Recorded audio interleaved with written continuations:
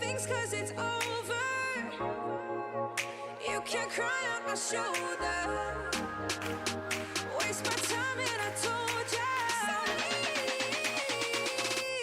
Be alone, just leave me alone, just leave me alone, just leave me alone, just leave me alone. I've had enough, I've given up, get out my way. You think it's tough, no think again, it's time to pay. I've had enough, so give it up, no you can't stay. So leave, so leave.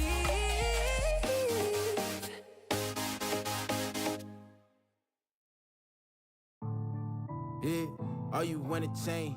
All these stacks, all these racks, all these bitter games. No, you don't really want that, you should've thought again. Cause this is how we gon' react. You can find me on the front line, drilling with a rap. To my head to bring the flames, make you lift up like the rapture. That fury in the blaze, say you feeling like you captured, you wanna stay.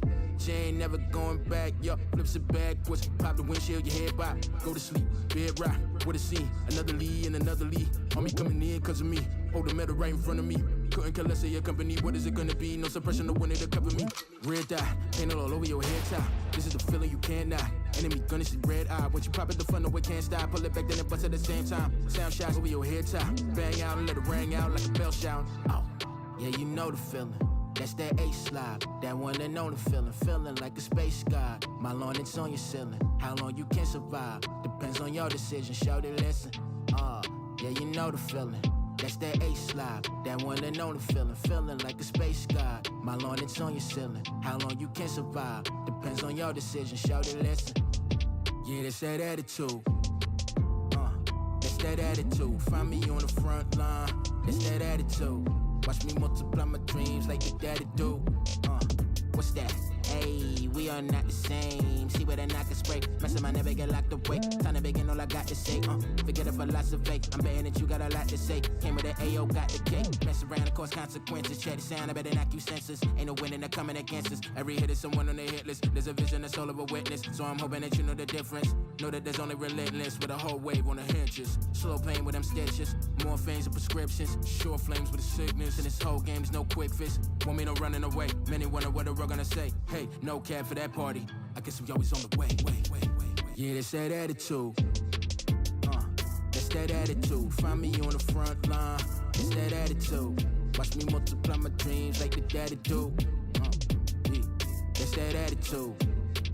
Yeah, that's that attitude. Find me on the front line. That's that attitude. Watch me multiply my dreams like the daddy do. Oh, yeah, you know the feeling. That's that ace slide, that one that know the feeling. Feeling like a space god. My lawn, it's on your ceiling. How long you can survive depends on your decision. Shout it, listen. Yeah, you know the feeling. That's that ace slide, that one that know the feeling. Feeling like a space god. My lawn, it's on your ceiling. How long you can survive depends on your decision. Shout it, listen.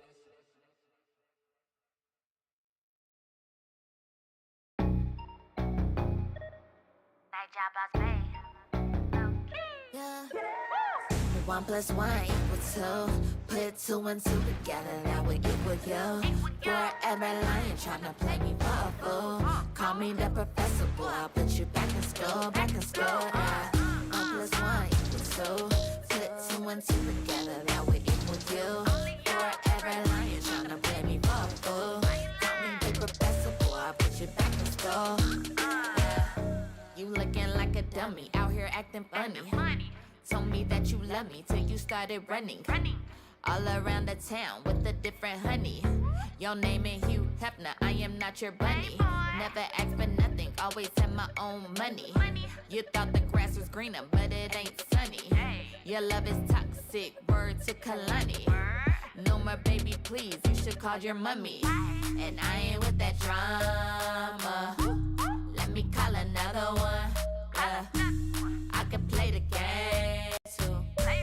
Hashtag I never lose. 1 + 1 = 2. Put 2 and 2 together, that would equal you. Forever lying, tryna play me for a fool. Call me the professor, boy, I'll put you back in school, yeah. 1 + 1 = 2. Put 2 and 2 together, that would equal you.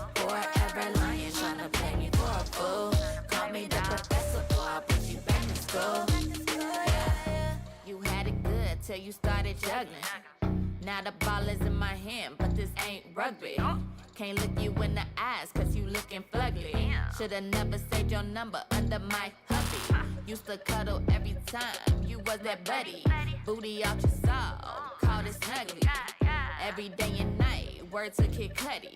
So over you, pop a bottle of that bubbly. And I ain't with that drama. Let me call another one. Yeah, I could play the game too. Hashtag I never lose. 1 plus 1 equals 2. Put 2 and 2 together, that would equal you. Forever lying, tryna play me for a fool. Call me the professor, boy, I'll put you back in school. Back in school, yeah. 1 plus 1 equals 2. Put 2 and 2 together, that would equal you. Forever lying, tryna play me for a fool. Call me the professor, boy, I'll put you back in school. And I ain't with that drama. Let me call another one. Yeah, I can play the game too. Hashtag I never lose.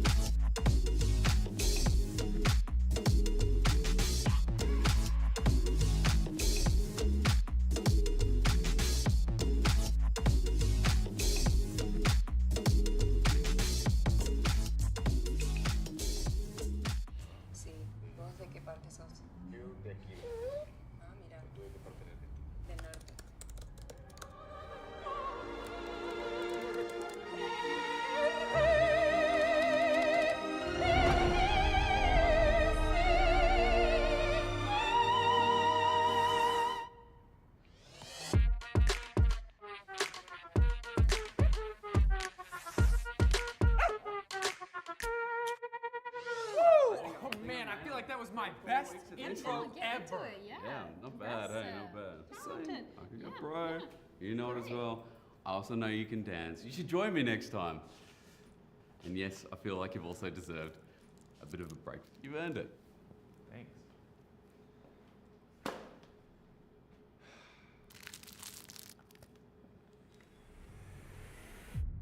Even the biggest champ needs a break. Good job. Hey, thank you.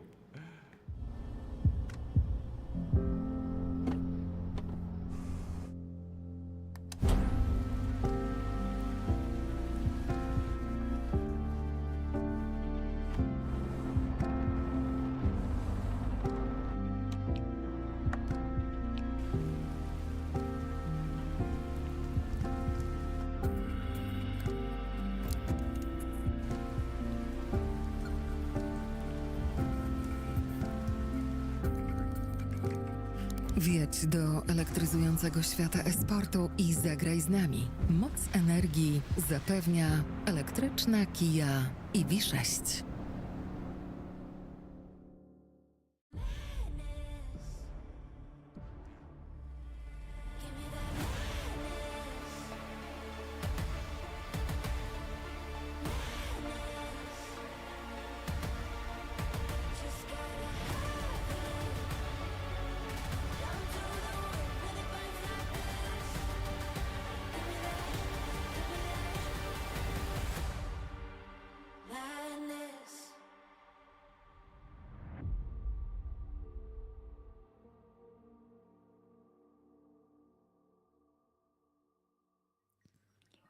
Hello and welcome everybody into another broadcast of Samsung Galaxy Ultraliga. We have only 2 days left until we know full roster of 4 teams going into the playoffs, and hopefully today we will learn something a little more about the current stakes and position into the league. I will be hosting the pre-show, and the 2 casters you see right now on the screen will walk with you. We will walk you through this whole playday. Welcome Clepsydra and welcome Solari. It's good to see you. And yeah, just 8 matches left. It's crazy because we just started like 4 weeks ago or something like that. Feels like it. Yeah, it definitely wasn't a long road, but now we are here, we are at the finish line, and we still have no idea who is going to be in the playoffs, who is going to be out of it. I mean, we have a little clues, right? I mean, looking at Zero Tenacity, Orbit Anonymo being secured first place. So yeah, that's super interesting to see.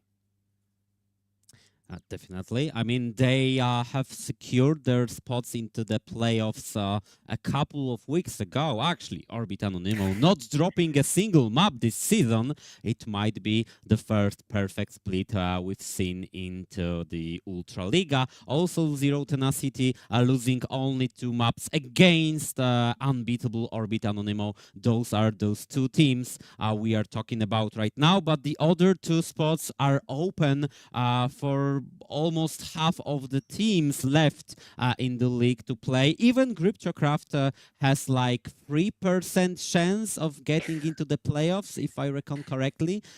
So yeah, a lot of interesting matches still going to happen today and tomorrow.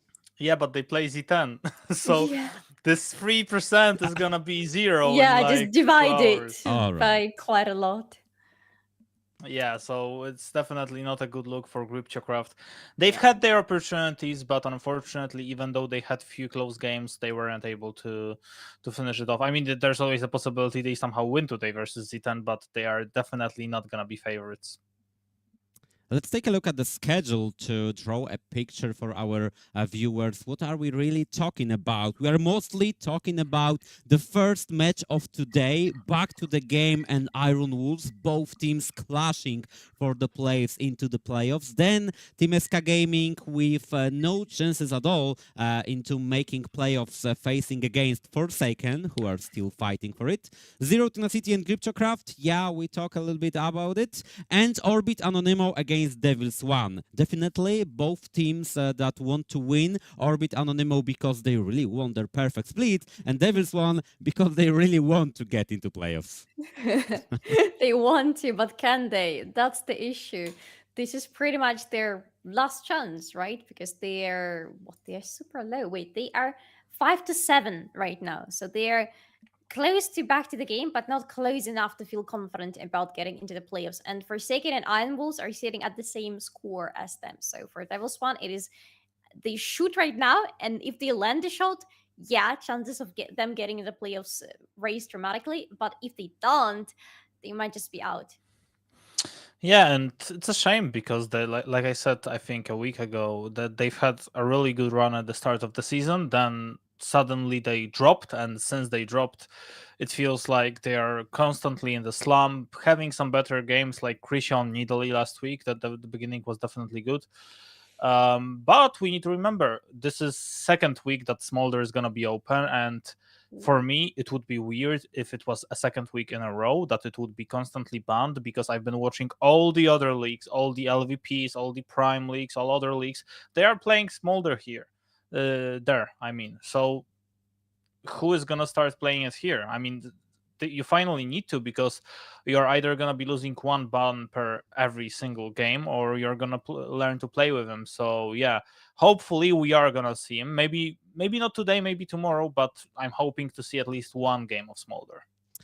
Antonio kinda looks like a guy you're looking forward into picking Smolder, because he's really famous for his cartoons on the bot lane, Draven, Twitch, and any like OTPs champions. So maybe that's the case, and devils.one definitely need to pull something out of the hat to be able to secure a win today.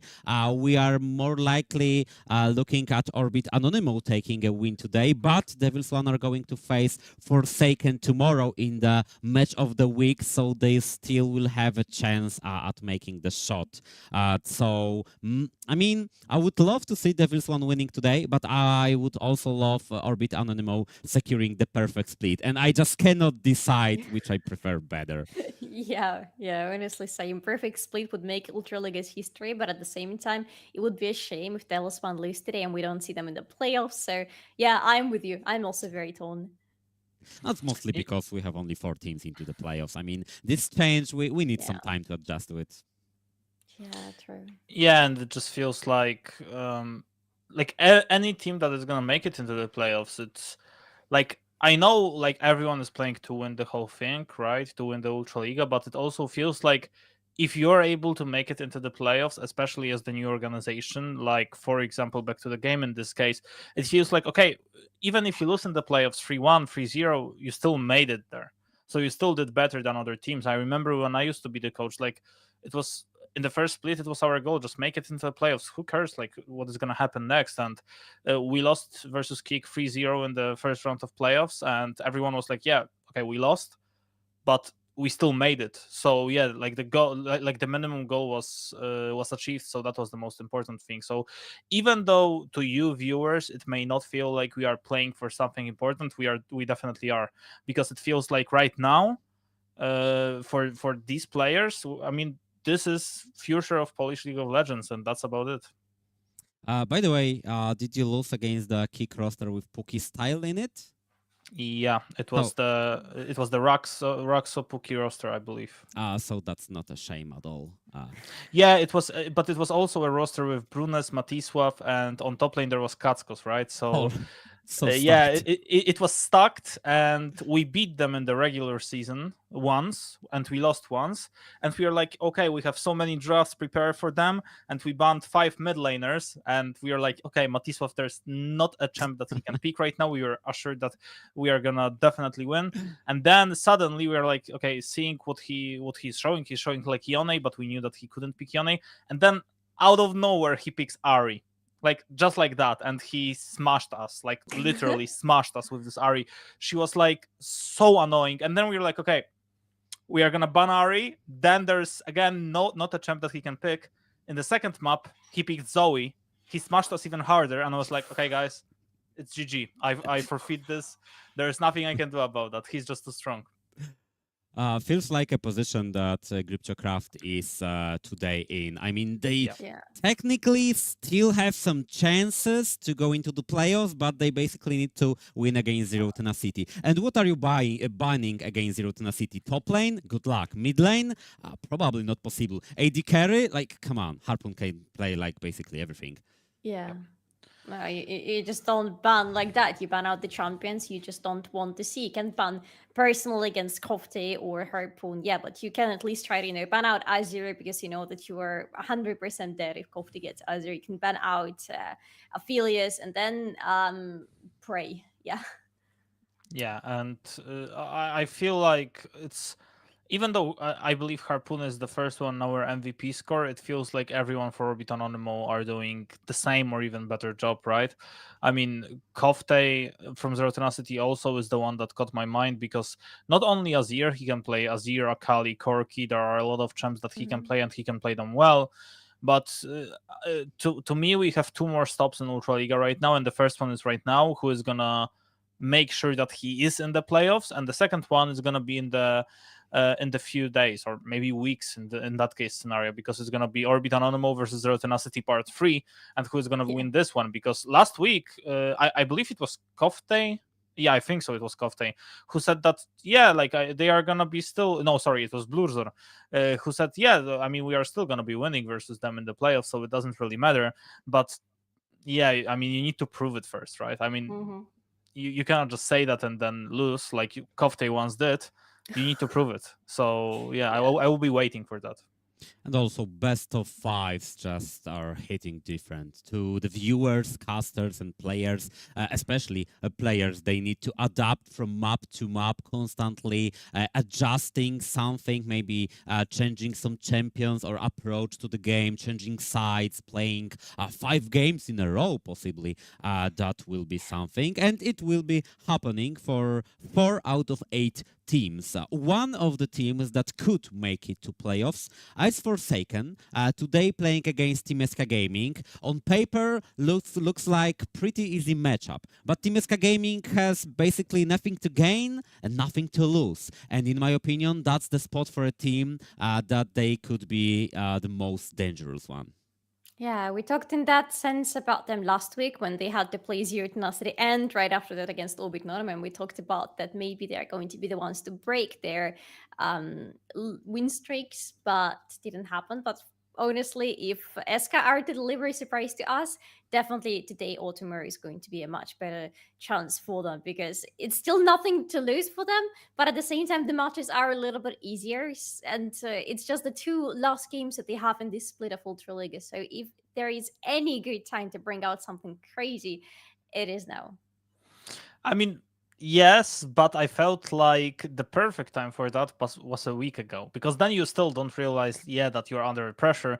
But now, I mean, for sure, they heard the talk from other players. They heard the talk from casters as well, because they've been reviewing demos that, I mean, there are people that are expecting them to maybe surprise us, and then they are like, yeah, but I mean, maybe we should surprise them and so on, and they are putting a little bit of a pressure on themselves as well. But they need to remember, like you said, Solari, I mean, there is nothing, literally nothing that they need to do right now. Like, they already are out of the playoffs. It's not like losing the game is gonna be an issue, because it's not gonna be, because it doesn't matter if you win those 2 games or you lose, it's still gonna be the same thing. But yeah, I feel like it's good time for Team ESCA Gaming, I would say, ownership, to look at these games, to review them, to see who did better, who did worse, and to maybe analyze them a little bit, to see where the mistakes went and who was responsible for those mistakes as well.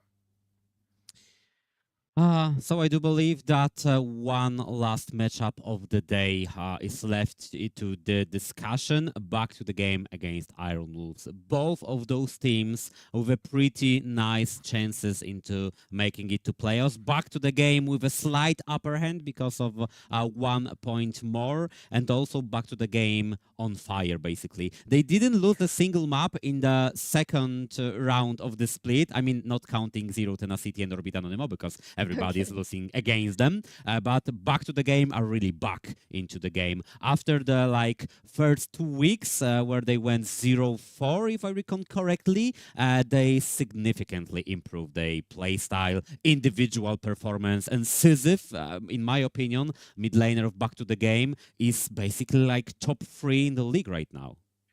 Yeah, he's definitely living up to the expectations, and the expectations were rather high for the team that is just joining first division, for the first time, and for the majority of the players also joining the first division for the first time.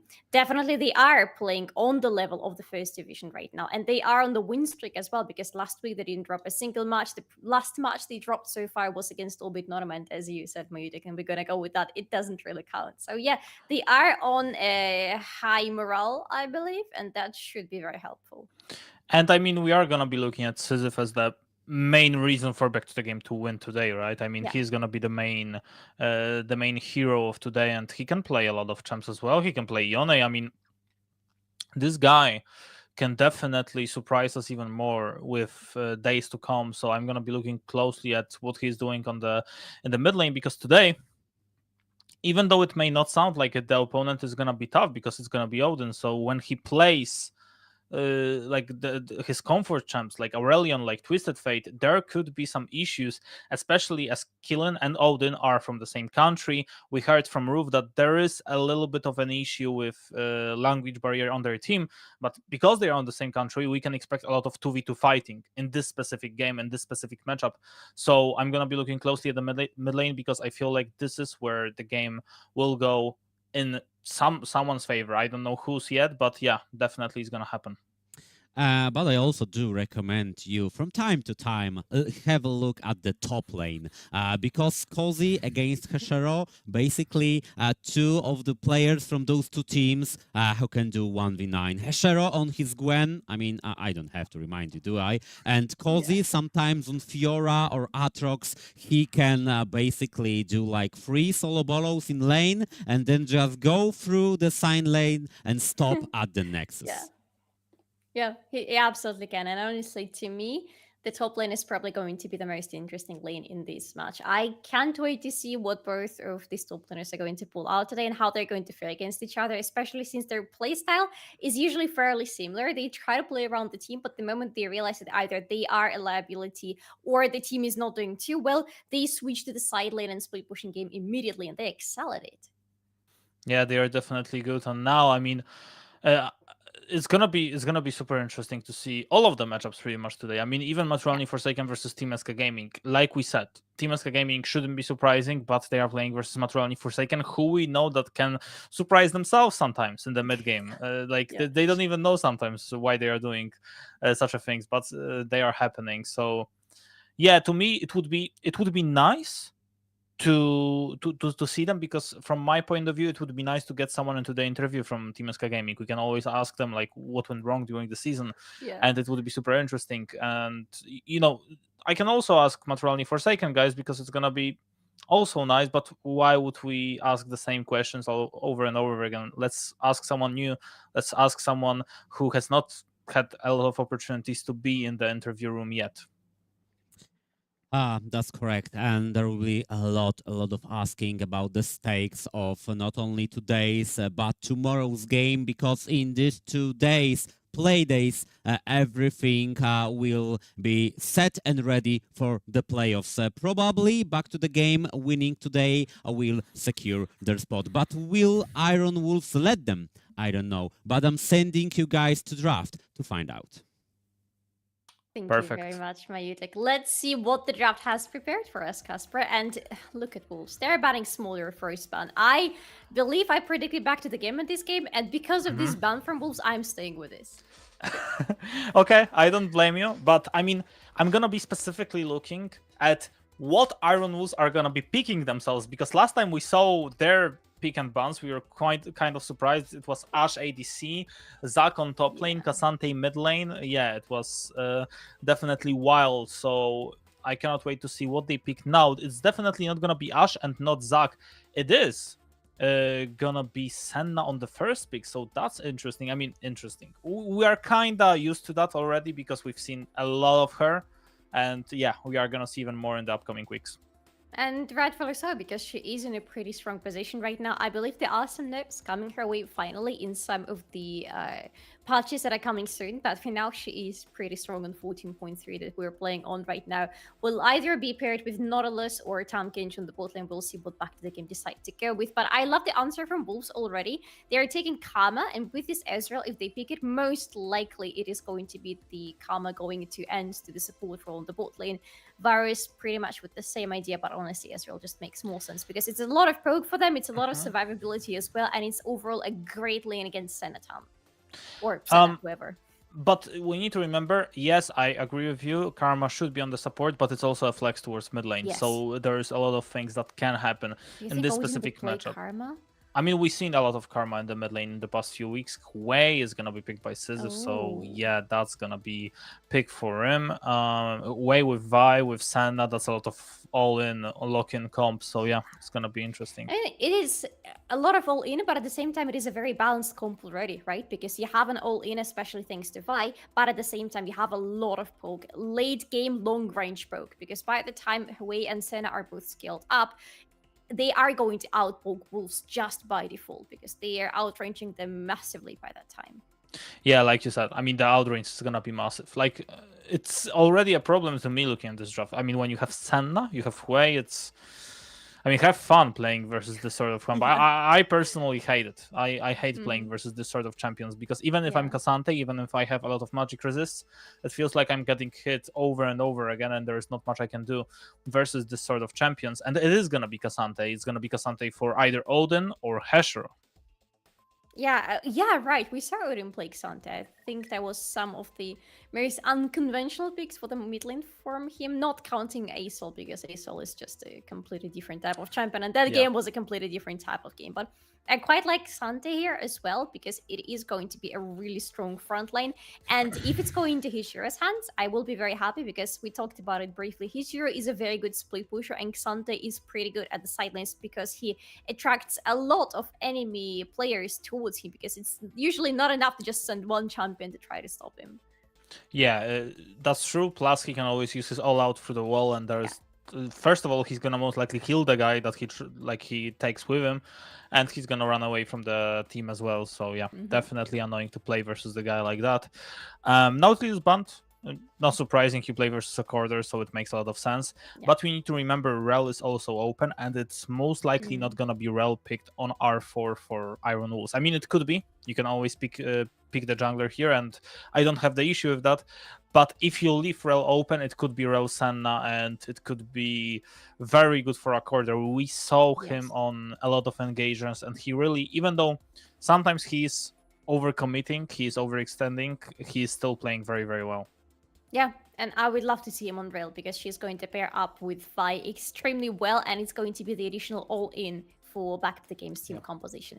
But Wolves are going with a Brand jungle for Kylan, and it looks like we already know who is going to be the main carry. It is not Roof, it is not Ezreal, it is going to be Kylan on Brand, and that's worrying. I like it for Wolves, because it is very good poke into back to the game, and some range at least, but I don't know yet.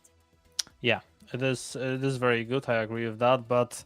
I mean, what is going to be the finish from back to the game? I mean, they are showing Camille, but I can't believe it would be Camille. That would be a little bit surprising. That is going to be Camille for Cozy. I mean, we know that he loves to play Camille, but I wasn't surprising. And now he won't. I guess the reason, maybe we'll have the opportunity to ask him ourselves, but maybe the reason for Camille here is to try to extend the all-in that you have with Vi, because I remember that he came into the interview a year ago and he said, yeah, you don't usually play Camille, but when we have this amount of engage, I always would love to do it. Please go. Yes!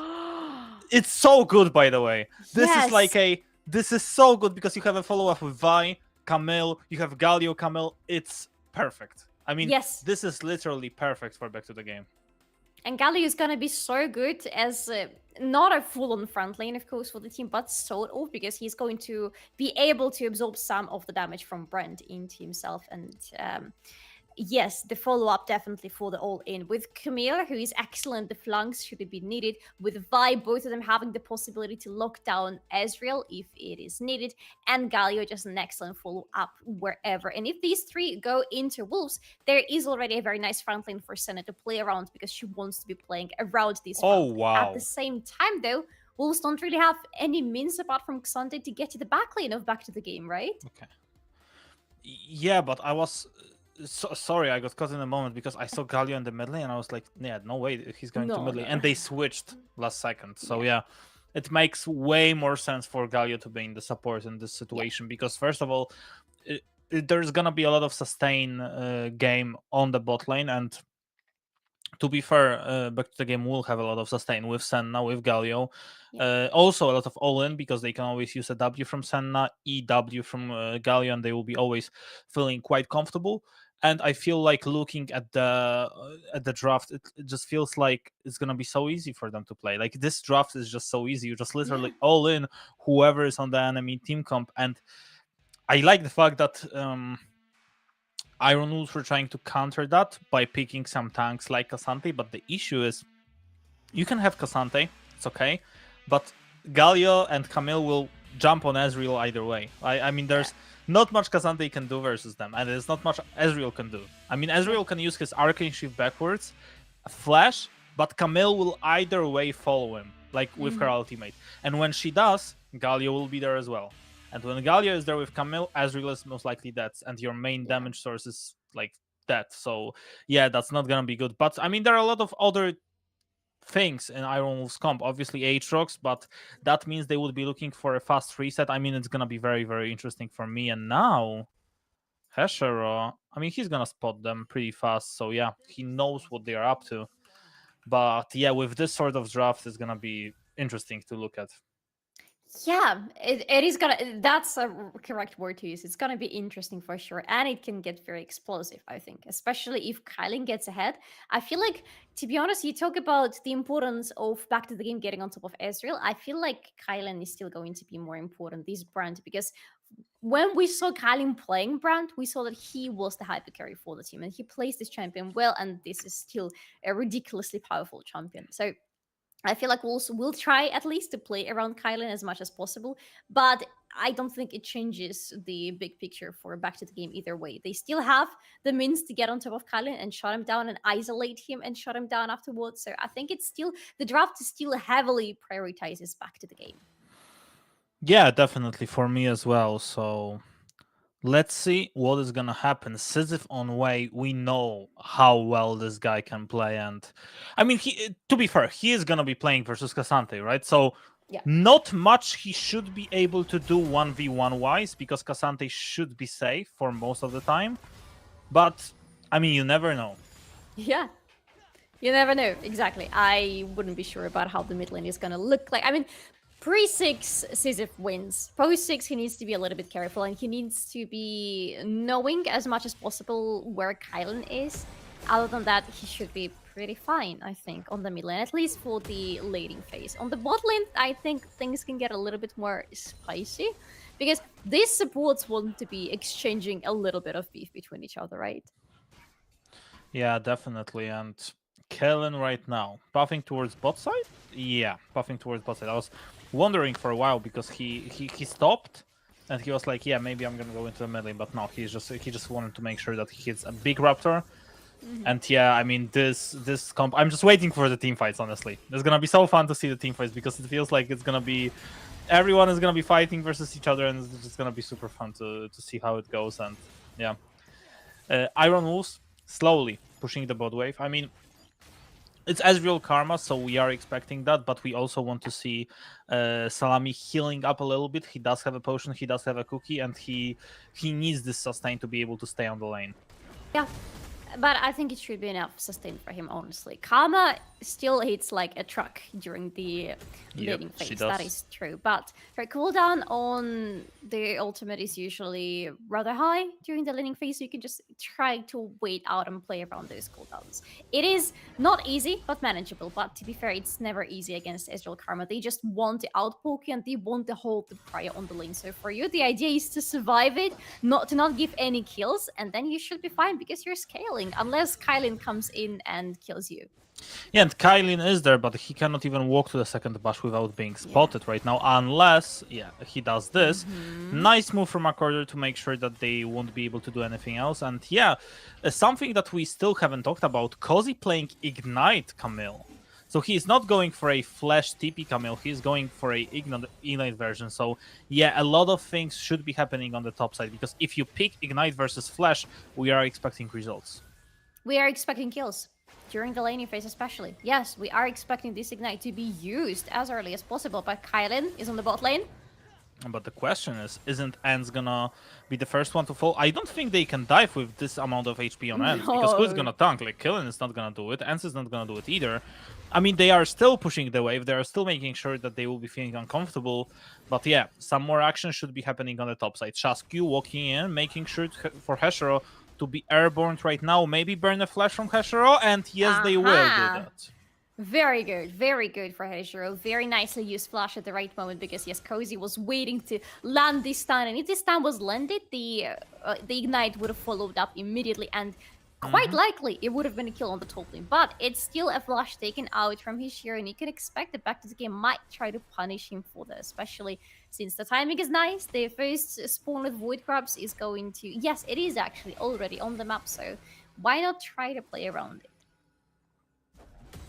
That's true, and ENG right now, I mean, we are gonna be looking at ENG especially to be able to keep them alive, but that's not gonna be an easy answer versus this sort of team comp. We know that already. Vision down, Accorder should be, like, I mean, he knows that, because he's just so ENG, so he definitely knows that, just putting control down just to make sure that he gets it. I mean, Accorder knows the drill, he knows how it's done, so You can trust this guy in the jungle when he goes around warding. And warding is gonna be needed. We have the first Drake on the map as well. It is just a Cloud Drake, just a small, tiny Cloud Drake. But at least it's not gonna be Cloud Soul. By the way, I saw some stats recently, and apparently Cloud Soul is the most frequent soul in the pro play. I wonder why. I mean, it's good that it's not right here, because I feel like it opens up a possibility of having a much more interesting soul to be picked up. It's not even about the Hextech one, but I just feel like the teams are more willing to fight for the souls like Ocean, Infernal, Hextech, even Chemtech from time to time, because soul is a soul, right? So it makes a lot of sense. Heshero, no flash, but Cozy, I mean, he is feeling super confident on this Camille. Yes, by the way, rocking the newest prestige skin for Camille, if I'm saying it correctly. Beautiful, just gorgeous skin. And the splash art and the skin, everything is just... Yeah, we can ask Cozy plays her. Yeah, we can ask Kukano. Can we have another look at it? I don't think we can. I mean, I would love be to. nice, but I would love to. Yes, she is beautiful. And honestly, I'm so happy to see Cozy playing on Camille again. Last year, it was always the question, when he was still named Polsky Cozy, it was always the question whether or not he's going to pick his Camille for any given game, because he excelled at Camille. He was, I mean, his name is immediately associated in my head with playing Camille on the top lane. Now he's finally back to his roots. Yeah, and Odin, I mean, he can go into this trade, because from what I know, he already does have a lot of magic resistance. Yeah, I mean, he is feeling super confident right now, and slow game so far. That's surprising, because looking at back to the game, we are kinda like already in this situation that we know that they like to play aggressively, and well, now who's gonna be playing aggressively here, because Kylin is still level 5, so he cannot really match Shasky, at least not yet. Yeah. Ooh. A little bit of action on the bot lane, but yes, everybody's kind of trying to find a reason to fight, but maybe finally Salami. I mean, nice sound from Accorder. Saves Salami's life for now. But yeah, he needs to be careful. He does have his cookie. He's gonna pop one open, but I mean, he needs more. He needs more than one cookie. He needs potions. He needs survivability. And now, Heshero could be the one needing help, because we can see that Shasky is close by. Ultimate is not gonna hit, but Ents will. And now Roof, I mean, Roof with Ents, they will be just doing this all the time, basically, trying to poke and trying to get as much as they can. But speaking of doing as much as he can, Wolves are getting the Void Grubs right now. They have already 2 in the... No, it's 1-1 so far. Odin, I'm not sure if that's where you want to be. Look at Cozy. I mean, Odin is still very, very strong, right? This 3-3, Yeah. I mean, yeah, they should be able to get away. I mean, I feel bad for Sisyph, because if he was playing against any other champ than this Cassante, he would probably be smashing him. But he can't do it right now because Cassante is just way too tanky and there's not much he can do. It's like playing versus Ornn, right? I mean, normally you will always be killing him, but because he's Ornn and he can always stay on lane, it's just super annoying. Yeah, it is, that's true, and that's pretty much the same as standing against Xante. You have your damage, you have your range, you have your poke, but you can't really say you have enough against Xante, especially since he starts, of course, buying some magic resist as the first items. Oh, look at that. I mean, Roof. Yeah, had to stop his recall. Shasky will put some pressure on the bot side, but yeah, not much he can do either than that. Not much objective being... I mean, killing can kill him. Yeah, if Shasky wasn't aware of that, he can definitely kill him. We need to remember, Brandt is super OP in the early levels as well. He can one-shot you very fast. Yeah, very fast. Cozy might one-shot you very fast as well if he wishes to do so, but so far, he's Shiro. I mean, Heshero, I think he overextended. It's a way too much to go for. I mean, you're playing against Cozy with Ignite, Senna. Super weird decision to go for this fight. I don't quite get it, honestly. He went into the ultimate. Maybe he thought that could be enough to kill Cozy, but yes, the Senna factor is always available there for back to the game, and Cozy is just super strong on that Camille. And it was the perfect timing for Cozy as well. He had the ultimate and he had his passive up for, so the shield propped the moment he jumped with the ultimate onto his hero. It was overall a much more successful timing for Cozy to go for the fight route than for his hero. Well, now he's gonna be paying the price. Cozy is back on the top lane with 3-4, so yeah, have fun now. That's not gonna be easy to play against. Back to the game, we'll have to give up the Drake, but that's... I mean, I guess they will have to, right? I mean, no way, no. Oh. For the second, I thought he will be able to do it, but yeah, they got the Drake and all good, but it got way too close for them. It shouldn't be this close. It should be a guaranteed Drake. But it wasn't, because Shaska was there, because the bot lane of Back to the Game has somehow the prior back in their hands, even though in theory Roof and Ents are supposed to hold it for themselves for pretty much the duration of the laning phase. But no, it's not working for the Wolves. Maybe it's gonna work for Back to the Game better. Oh my god, Cozy, I guess he's killing him again. No ultimates available on either of the side. Heshero does have a flash, so he can always use it. Conqueror popped out. Cozy, stun, flash, and yeah, he will be able to survive, but we are not slowing down the ultimate from Roof. Will get things done, and now it's gonna be 1-1 and kills, but we see what is happening on the top lane. 30 CS difference, that's not looking good. Oh no, that's not looking good whatsoever. And the bot lane though, that looked pretty fine for Wolves. They managed to catch a quarter off guard just a little bit later with Kylan being with them as well. Kylan didn't get the kill, but Kylan got an assist, so it's still some money going into his pockets too. Yeah, it is. So that's a good thing, but looking at what is happening on the top side, there are not a lot of good things happening. I mean, they can dive him pretty fast on the top side right now. Heshero does have his ultimate, but from what I can see right now, Shasky will be looking to dive, but yeah, nice trade from Heshero. Should save his life for now. Yes, Cozy, I feel like Cozy is allowing Heshero to hit a little bit too many Qs in a row. For the second time already that I'm just looking at them. I mean, he doesn't die. He doesn't need to use anything, so it's okay, but still. Yeah, but I guess... To be fair, I feel like Cozy, I mean, there was a reason behind that, but yeah, we will talk about it in a second, because it looks like there is gonna be a 2v2 or maybe a 3v3 on the top side right now. The ultimate from Senna will hit, and Sisyph is there as well. Somehow he is the one to pick up a kill. Killen running away. Odin 1v3 trying to survive, and he will be able to do it. But Odin needs to run. Oh, you need to run, boy, and he won't be able to. Another kill for Cozy, and back to the game. are running with this game. Oh, absolutely so. This is so good for them. Everybody who needed a kill gets a kill. Senna on the bot lane with 3 assists already because of those beautiful ultimates, always on time towards the top lane. Very good rotation from Sisyph, securing 1 kill for himself as well. So everybody from back to the game is super happy about how this early game is going for them. Yeah, and it was, again, a little bit weird to see what is happening, because all of a sudden there's a TP from one side, TP from the other side, and yeah, Iron Wolves, I mean, it's not good for them. They are the ones fighting for the playoffs. They are the ones with knife on their throats, and not a good look. Yes, if back to the game win right now, they should be pretty much guaranteed the playoff spot. So for them, it's like, yeah, if we lose today, there is still a second chance. The more for Wolves, if they lose today, quite likely there is no second chance coming for them, ever. So they are the ones who need to be fighting, who must be trying to win this game. But back to the game, seem to feel much more in control already. 3-1 is the score right now between the teams, with a slight goal lead around 2k, a little bit less than 2k for back to the game overall. Oh, that's some good timing. Yeah, you can see on the top lane, the difference in gold between the players is absolutely massive. Pretty much the only lane that is winning right now is the bot lane, where Roof is nicely in control of the money, but even there, the difference is not as big as between the top laners.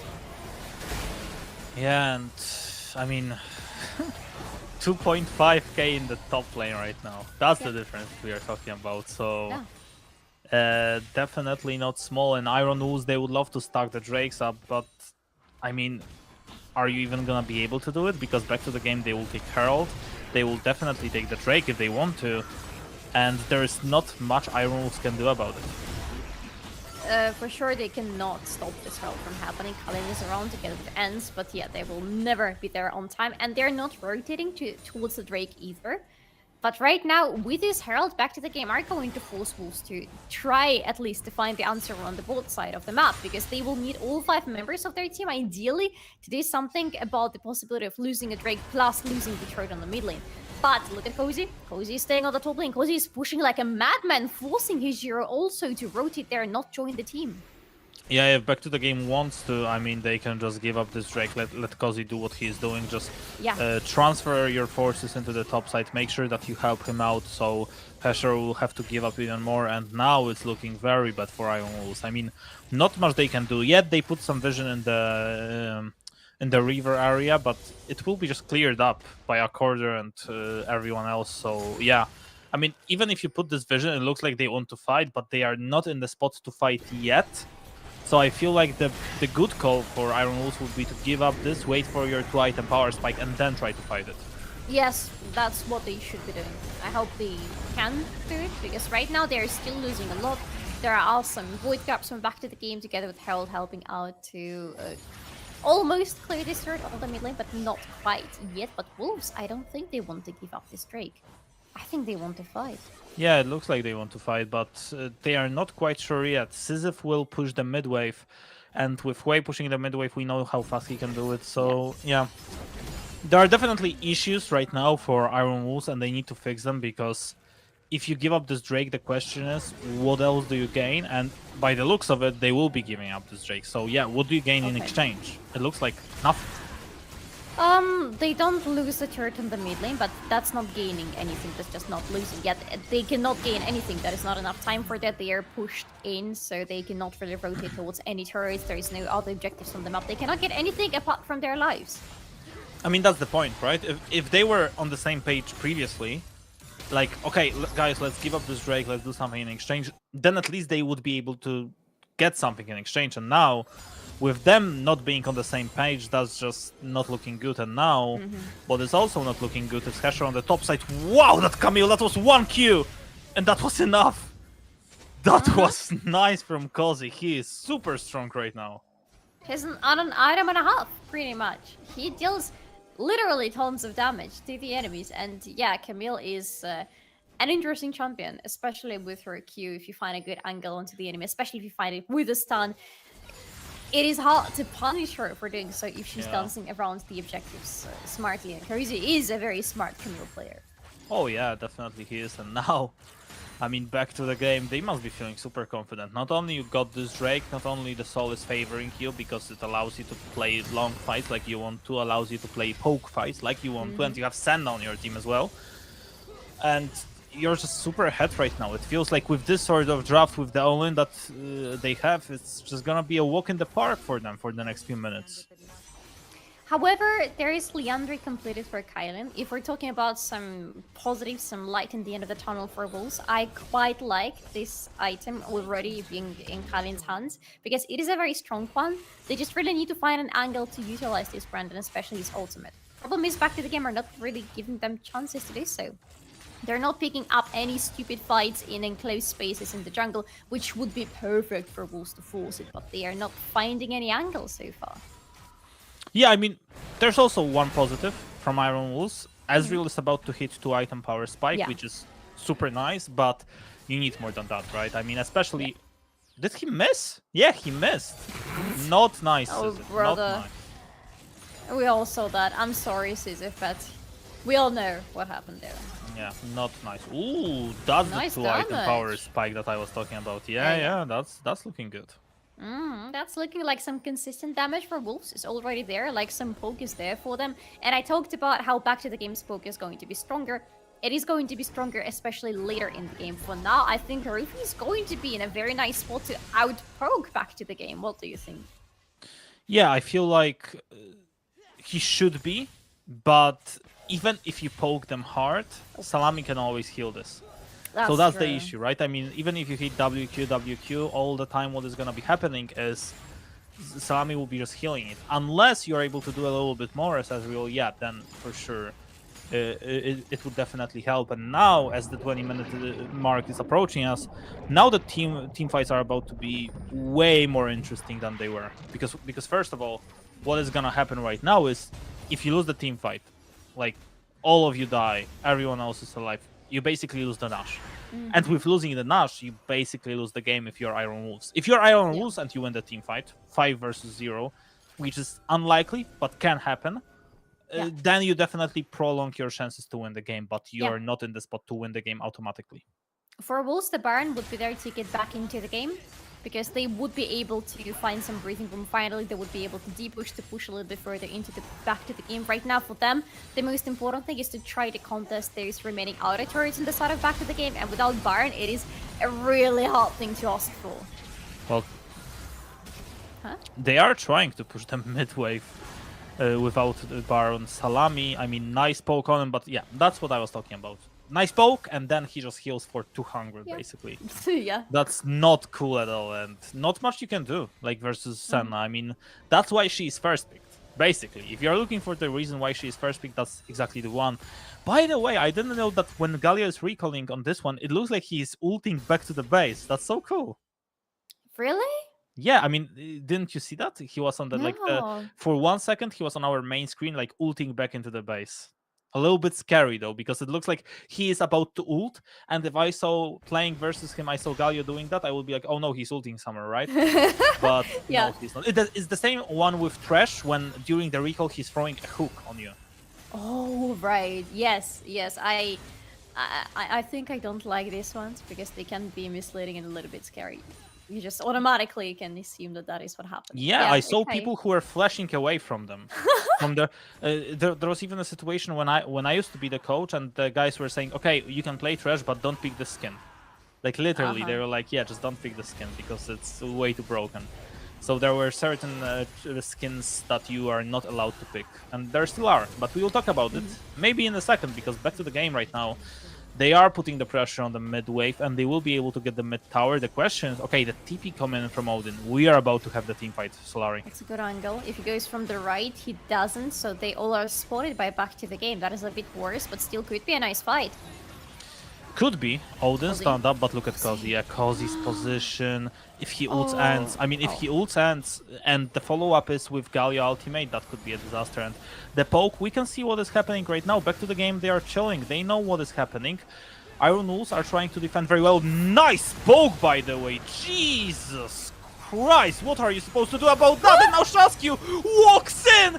That's perfect for Kozi. Perfect for everyone involved. And now everyone's about to get a piece of the pie, and now a double kill for Kozi, maybe a triple. Look at that. Odin is trying to make a damage done, but he won't be able to. 4-4-0 and back to the game, smashing Iron Wolves. They make it look easy. That's Yes, the they do. thing. It's like they didn't even need to think about anything because their enemies were coming their way right how they wanted them to. They got a little bit distracted by Cozy, so they turned to the back, but then they decide to reposition and go back onto the back of the game, and they walk right into their poke. They don't get the break, they don't get to the pit on time, and then there is so much damage on the side of back to the game. They just kill them easily and quickly on the spot. Insanely good, but this is the pure draft difference, I would say. Of course, everybody on the side of back to the game is also playing their champions fantastically, but it is just how much this draft can do in the right situation, in the right hands. And the situation was right there. Wolves, again, couldn't really find any way to unleash maybe Odin or Kylin to send them to deal the damage and to frontline a little bit, and back to the game immediately pulled the trigger onto them and punish them. Yeah, and it's just so tough to play versus this sort of comp. Like, what are you really even supposed to do? Like, there is not much you can do, and look at that now, 7k gold difference basically, and they will be able to get even tier 2 for sure. Now, they are taunting Odin, making sure to get the priority in the mid lane, but yeah, they can just make sure to auto-attack the tower, and look at that. Slowly, but surely, they are getting rid of that. Look at the range from Salami. Yeah, I wonder how many stacks he already has, but it should be a decent amount because his range is already looking rather strong. Well, rather long. Yeah, I mean, stacks, he was at 50 10 minutes ago, or like 8 minutes ago, so I guess now he's at around 70, 80, or maybe even 90 if he's playing well. If he's 90, then he's absolutely on fire. I mean, if he is 90, it's basically GG. Not Yeah, much you can, not true. much you can do. True that, yeah. Yeah. And But by yeah. the looks of it, like looking at the range he is in right now, Yeah. he is at this sort of point. Like, I Right? hope we get to see it. Yeah. I hope so. But yeah, it does feel like that. That's why I mentioned the range. It does feel like it is all those stacks that he needs, all the 90 stacks that he needs. But back Yeah. to the game, honestly, what else do they need right now? They have the Baron, and they're pushing for 2 lanes right now, and it's so hard for Wolves to stop them. They have some wave clear there, so we gotta give them that. They have really nice wave clear, especially with Rook helping them out, but is it enough? I mean, Kozi is also the one right now pushing the issue. Look at that, Odin! I mean, barely surviving. The ultimate from Senna will not hit. And now, I mean, still back to the game. They are making use of this global ultimates. Look at that. I mean, auto-attack after auto-attack. Roof. Feeling the pressure, playing versus Wei. Tier 2 taken on bot lane. Tier 2 taken on mid lane. And now Tier 2, the last one to fall, on the top lane as well. Back to the game. They did what they wanted to do, and now they are definitely in the prime position to take a lead in our scoreboard of Ultraliga. Maybe not literally the lead, but they are definitely in the top 3 seat right now. Yeah, they are very serious about their chances to secure playoffs today, and it looks like they're doing exactly that. They used the Baron buff really nicely. I assume exactly how they wanted. That's 71 stack, by the way, on Sen. So a bit less than we anticipated, but still a pretty nice number. Oh, yeah. So back to the game, got the inner turrets, and that's pretty much all they wanted. They recalled, and now they are getting ready. In a minute, there is going to be the next Drake that could put them on a nice hold point. Yeah, I mean, right now, looking at it, I mean, everyone from back to the game, even looking at the statistics, right? I mean, everyone is just super on board. I mean, Senna 007, very happy with that because she's not dying and she's not like stealing kills, and she's on 3 items. So she's having everything she needs.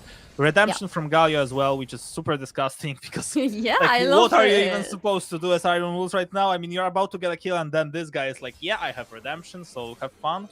I mean, Cozy just split pushing. I mean, not much Iron Wolves can even try to do right now. I mean, even if they collapse on one guy, there's the ultimate from Salami, ultimate from Accord, their Shasku maybe is close by, and now, like, have fun playing versus someone like that. Yeah, I'm trying to find ways for Wolves to play around this, but I'm struggling. Accord, I think Accord understands just how nicely they're winning. He's just dancing in the bushes, which looks very cute, very romantic. I quite like it. But yeah, so far, back to the game. We're pushing in, maybe fighting right now with Odin, because they find him in the bushes right there quite nicely. But yeah, everybody just has a little bit of fist fight in the bushes. Nothing naughty happening there, only back to the game, getting the Drake.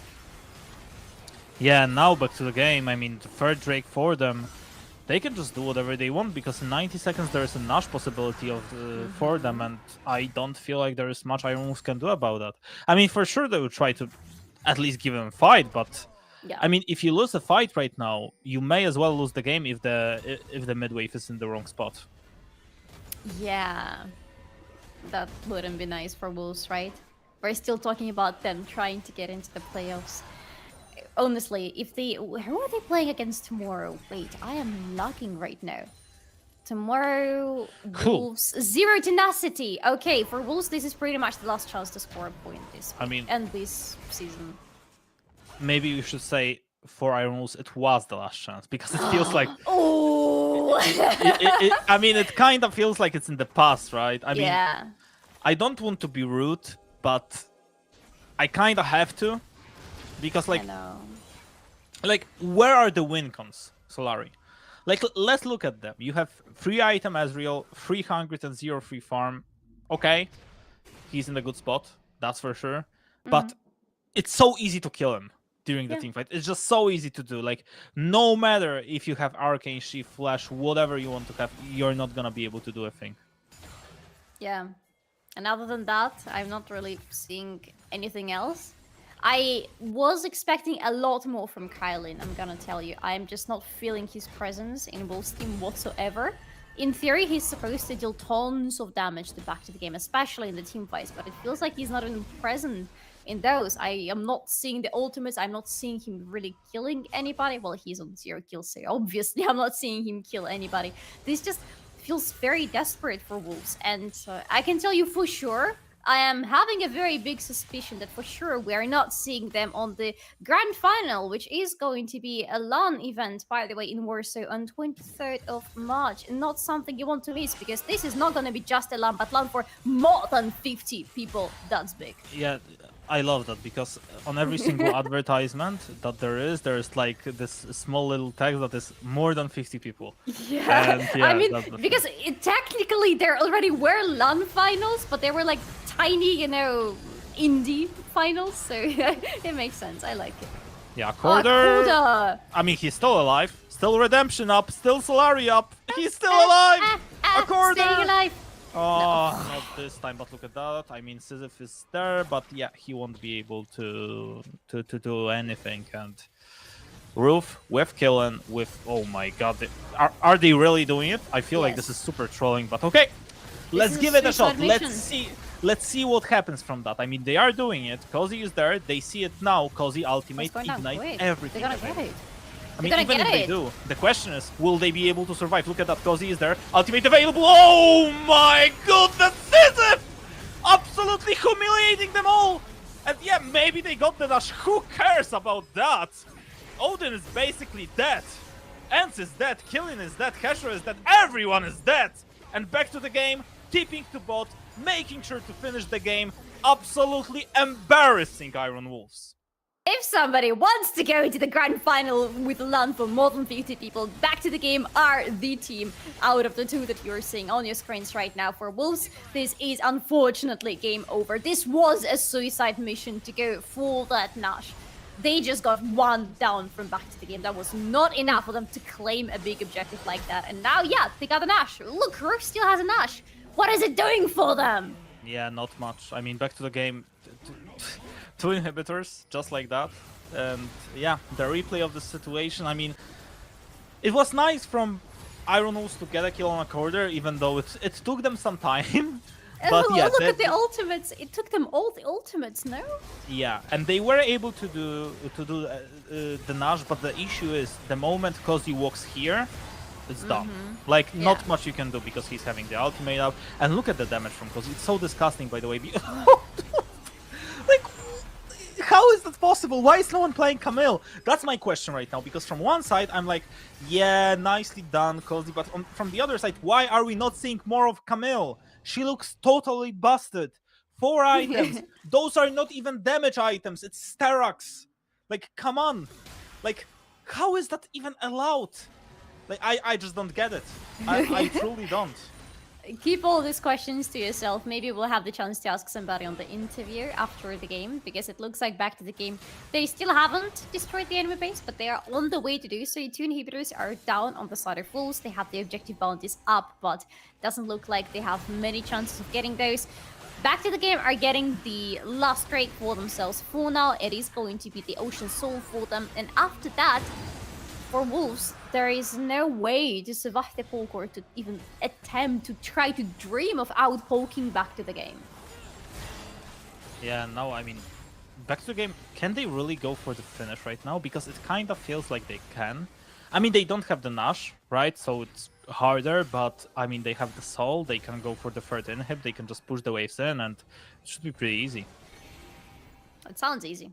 Honestly, it even looks easy. Back to the game. For this whole game, they make it look easy, and that's what I love about their playstyle today. They woke up and were like, yeah, you know what? We're not choosing violence, we're choosing effortlessness today. We're just gonna play the game to the best, and we're gonna make it look like, you know, League of Legends is easy. Like, anybody can pick up Camille and do what Cozy is doing on the top lane. Spoiler alert, I played Camille quite a lot. You cannot easily do what Cozy does on the top lane. And, I mean, kinda looks like the last chance, right? I mean, right Yeah. now, finals. I mean, to be fair, I know I say that a lot, but now I definitely will. I will go after killing basically that, and yeah, I will go after the broadcast to play some Camille games because it looks like 3 LP to me at least. And yeah, I want to go with you, but I can't. Next time Yeah. for sure. And I'll pick Swain just because. Oh yes, that's yeah. Swain or Galio, both are very good. Yes, just invite me, please do. Sure. Because we keep talking about it, that we have to play together, and we never do. So you Yeah, have to. we definitely will. And now, not much of playing together for Iron Wolves right now, because it feels like it's literally last maybe 2 minutes. Back to the game are slowly making sure to bleed them out, and they are doing that. 120 stacks on Salami. Jesus Christ, I mean, he's just out shooting them all, Sisyph getting a free kill, just a freebie like that. And yeah, just making sure every kill goes their way, and well, it definitely is going their way. Ultimate after a kill, and Iron Wolves right now, they are just staying in base, they are just trying to make sure that no one else will die. And well, no one will die, but you will lose the game. Yeah, it's only the dignity of Iron Wolves that is going to die, as well as their chances of getting into the playoffs. Again, technically, they're still not out, but with them having to play against Zero Tenacity tomorrow, I don't think it's happening. I don't think they have it anymore. Back to the game, however, I'm not sure if they're locked in yet. I will wait for any input from the I officials. think we got the but- confirmation pre-start, because there was a conversation that we are having with Majutek, and I think he said that if they win today, they are for sure in the playoffs. Oh, yes, they are, actually. They are locked in. Yes. Yeah. Huge Nice. congrats back to the game, especially recovering from the start that they had, right? I mean, they had a really bad start of the season, going 0-4, and then just coming back, playing better and better, and now they are in the playoffs. Very nice. Congratulations to Back to the Game, because they are now the third team that is going to join Orbit, Anonymo, and Zero Tenacity in the playoffs for this season for Ultraliga. Yeah, I mean, nice. Just honestly, just looking very nice for them, and I'm curious if who is gonna be in for the interview right now. And yeah, maybe you have the opportunity to ask a lot of questions, because it looks clean. It did look very clean. Hi, Crystal. So good to have you on the interview with us. Congratulations on the victory and on you being locked for the playoffs. How does it feel to be on your first season in the first division as Back to the Game and already getting into the playoffs? Well, it feels pretty good, but of course that was our goal from the beginning, and it was like the minimum goal, right, for us. So yeah, so we made it, and I'm pretty proud of my boys. And today's game, I think it was pretty clean. Maybe the one thing on the Baron that was a little mistake. Maybe a little bit, but you still were able to obviously kill them all, and it definitely was looking good. By the way, Majutek is saying hi, so I'm just, giving you the shout out. Hi to this handsome man is exactly what he's saying. The right call. Hi to this handsome man. What is he saying? He's saying hi to you. Ah, okay. Handsome man. Yeah. Question that I'm gonna be having is how did you come up with the draft? Because it looked to me like you had a huge draft advantage having Galio plus Camel plus Vi, and there was not much they can do about it. Was it something that you were practicing, like all in comps with Galio, Camel, and Vi, or was it just like a coincidence that it just happened? It was more like a coincidence. I mean, the opening with the draft was pretty much classic, right? And the like ending was Accorder saying he would prefer to play Galio here instead of some standard support. So that's all. Okay. I Makes like sense. it from him so much. But I have a joint question from myself and from Kasper. Why is nobody playing Camille? Because she looked so OP in this game. Well, I have no idea. Well, there is some counters, right? There were so many top laners banned this game, so and they blind pick Xante, so we decided to go for it, right? And Atrox as on R5 was pretty strange. We thought that they would counter us in some way. That's why we banned Jax in the first place, right? But we thought it would be something else than Aatrox, because Aatrox is not like a pretty good matchup into Camille. And of course, if we have Vi, we can sit on him, and Cozy can just snowball the game. And he Could, did. sorry, a follow-up question from me. I really have to ask you, what could it have been from Wolves for the top lane that could have completely disrupted Camille and your team? Could you repeat? What could it have been? Like, what other pick did you anticipate maybe for R5 for them, for the top lane, that could have stopped Camille from snowballing? Well, I don't know right now. I think the Jax was like the pick number 1, right? So that's why we banned it. I think also Gwen. If I'm not sure, but I think we banned it as well, right? So I think that those picks were like kind of hard for us, but I think the rest was pretty fine. Well, and it definitely was looking pretty fine. And thank you for this interview, Kristaller. Good to know some insight from you. And obviously, if there is anyone you want to shout out, even in your native language, feel free. Okay, so of course I want to shout out the family, all my friends, whole team, and whole Back to the Game organization. Of course, Mayutek and you guys. Thank you so much. Thank you. Thank you, Kristaller. We wish you good luck in the upcoming games tomorrow and in the playoffs. We'll see you there. Thank you. Bye-bye. Bye. Okay, perfect. That was Kristaller from Back to the Game. We had finally an opportunity to talk to him again, because it's been a while since we've seen him last time. Good showing from Back to the Game, but we are not done yet. It was only the first game of the evening, so we are about to go into the second one, which is going to be Maturalny Forsaken versus Team ESCA Gaming, so we cannot wait.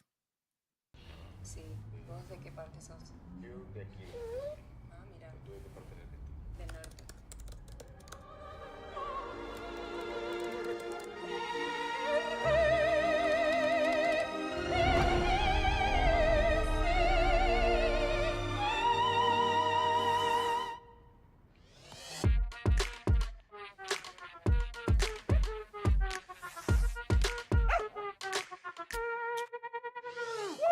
Oh man, I feel like that was my best intro ever. Yeah, not bad, hey, not bad. I can go pro.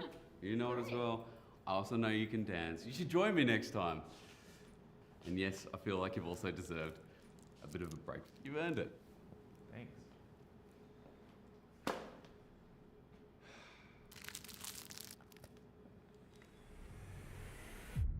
Even the biggest champ needs a break. Good job.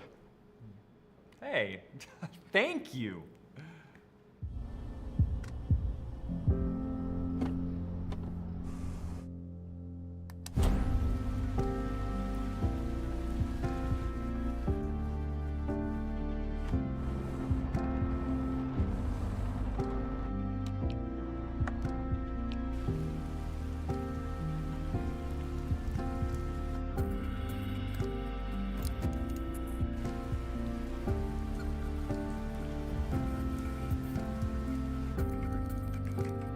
Wjedź do elektryzującego świata esportu i zagraj z nami. Moc energii zapewnia elektryczna Kia EV6.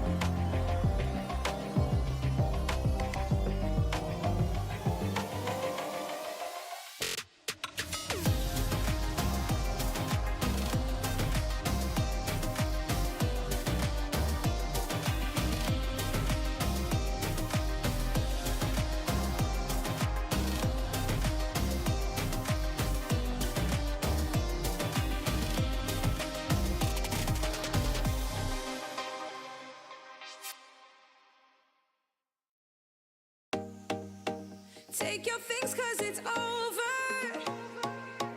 You can cry on my shoulder. Waste my time and I told ya, just leave me alone.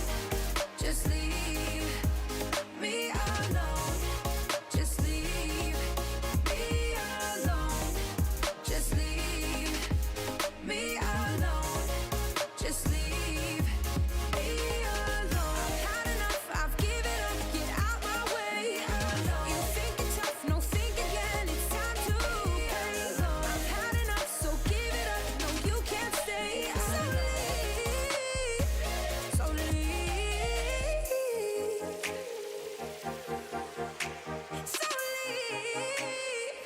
So leave, so leave.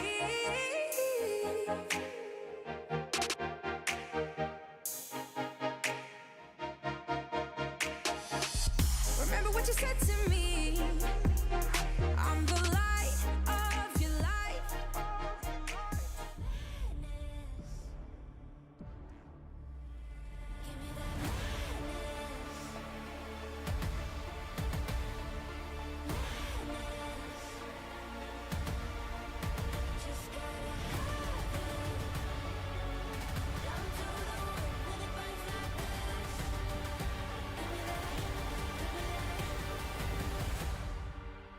Madness.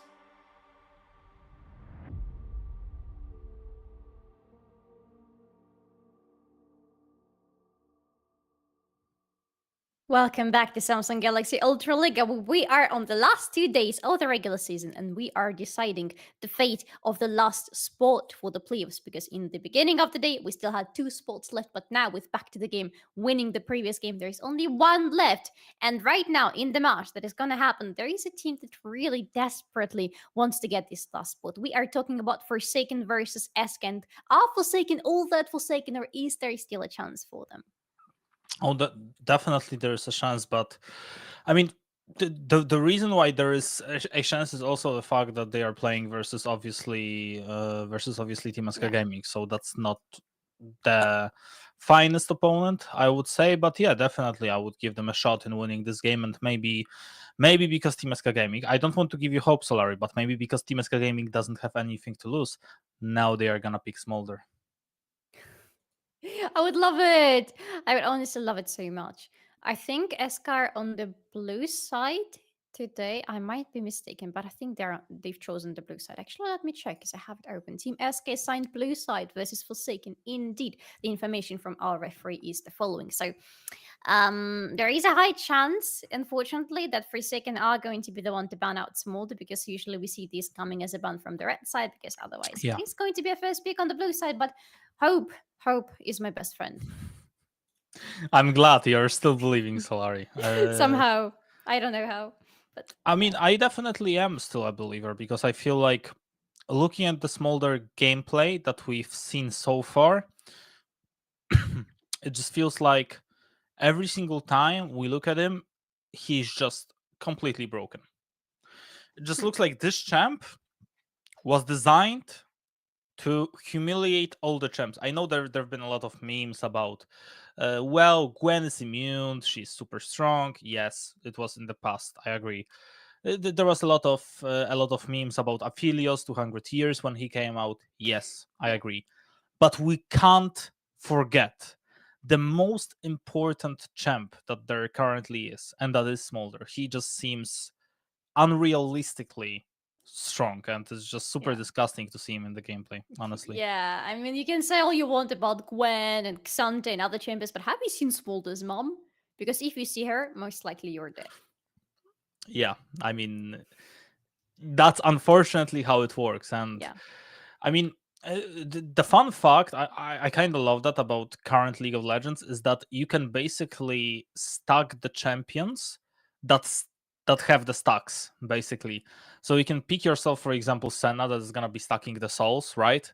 And that's going to be like super, super broken. And she's going to be just so annoying to play against, because we saw that last gameplay, because when you think about it, like she's basically super broken. You can pick Smolder for yourself. He's also gonna be super broken with that one. Not only that, you can pick Kindred in the jungle. She can also have marks, stacks, and she can be super broken. So yeah, when they get from the early game into the mid game and they feel confident, there's not much you can do versus this sort of champions. It just feels like every single time we see these sort of champions, they are just out of their minds doing the work and just feeling like, yeah, it's like not much you can do versus them. I wonder if you can already make a team where all the champions will have infinite stacking.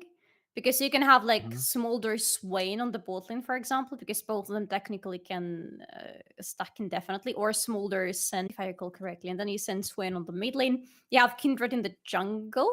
There is like a theoretical limit, like past which the stacks are going to feel useless, but still like you can continue stacking, I guess. And then what do you send to the top lane? Who stacks indefinitely on the top lane? Well, you can go TF top lane and just let him farm all the money he can, basically. You can let Kayle on top lane, even though she doesn't stack. There's a nice feature when she does play with Pentakill Kayle skin. She starts with, I believe there are 2 wings, then she has 4 wings, and then she has 6 wings. I mean, it's for every skin of hers.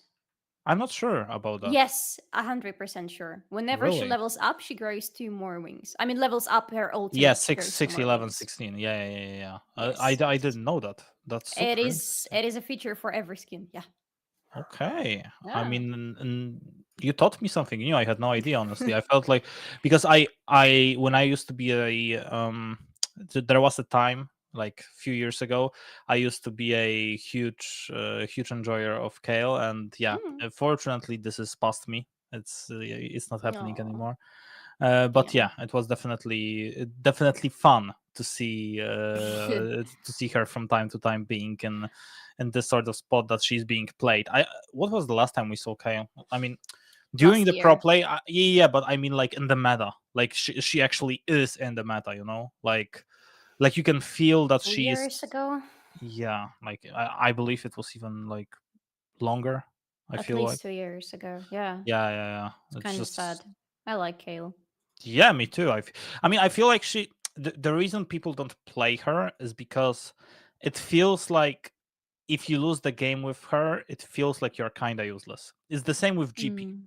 For example, you pick yourself Gangplank and you feel like, oh my god, I just won the game. Nice. But unfortunately, if you lose the game, it just feels like you're super broken. And with GP, it's even better for the player because it feels like a player can basically do a lot without even being useful. For example, he can do an ultimate on bottom, meanwhile being on the top side, right? So obviously, it feels like, yeah, definitely a lot can happen. By the way, just completing our team comp, you can send Nasus on the top lane because he stacks his queen indefinitely. You're right. I forgot. There are quite many champions actually. There is Shyvana, for example. Okay, I mean, let's many, let's think about it. Let's create. Yeah. Meanwhile, while we are waiting for the game, let's create. I'm gonna even type it down. Okay, so top is gonna be Nasus, like we just said. Nasus, are we going or Cyan? I think Nasus is stronger, right? Yeah. Top is Nasus. Jungle is what then? Shyvana or Kindred? Yeah, Kindred. Better. I like. Mid lane then. Are we going for? Well, we could be going for. Please? Yeah, makes sense. Okay, so it's Swain. It's gonna be so OP. Jesus Christ.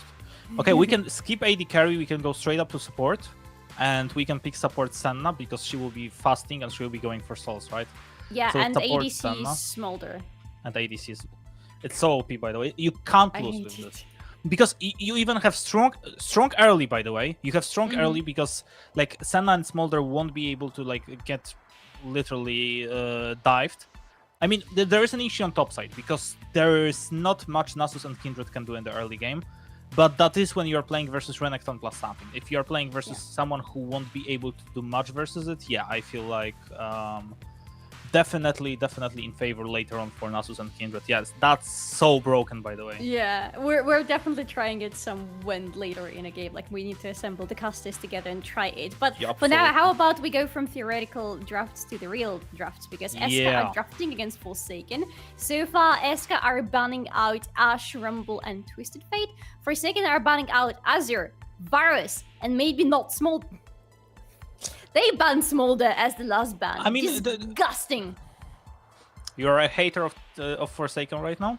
Yes, Okay. I predicted them respect to that. win, but I would say I am as well, but I prefer not to say that. Coming back into the game, Team ESCA Gaming will be first picking, obviously. Oh, everything went black. Everything went black. That means something weird was picked. We don't know what yet, but yeah, definitely something weird was picked. how? And there's- What could be a weird pick? Or there was just an error of the lobby. There is also the No, possibility of I that. don't like this theory. What could be a weird? Maokai I is was very hoping weird for like pick. Brio or something. By the way, we are speedrunning the draft. Maokai first pick. The answer is Yeah. going to be send out to use, which is casual. We know it. And now it actually allows Bellet. I like that for Bellet because Bellet is right now like, okay, I can pick the champ for me because I know what we will be playing against, like the whole team comp, right? So there's Maokai, so he knows what he's playing against in the jungle. There's Ezreal. If they pick, I don't know, Karma here, for example, he definitely knows what he's playing against. And yeah, for sure, they can just lock jungle as a third pick and wait until after the bans, and they can wait for a long time with the last pick for themselves. Yeah, definitely. For them, the situation is pretty good right now. And yeah, it's going to be a support lockdown for ESCA. This is going to be Alistair for Dombong. I'm not sure how I feel about Alistair in this comp, but we need to see more picks from both sides. I feel like Alistair makes sense, but it's kind of risky because you can always pick Sylas straight up right now. Just straight up pick Sylas. You can do it. Who You plays don't need Sylas to do these it. days? I mean, I play it. It's still strong. Okay. I mean, people say it's not strong, but it is still strong. Especially when you build 2 items, it feels like you're kind of tanky. You heal a lot. Yeah, you do a lot. It's gonna be Orianna. So yeah, way better pick. One thing that I don't like for Forsaken is the fact that they are holding on for the jungle pick so long. Because Bellet is not the type of jungler that he's gonna pick Kindred or he's gonna pick a carry jungler. He's gonna pick a jungler like Vi, for example. And now he's actually, I would even suggest, in the worse spot than he was a few seconds ago, because they can ban junglers versus him. They can ban Vi right now. What are you afraid versus, like, when you're playing Ezreal? Yeah, Vi, straight up, ban her. Then what else are we afraid playing versus her? Well, Xinjiao? Jarvan. Jarvan, yeah, Jarvan. Xin or something like that. So if they let's say they ban Xin and he picks Jarvan, was it worth keeping it? No. I feel like, yeah, I mean, we can have the discussion on both sides, right? On the other hand, maybe it was maybe they did it especially so the jungle bans can come out and they can bait the jungle bans. Maybe, but then they're just keeping as many unbound champions for the top lane as possible. Okay, for Ariana, fine. Maybe it makes sense. Maybe they just want to keep Ariana in safety for as long as possible. But still, I am not a fan of picking Orianna before going for the jungle in the end. But they so far are really trying to keep Ariana safe because they're banning out Aatrox and Chase. And Nocturne is going to be the last ban from ESCA. So yeah, 2 junglers are out. Still quite many options available. Yeah, definitely. Like I said, there is Jarvan available still for Barrett if he wants to go this way, definitely. And the top lane, that has to be picked for Orianna. So what for top then? Akali? I feel uneasy looking at the cat for so long. Thank you very much, Forsaken, for for removing it finally from my eyes. It's going to be Vieko, picked for Forsaken, for Bellet, for the jungle. And again, I feel very conflicted about this pick. There needs to be something rounding it up for Ariana on the top lane. But what do you think about Vieko? I feel like the reason he was picked is because you have Nautilus on the team, and it feels like you want to give Viego a fast reset, and that makes sense. You will be playing versus Belvet though, so yeah.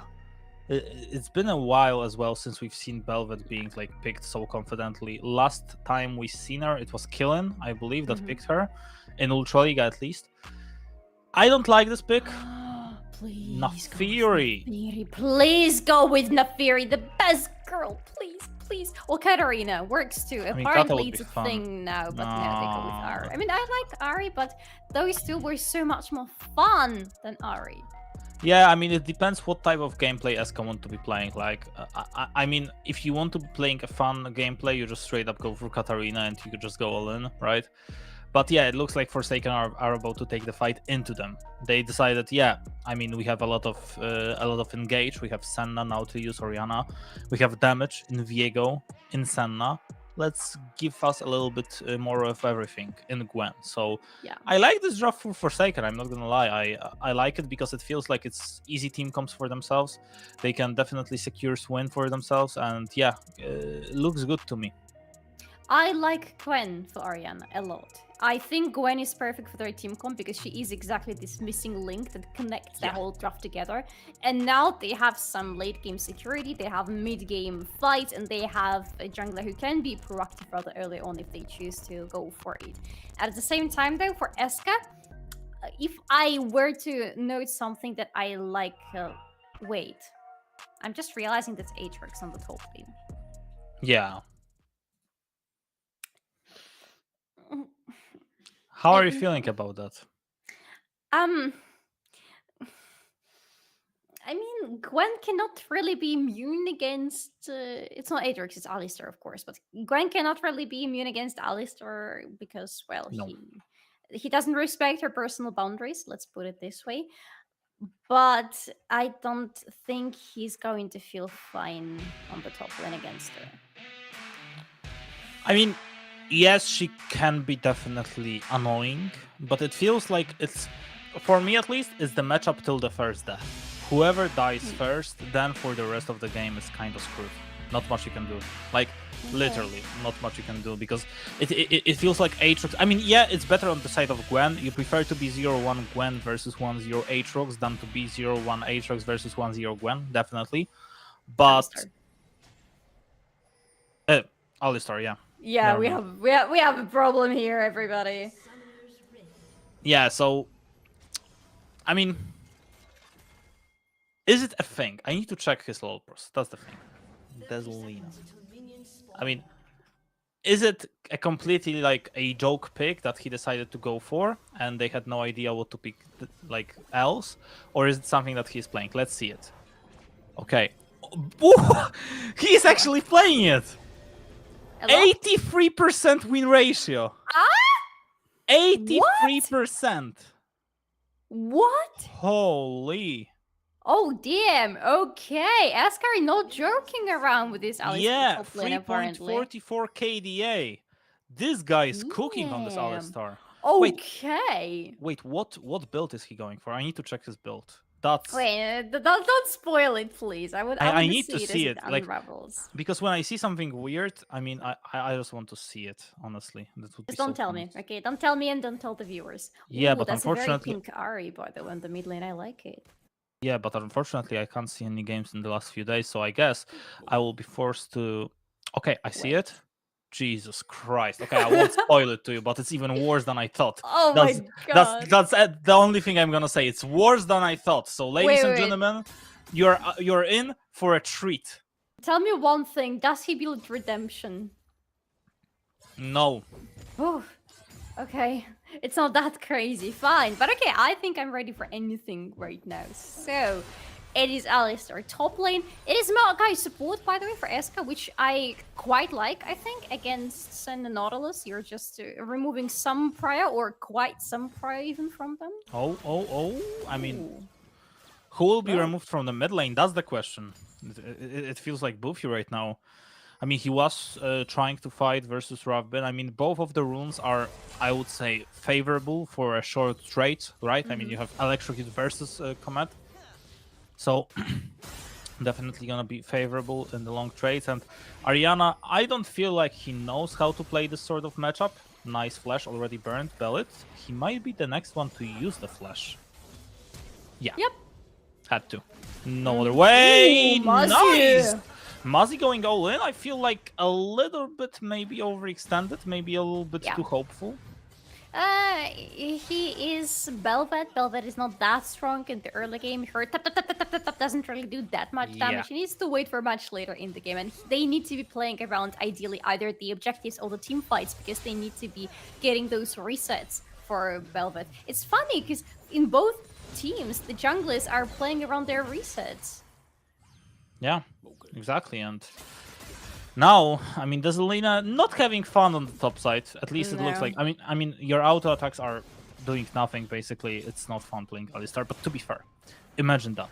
I mean, he's not actually going that build, but if he went full tank Alistar and you get into like 45 minutes and you have like Warmog Alistar plus Thornmail plus everything, who is gonna kill him? No one.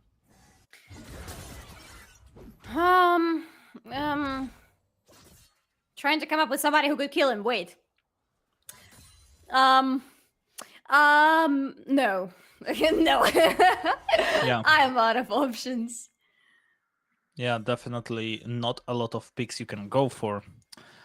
Desalina right now, I mean, he's in base, tipping back, buying himself a tier. One single tier. Oh my goodness. Yes, that's a tier. Buffy? Oh, actually, not Buffy, it's Charisma as well. Nicely done. I was like, okay, Velvet is there. They know Buffy is flashless, right? I mean, it could work out, but then the flash from Charisma. I know you've been a Charisma enjoyer. You've been praising him a lot, and I can see why. This guy actually knows what's up. So yeah, nicely done by him. If not for him, there's no kill. Yeah, exactly. Absolutely. Very nice flash, very nice hook. I love Charisma a lot. I am going to be a Charisma enjoyer, Charisma defender, however you want to put it. I think he's a great support. I think he's one of the best supports we have in League, right? Look at what he's doing. This is what no AD carry deserves but wants from their support. Just to hold the whole wave for them. The selflessness, the whole act of it. Charisma is amazing. Yeah, but unfortunately it won't help him a lot. I mean, it still did a little bit because Senna was able to come back. Charisma is still there. He will be able to help him get some recall, to get some minions and then recall. So yeah, definitely good. And now, I mean, Muzzy is there. He is doing the void grabs, but ooh, Bellet. I mean, Bellet should know what is happening. With Donk Pong showing himself on ward, he should know what is happening. They know that they are stronger. Oh my god, Alistar is walking. It's so crazy by the way. They are just giving away priority to make sure that Muzzy gets it. They're like, okay, I don't care if I'm 20 minions behind, like Desalina is, by the way, in 5 minutes. It's still okay. I can be behind as long as my jungler is happy. I think his jungler is very happy with this rotation and with the 3 void grabs that ESCA has right now. It's not like we expect Desalin to be the carry of the team, right? We expect him to fill in any other role than that, playing on Alistar on the top lane. So yeah, if he's behind, it is not too bad. Oh my god. Yeah, wait for him to pick to build Manamune. Then it's gonna be fun. I don't want to think about it. I mean, before it happens, I don't think about it. Thus, it doesn't exist. Thus, Manamune Alistar is not real. He cannot hurt me. Well, I mean, before this broadcast started, you thought that Alistar top lane cannot hurt you, but now look at what's happening. He is hurting Ariana, though, or Ariana is hurting him. I was so happy before this draft happened. But by the way, Buffy, I love the skin so much. It is such a pretty and underrated skin for Ari, and this pink chroma makes it so much better. It's such a girly pop look, but it's so good in so many senses. Maybe even right now, because Buffy could have tried to go for a kill. It actually is. No. You can do a lot of cosplays with it. Like, yeah. It just feels like it was literally created for cosplays.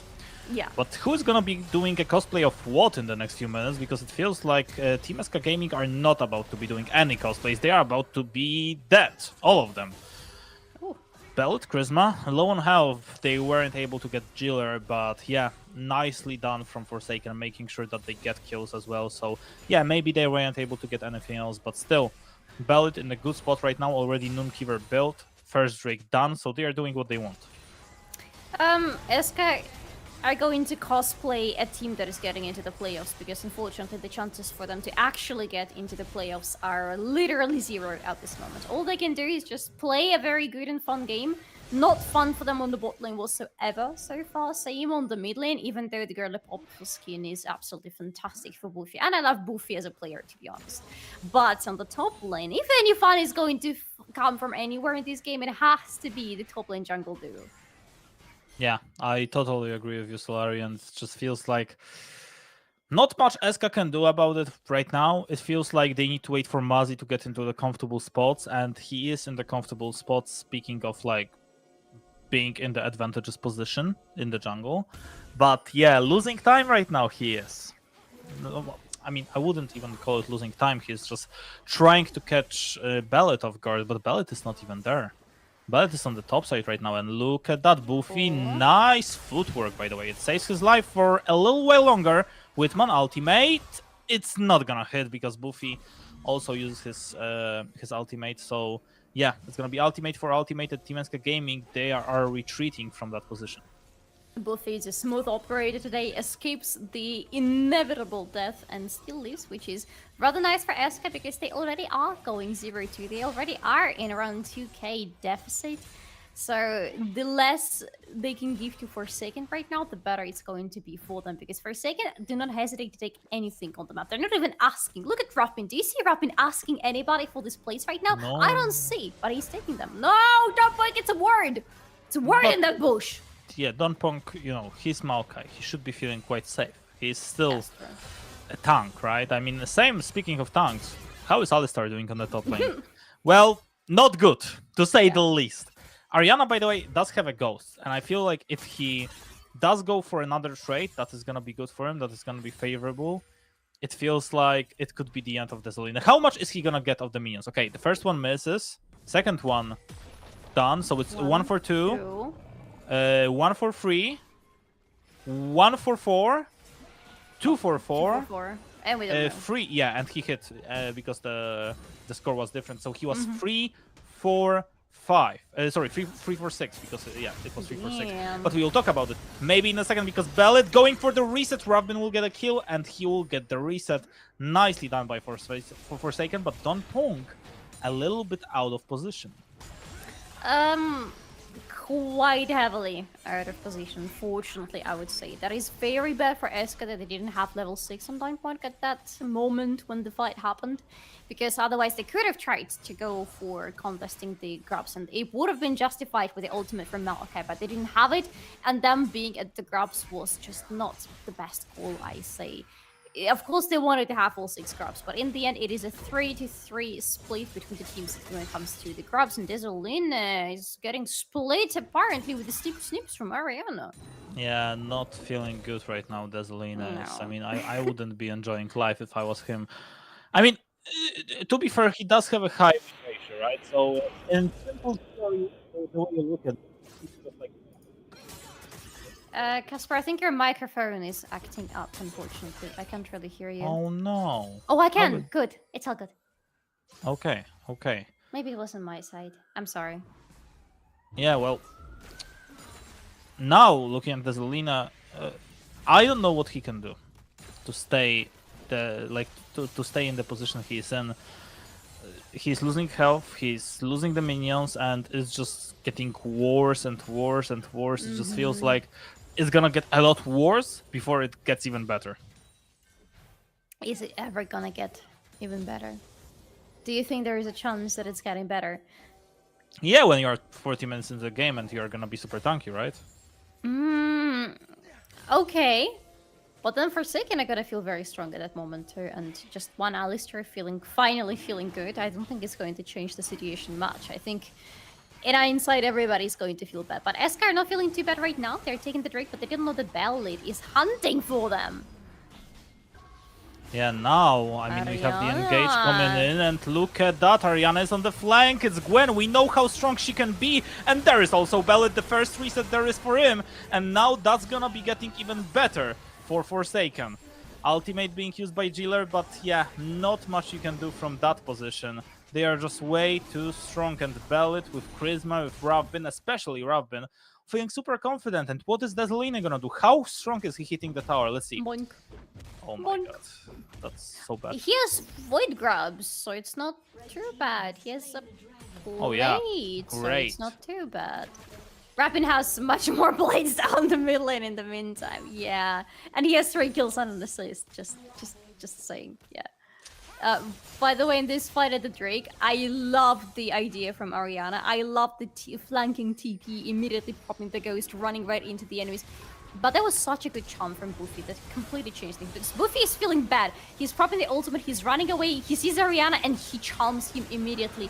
And even Ariana falls victim to this girly pop skin that Buffy is rocking in this game. And yeah, he falls down. It is a death on him, but bad news for Desaline, he was not a part of it.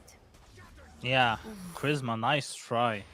If that hit, I mean, Buffy had a flash, right? But if that hit, that would have been a problem. And now it feels like Mazi, not much he can do. Yeah, we said, yeah, we will be waiting since he's in a better spot. I feel like Ariana can actually outplay it. Okay, he's knocked up again, but he just pops out his W, rushing back. Maybe he will be able to somehow survive that, but it looks like no. But look at that, Forsaken. They are going in. Oh! Desalina! That's exactly something you don't want to do! Oh, Charisma! My god, that was... Desalina, I wish I hadn't seen it. Oh my god. I know, I'm sorry. But yeah, well, I mean, at least ESCA get Ariana again, right? Ariana apparently is going to be the sacrificial lamb in this game. Yeah, apparently. And Mazi, I mean, to be fair, he is quite strong, but the question, is he gonna be able to get anything done? Oh, Robin, if he hit that actually, that could have been the kill, but it's not gonna be. Mazi, I mean, he is probably feeling quite bad as well. He wishes there's anything else he could have done, but not much yet. I mean, 98 farm, 1-1-1, not looking good at all. No. Maybe it's not gonna look good for Belit as well, because... No, actually, no, he has Sen around. I keep forgetting about Sen, and she's there. Whitman is just silently farming. We just saw the stacks and I already forgot the number. I am really bad with numbers, I'm telling you. But he has like 30-something stacks for sure right now, closer to 40. He's getting them in, he's farming, he's healing everybody up, and right now maybe he's gonna get a kill. Yeah, maybe there are gonna be a couple of kills, because it looks like Charisma is gonna be the first one to engage. Ravbin a little bit out of position. They know who is the strongest member, but now the ultimate will hit. Ravbin will be the first one to fall. And now Forsaken, they are the ones running away. They are the ones not feeling comfortable in this sort of situations. And look at that, Team ESCA Gaming. I'm not gonna be the first one to say it, but apparently they are back in this game. Apparently, well, it looks good for them after this fight for sure. They're still losing. There is still a 4-6 situation with Forsaken being the ones who have 6 kills at the moment. But hey, ESCA got some nice kills.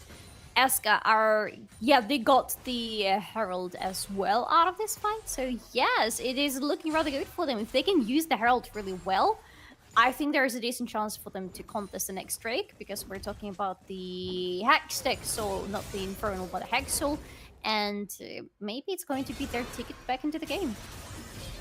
Maybe. I mean, it would have to be, but Desalina right now, he is not feeling quite confident. The TP coming in, and not only the TP, Mazi is there as well. Delivery! Yes, sir! Mazi, third kill for him. Only 2k behind. Right now, our Team ESCA Gaming, I mean, maybe, just maybe, there is a small opportunity that somehow they will be able to get it. I mean, a lot of Void grabs. Mazi being fed right now. I mean, one Velvet won't win you the game, but one Velvet and an Alistar may as well. Yes, especially if Alistar keeps delivering the enemies, the kills, right, to Mazi, like he did in the top lane. Would be very nice here as well. I like how Mazi and Donpunk are dancing around each other together, kind of creating this unit of power. And then Mazi having the reset. I mean, the moment there is a first death, I mean, I feel like the fights are going to go in the direction of where the first kill happens. You said it about the top lane, but I think this is going to be the topic for every team fight to come. Because whoever gets the first kill, they get the first reset for the jungler, and from there on, they can dance and smash their enemy.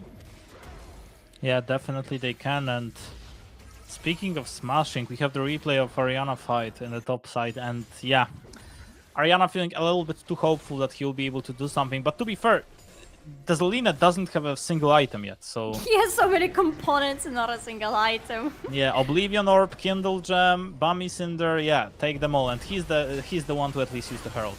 I mean, they're at least having fun. You can see that in the gameplay, Yeah. right? I mean, that's something that I respect. Is there gonna be a fight around this Drake? That's the question, because it looks like Forsaken are just giving it up. They're giving up for the top side tower, but is it a good trade? That's my question. That's a good question. I'm quite worried that Forsaken are also rotating towards the top lane because there is going to be a TP from ESCA to stop them. They could have tried at least to push further through the mid lane or rotated towards the bot lane to see if they can do something there, because I feel like ESCA would like to go through the bot lane right now. This outer turret on the side of Forsaken looks really almost dead. Yeah, they could try to look for Jiller as well. They will be going for it. I mean, the ultimate from Maokai won't do much, but Mazi is there. They don't know if they want to fight. I mean, they're trying, but they don't know. And yeah, right now it looks like ESCA they were able to at least take a tower themselves down. So that's good. Buffy getting some powers, getting some gold in his pocket right now, getting some power as well. So that's very important. Jiller, not yet at the spot that he wants to be, not yet at the 2-item power spike, but when he goes to the base, which is now, he should be able to have it. Yeah, most likely. With the money that he has, it should be the 2-item power spike for him. I wanted to say something and I completely forgot, you know? This game keeps throwing me, or rather catching me off guard, and I feel very confused about it. But ESCA, interestingly enough, they are in control of the mid lane. They want to fight here. Yeah, they want to fight and they will get Charisma. Look at that. They want to go for Mezzi as well. Ultimate by Bellet Flash. Oh no! So close, but so far at the same time. And it just all falls apart for Forsaken. It looks so good, but now it's just looking all so bad. 1 HP on Muzzy or something like that. He was supposed to die. He was supposed to be dead there in that fight, but in the end, ESCA somehow still managed to keep Muzzy alive, managed to turn the things around.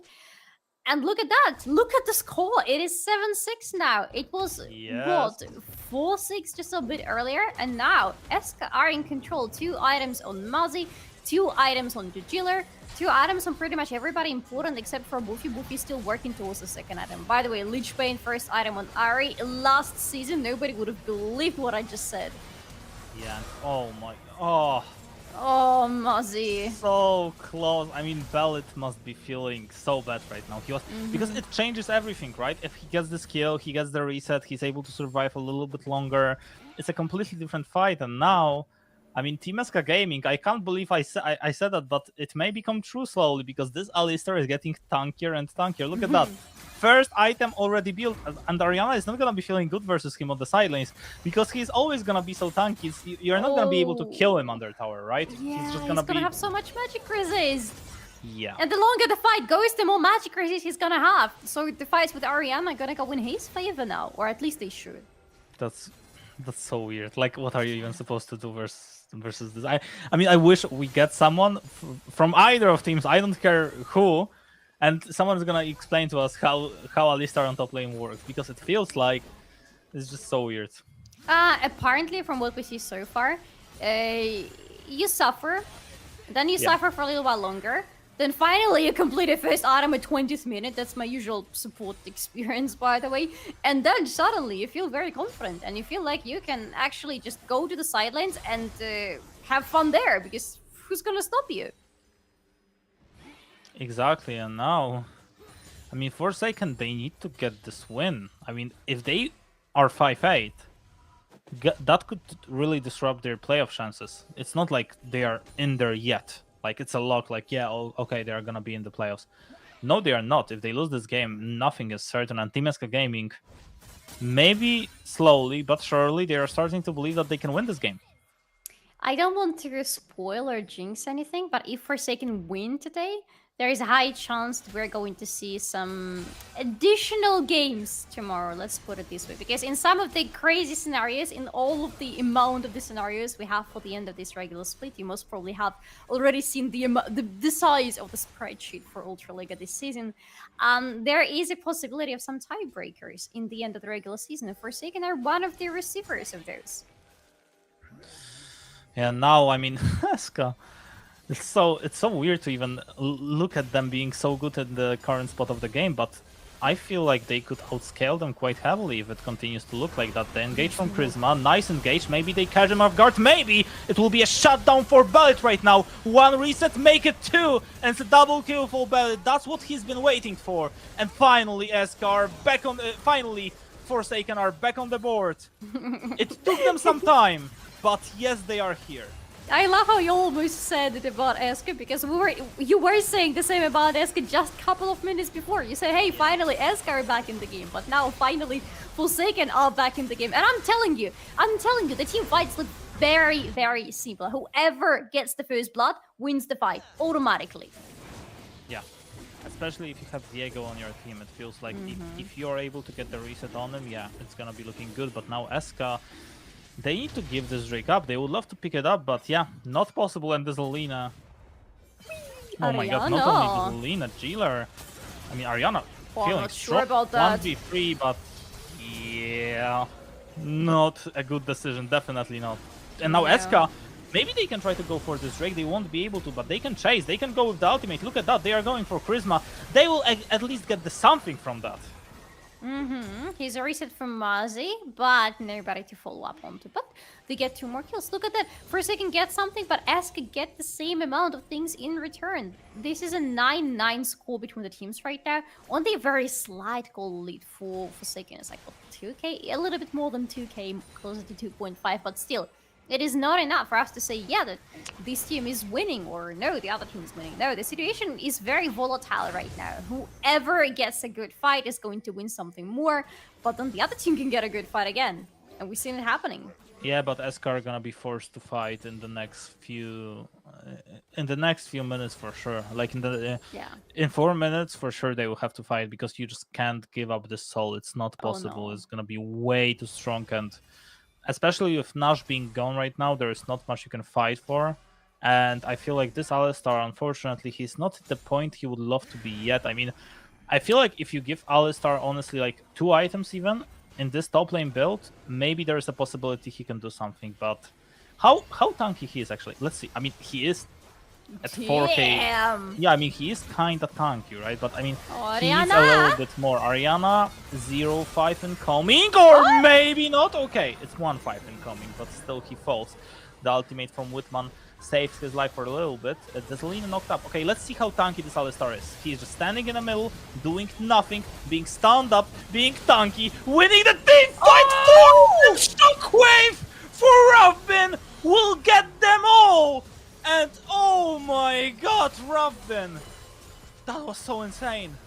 Without Ravbin, without this Shockwave, Bellet, you are not the one to do that right now. If anyone has the right to do what you just did, it is Ravbin. Because without Ravbin, for a second we're on the edge of losing this fight. They quite likely should have lost this fight, because Desalin was extremely tanky. He was just standing there, not doing anything, as you said, just having his ultimate on and healing up so much. At the same time, Mazi was on the reset. Mazi was in the true Empress form. He was dealing a ton of damage to everybody. But then one beautiful Shockwave just completely changes the tide. I would love to see the replay of that fight, because it looked absolutely gorgeous to see. And well, Desalina, he died, but at least he was able to buy another component yet. Okay, let's see it one more time. Solari, take us through it, because it looked like, yeah, it looked like ESCA are about to win the team fight. Yeah, because they have the first reset on Ariana, right? Ariana has the kill in the process, so it's not too bad. But look at that, Mazi is in the true form, so for Forsaken, that is not maybe the best decision to go in. And they start with Desalin. They are throwing a lot of resources onto him, and he's just healing everything up. He doesn't care. Charisma, in the meantime, goes down, but this Shockwave, I'm telling you, it changes everything. It allows Bellet to go in for a nice damage and get the reset. It allows Forsaken to get more kills in their pockets. Ravbin, again, for God knows which time in a row, saves the day for Forsaken. He definitely did, and He is playing great game. 5-1-6. Yes. Same with Bellet. 5-1-7. 3 items on him. Oh, look at that. I mean, that was onto Desolina, right? Okay, Desolina actually built Redemption, and it wasn't on his usual build. I mean, I wasn't ready with that, but yeah, it's definitely Alistar Redemption. And I know I said last time that I'm a huge fan of Redemption. I need to actually fix that a little bit. I'm a huge fan on Redemption on almost every champ, but not Alistar, please. I'm gonna cry right now. What is this? This is not supposed to be true. This is not how God intended these champions to be played. Oh my god, totally an Alistar with Redemption. Disgusting. I mean, if he wins actually, I mean, imagine he wins. And Desolina thinks like, oh my god, I just should have picked it sooner. Yeah, where was it 10 games ago, Desolina? Yeah, maybe it just took him some time, you know, to make sure that it he's actually scaling. works. It happens.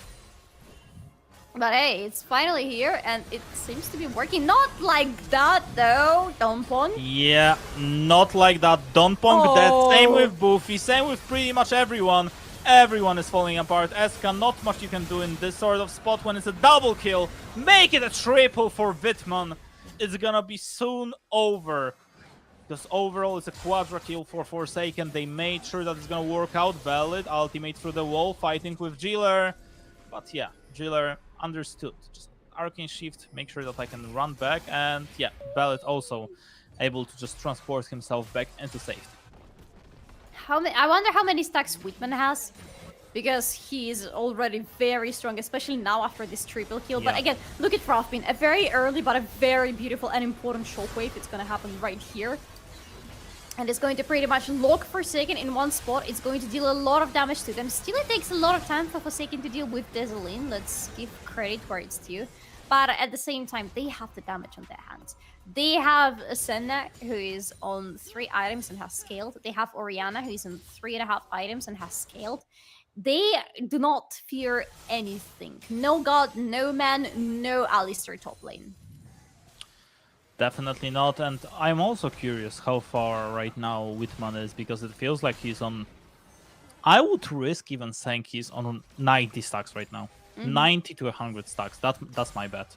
104, by the way. Yeah, not bad. Very, very nice for farming Senna. He is feeling exceptionally great. 1, 2, 3, 4 items completed. Since the last time I mentioned, he completed 1 more item to his pockets. The range on this guy, the damage on this guy are insane now.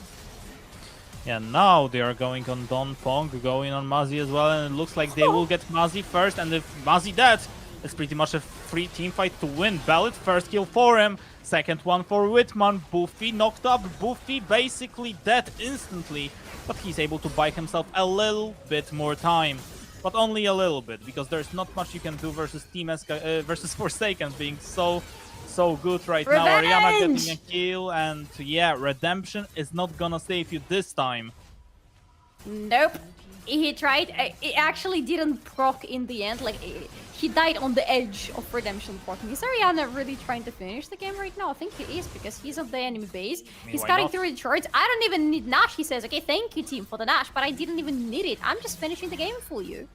Well, and maybe he can do it. Mazi will be back. Okay, never mind. He can't. I mean, they can try to go on him, but yeah, Orianna... Oh, no! Bye, Orianna. Yeah, nice try, Orianna. But look, he bought actually some time for the team. I mean, inhib taken on bot side. Now they take one on the top side as well. So 2 inhibitors taken. Don't tell me they want to chase. That's not a good idea. No, you're so dead! Oh, Wittmann, the range! Oh my god, the range is just so huge for Wittmann. Auto attack after auto attack. He is just finishing him up. What is this? How are they chasing him for so long? How come ESCA is still here? What?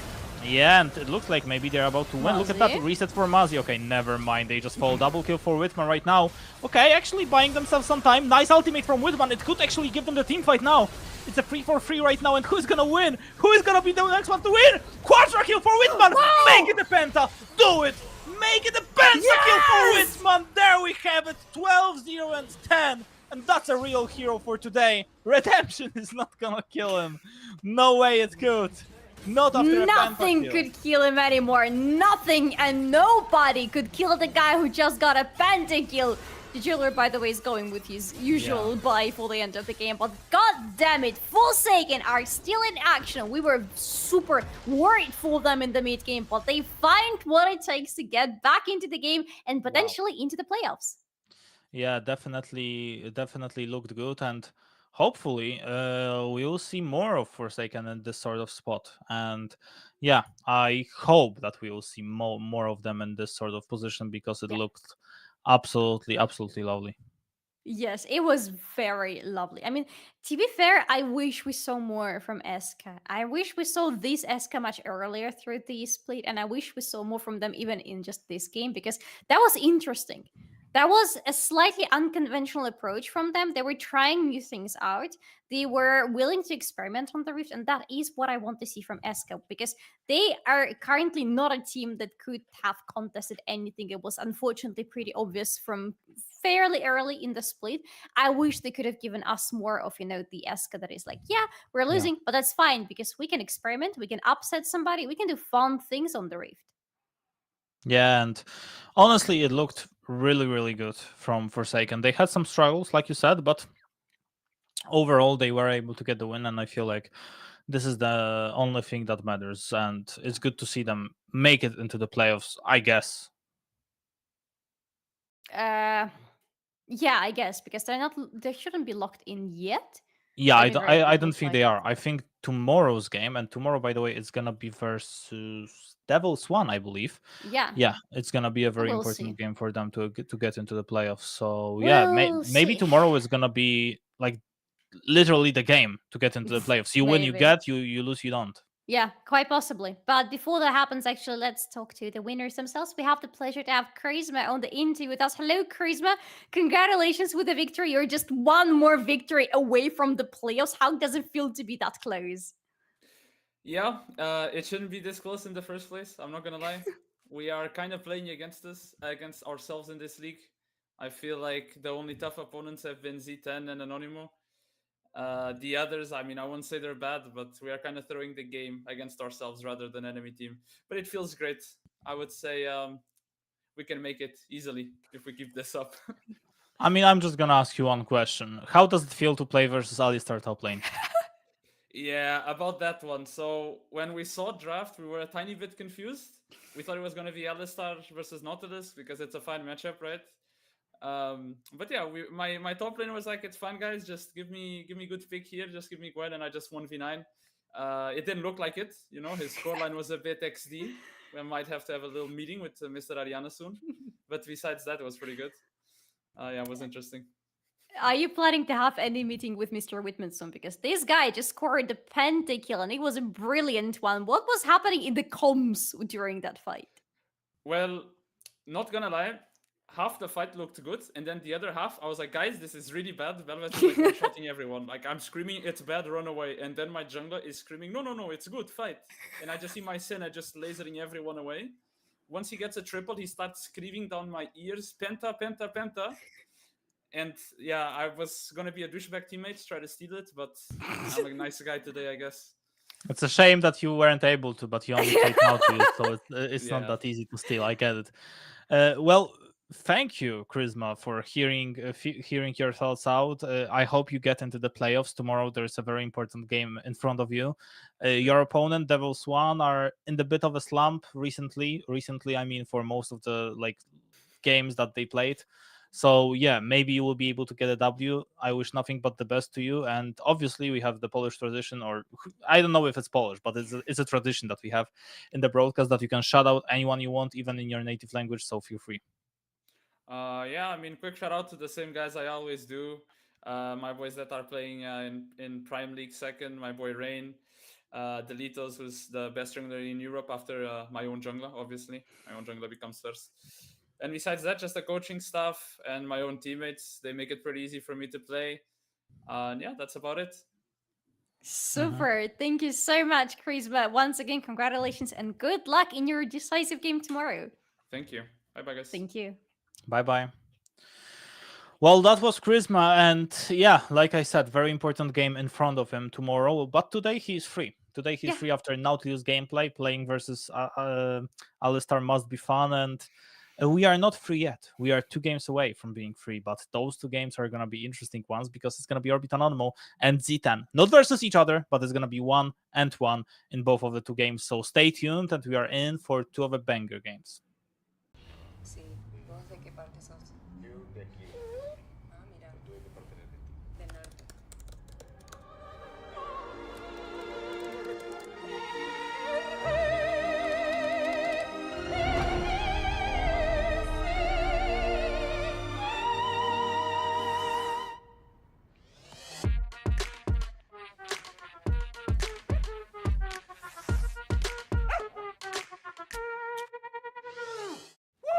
Oh man, I feel like that was my best intro ever. Yeah, not bad, hey, not bad. Same. I can go pro. You know it as well. I also know you can dance. You should join me next time. And yes, I feel like you've also deserved a bit of a break. You've earned it. Thanks.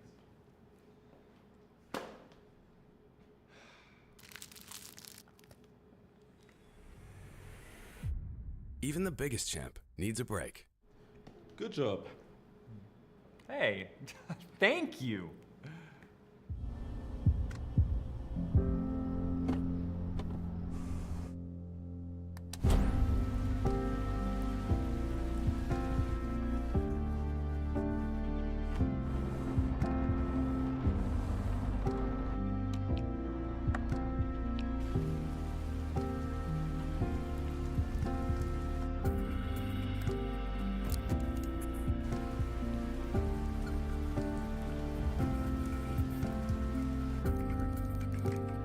Wjedź do elektryzującego świata esportu i zagraj z nami. Moc energii zapewnia elektryczna Kia EV6.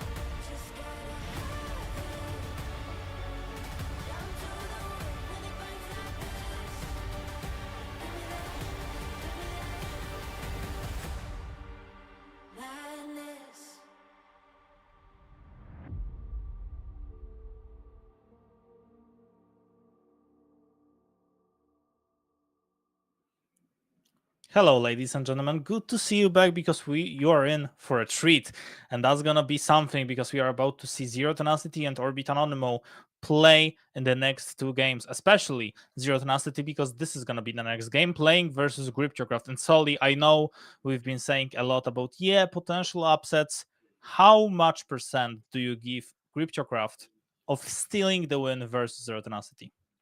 Considering Gripcho are on the 7th spot right now, the only team that is doing worse, and well, much worse than them, is ESCA.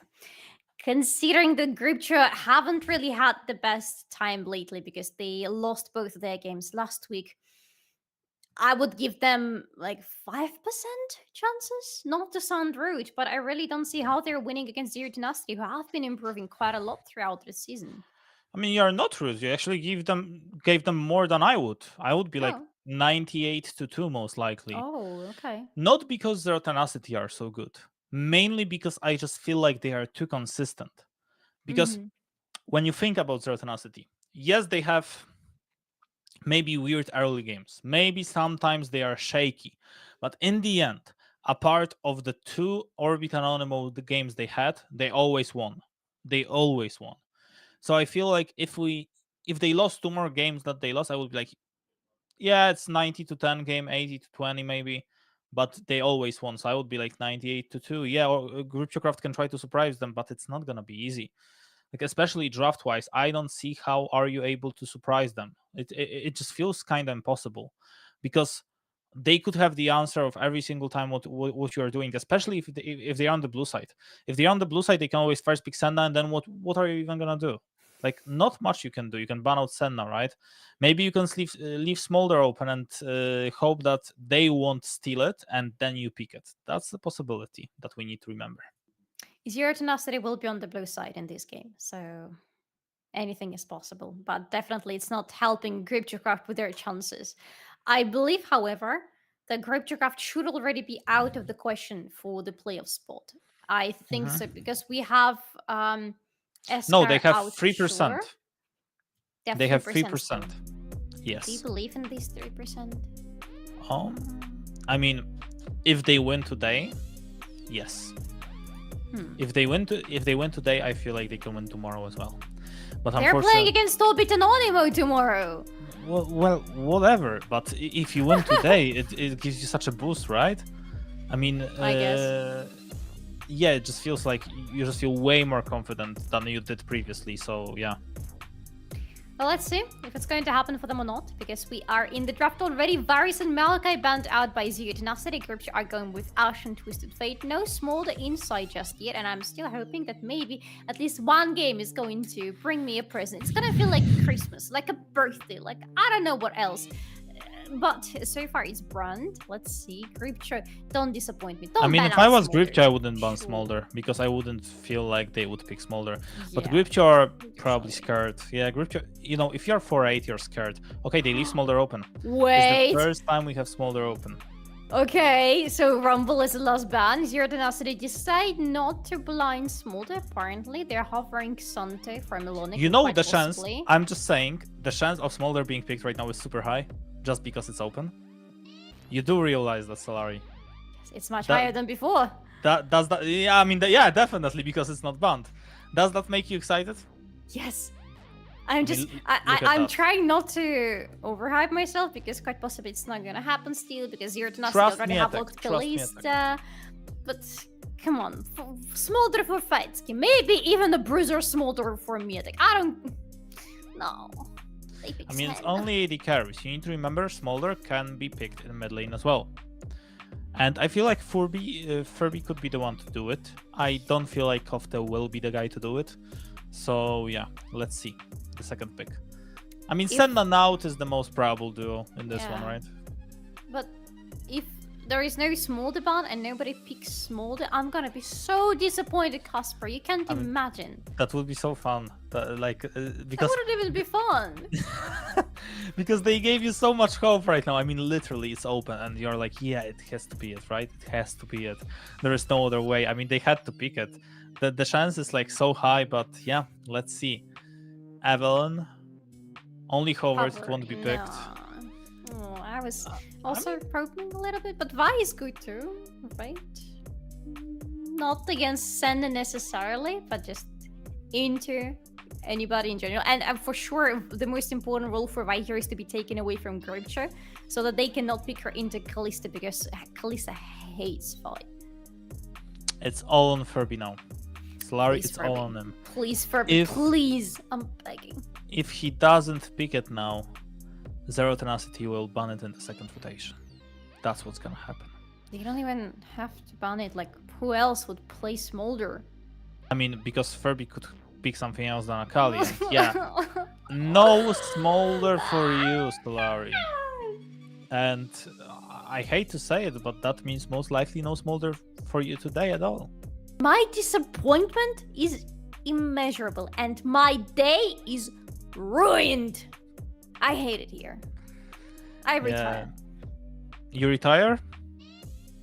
Yeah, I mean, That- no. That means I would have to solo cast for the rest of the evening. Please don't do it. No, That would no, not I be will. fun I at will all. not leave you alone with these two games. Don't. I mean, worry, I they still would promise solo to be cast fun. if there was a Smolder picked, but yeah, no Smolder, no solo cast. Yeah, because I would die immediately out of anger, and yeah, you would have to solo cast, and so maybe it's good that we don't have Smolder in the end. But okay, fine. It's okay. I accept it. I will cry after the game in the corner. Let's see what the bans are bringing us. There is a Poppy ban from Zero Tenacity. Again, an obvious one. It is a good champion into Kalista. There is a Renata ban from Gripcho. Again, an obvious one. She pairs up really well with Kalista. A Tariq ban. Damn. Okay. Last time I saw Tariq, it was ESCA, I think, who picked it. Was it ESCA? Yeah, I think so. Yeah, I It think was it was ESCA. Yeah. But yeah, Tariq would be good at that spot. Plus, it's Tariq and Kalista Tariq, right? So it's a known duo to dominate the bot lane. But this Kalista, I mean, there's still Rel open. I mean, she can still play Rel. She can still play with Alistar. She can still play with a lot of champs. And I just feel like it could be a real tough night for whoever is gonna be playing against them, because if it's Engager, you're gonna be hating your life playing versus this Kalista. And to me, it's very curious that Z10, okay, it's Wukong, that's interesting. Okay, so it's Wukong jungle for Lulas.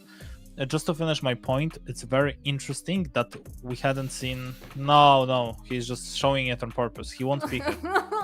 He's just making fun of you, you know? Bruiser top! Smolder Bruiser top, please. No, he's just making fun, you know? He's How doing it dare on you. purpose. Yeah, I know. Harpoon is like that. Unfortunately, that's how it is. Cassante, it is gonna be. Okay, coming back into my point, I'm super surprised that Z10 didn't pick Renata for themselves, because they could have in the first rotation before it was banned. Yeah. But they didn't, even though it would be super strong duo, right? Because it just gives you so much. And But no, at the same time, who would they have picked her instead? For sure not for Vi. They must have locked Vi in the first rotation. And I guess they really wanted to keep Orianna, because otherwise for sure she would have been banned or picked by Gripcho, and they wanted this pick for Kofta as well. So I see why Renata was not the highest priority for them, even though I agree with you, she should have been. I get Vi, but Orianna is like, I mean, you can play Syndra and she's basically gonna be doing the same things. You can pick Azir, he's also be doing a lot of good things. And yeah, I feel like it's okay that they don't have this priority, because Leona is also gonna be very good. She's gonna be super tanky, she's gonna be very annoying to play versus the other team comp. I just feel like Z10, they do have a massive draft gap, I feel like. I mean, they just have everything they want to. Every single champ that they have has the power spike that is very similar, which is 1 to 2 items. They will be feeling very confident playing versus this sort of team comp. So yeah, I like it. I feel like Gripcho have a chance of locking down Kalista, even though they don't have Vi or Poppy or Camille in the end. They still have a lot of champions who can all in into Harpoon and can do it quite effectively, because Akali should be able to catch her if the positioning is right. Wukong pretty much should try to engage on the Harpoon, and since Kalista is not really long range, it shouldn't be a big problem. And for Fiora, the idea is the same as for Akali. Try to get on top of Harpoon. If you can, never let him go. Yeah. And well, I still feel like there is just so much engage, right, on the side of Zero Tenacity. Because you think about it, yeah, there is Vi, there's Orianna, there's Kalista, there's Leona, there's literally every single champion that engages on you. And I feel like it just looks like, from the straight up draft point of view, it just looks like straight up stomp. It feels like the first game that we had, like back to the game. Like, even though it wasn't certain, I have a very similar feeling. Let's see if you're right, because we'll be jumping into the game right now. I'm quite curious whether or not it's going to be a stomp. We kind of have a feeling it can be, just judging by how far both of these teams are from each other. Zero Tenacity can just try to stomp through GRP. And frankly, the same could be said about the next game with Orbit Anonymo and devils.one, but I am a little bit less sure about that one. For now, I feel like Orbit Anonymo... Orbit Anonymo, I feel like is gonna be super bloody. Like, Orbit Anonymo versus devils.one to me sounds like 40 kills in 20 minutes. Quite possibly. Yeah. I would love it. You know what? I would absolutely love it. Just with all fairness. By the way, I gotta ask you one thing. Do you think Orianna is a higher prior than Azir? And should she be a higher prior than Azir? Sorry, I like, there was a small delay. Orianna? Yes, is Orianna a higher prior than Azir? Because we touched Azir briefly when we discussed the draft, but it was Orianna in the end, even though Kofta plays both champions really well. I feel like it depends on who is playing it, right? I mean, yeah, Orianna in this patch probably she is. Like, looking at the straight up patch point of view, yeah, it feels like Orianna is better. Because what do you want from a good mid laner? Well, to set up ganks after 6, you have a free gank basically on the mid lane. To give you priority, Orianna can give you priority quite easily. To be useful, to have a good CC, and that's exactly what Orianna has. I mean, she's always going to be super good. I just wait for a point that people are going to start picking Syndra into her, and we are going to see Orianna versus Syndra all over again. It's a typical matchup that we know what's going to be happening. And yeah, seeing the top lane, I mean, I must say this. I know it's only the first trade, but I've been super disappointed with one player so far in the split, and it's Melonic. I feel like this guy, I mean, he's still good, but he's super inconsistent. He gave away a lot of solo kills, especially like the first one that comes into my mind is basically Ariana killing him on the top lane. And it's not like Ariana is the guy that is going to be killing you in the top lane, I mean, all the time. And I just feel like every single time I watch him play, it feels like he's not... You know, the last time we saw him on the Polish soil, it was Illuminar Gaming, if I remember correctly. Yeah, it was Illuminar Gaming with Papa Tabachi, with Chayek, with Odi, and he just felt like he's so good. Like, he could literally skill check every single opponent that there is. He could pick Gragas, he could pick whatever he wants. Then he went into LFL, which is obviously French League. Now he's coming back, and I kind of feel like he's weaker than he's been. I mean, no disrespect to him, it's just my feeling, you know, and I just can't get rid of this feeling. Every single time I watch him play, I just feel like he should be doing a better job, and I'm not quite sure why is it. Maybe that's his role on the team, to just play Cassante. I feel like he picked Cassante 9 times out of 12 so far. So yeah, maybe that's it. But honestly, I wouldn't say that he's a disappointment. I wouldn't say he's a bad player, because he is neither of those things. But I would say he's under-delivering compared to what I expected from him going into this season. Because, well, everybody on Zero Tenacity has at least a shining title behind their names. But Melodic having several pretty successful splits in LFL, I was expecting a lot. And I am just unfortunately not seeing it. But yeah, maybe it's the case of him just being forced to always play the weak side champions and not being able to show what he's capable of. I mean, he wasn't always playing them, but yeah, I agree. Most of the time he was playing them. So yeah, that could be it. Speaking of Orianna, maybe that's why you pick her.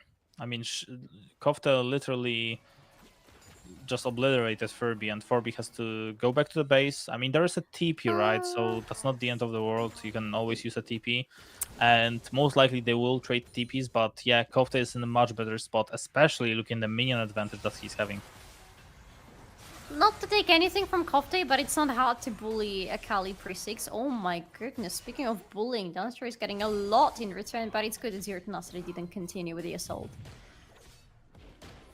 Yeah, and Miatek pushing the top wave as well. TP for TP in the mid lane. I mean, casual trades, nothing too fancy here. And yeah, Orianna is going to be super happy with that one. That means she can always have this free priority. She can always try to utilize it. Melonic a little bit behind. I mean, he's gonna be holding these 2 minions. Nicely done by him, by the way. I mean, you know, you're Cassante, so you can hold 2 minions for days. And they are not gonna be doing anything versus you, but yeah. Oh, Furby. Oh, just wording. I was hoping the Furby maybe was looking for something because the mid lane is obviously not working too fine for him. By the way, Melonic picked Xante so far 5 times out of 12 games we had in this season, so it's not that bad, but yeah, it's still predominantly Xante for him. Yeah, it's almost 50%. So yeah, that's not that good. I mean, if that's your role in the team, I respect that. You know, if this is what you want to be playing, you feel like it's exactly what you want to have. That's cool. And now he's doing a good job. I like that he's delaying the recall, but who is gonna be delaying the recall on the bottom side? Because it looks like Ardota is actually a little bit out of position.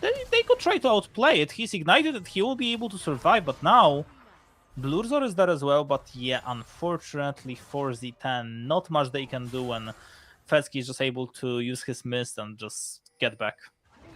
I'm not even sure how Ardota survived, because it looked like he flashed, but then he actually flashed, so before that was not flash or something that misclicked. I would love if there is going to be a replay of that, to be honest, but the fact is, Ardota leaves, the score is 0-0 still, no kills, Lulas is rotating away from the bot lane, which means for Zero Tenacity on the bot side of the map, it is a little bit of a breathing room, and Blurzor seems to be using that to the fullest because he's taking the first Drake. Yeah, and now, I mean, Z10, very happy for this happening. Ardota could be low on health, but it doesn't matter because he will be able to heal himself up. And Gripcho just trading, just making sure that they will be able to get something in return. First Void Grubs, then focusing on the crop. So normal strat, we know that teams like to do it. Just get 1 Void Grub and that's it. Hex Flash from Dancer, yeah. Not gonna find anything. No, even their Hapun is very low. Ho ho, Ardota! Yeah, I feel like he's dead. Yeah, he's very dead. First blood for Fetsky. Blurzor is here. Oh my god. Oh my god, Dancer's still alive. Somehow he's still standing, and honestly, it feels like Gripcho right now should be very happy with what is happening. Dancer, you need to get back. That's too risky for you to even walk up. Okay, never mind. He's feeling confident. I like that. Now, for sure, we have to get the replay of what happened there in the bot lane, right? Because, yeah, Dancer barely survived. Honestly, he's just now recalling, so he stayed for a little while longer in the bot lane. But, yeah, he survived, and that is what matters in the end. I'm not sure why Ardota flew into the enemies so aggressively. Probably the idea is Harpoon is around and Blurzor is fairly close to the bot lane, so we can be aggressive because we have enough damage with Kalista. But in the end, it is not enough damage. It is the control and the damage on the side of Gripcho that deliver them the kill. Exactly that, and in the mid lane right now, Furby, I mean, yeah, not enjoying at all his time. No. 20 CS behind, and it's gonna stay 20 to 30 CS for the most of the time because there's not much he can do. Shockwave, but yeah, there's not gonna be any kill, but that forces Furby to get into the base, which means he's gonna lose even more minions, or okay, he's gonna stay, but then Orianna is gonna get back and she's gonna harass him even more, so yeah, it's not gonna be looking good. She can even try to look for a solo kill with QW, but yeah, not gonna happen here. No TP for Furby, so that means he's gonna lose even more. That's actually super bad because look at that. Kofte will push it, and before Furby runs out of the base, it's gonna be dead. The vast majority of this wave, if not the whole wave, is gonna be dead by the time Furby gets to them. Oh, that is such a bad sport for him. I feel bad for Furby. He's already very behind in the minion stat.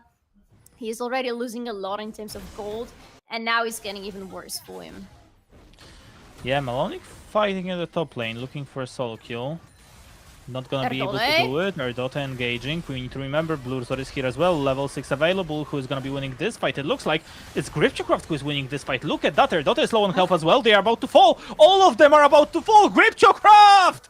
Maybe finally!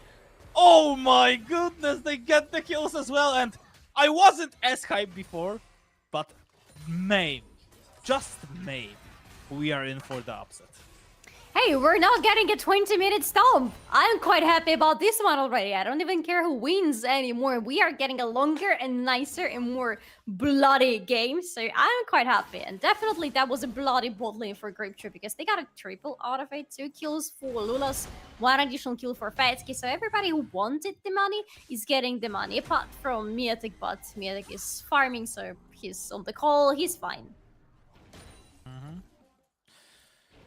For sure, and Melonic now, I mean, it kind of the responsibility of trying to get this game in Z10's way is falling on him, because, I mean, when we think about Z10, we think of Polish juggernaut, the next like K-Corp level team, because like they have a super team as well, right? So, I mean, it's kind of similar. But when we look at the results, it kind of feels like they are just falling short yet. 2 losses versus Orbit Anonymo. Yes, they won the rest of the games. Yes, they are always saying, yes, we will be able to win versus Orbit Anonymo in the playoffs. I mean, you need to first win versus Z10. You need to first win versus GRP.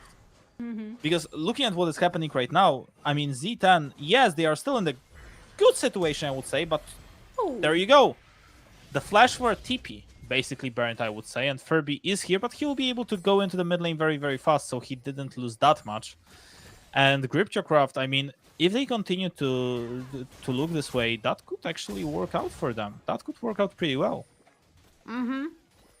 That makes me a little bit worried for Zero Tenacity. I mean, they have already locked in their playoff spot, right? So it's not like they should be worried about anything. It's not like they're losing anything in this game. Nobody is able to catch up with them, so they're not losing their second place either. Frankly speaking, all things considered, they could afford this loss. But I don't think they should afford this loss. I don't think it's going to be justified for Zero Tenacity to lose against GRP, against the second team from the end of the scoreboard right before they get into the playoffs, telling us in every interview that they are planning to beat Orbit Nottingham in a best of 5. Yeah, and ultimate Furby, I mean, the flash available, No and way! He just gets out! I mean, yeah, I mean, he had to use it. Just use the flash and he is safe, and that's good. But the question is, are they gonna be able to maybe get something better? Lulas is here. Oh, that was close. I feel like if they actually decide to pull the trigger a little bit more on GRP side, there was a possibility of doing something. But yeah, that's good news for them. Bad news for GRP though. Korotkiy is insanely ahead. Yes. I mean, we are not talking about 20, 30 CS. It's 50 CS difference in 12 minutes. Yeah, Korotkiy is a big bad news for GRP. Wait. No. He just wants to film. The guy has one job in this game, okay? He's like, okay, my team is losing pretty much everywhere. We are 0-4. I am the last hope. Yes, Xante, we have Xante on the top lane. Xante is a great headliner, but I am literally the biggest hope for the team right now. So I'm gonna farm. And I'm Orianna. I'm gonna be strong later in the game. And I'm gonna deliver such shockwaves that they are going to shake the earth and shake GRP. And that's what he has to do. I feel so bad for Furby, by the way. I mean, this guy, I mean, he can't even play right now. I mean, he's trying to walk up, but he's only on Sorks. Meanwhile, Furby already on Archangel stuff. Maybe there will be something to do for Lulas, because if not, I feel like, I mean, it could be over before they know it. I mean, they have such a big advantage on kills. They have such big advantage on Senna, on Wukong. But bad news are that even if you have these advantages, I mean, Korotkiy is just way, way too good right now. Orianna can win you the game if she is put in the good spot. We saw it last time. Yeah, definitely. There is shockwaves in the previous game where game-changing for Forsaken. Quite literally, Rothin got them out of some fights that they were not supposed to be winning. So again, Korotkiy just needs to do the same in this game. And yeah, I know you feel bad for Furby. I feel bad for Furby as well. But such is the fate of Akali on the mid lane. You suffer in the early, then you're supposed to feel better, but I don't think he's feeling any better whatsoever.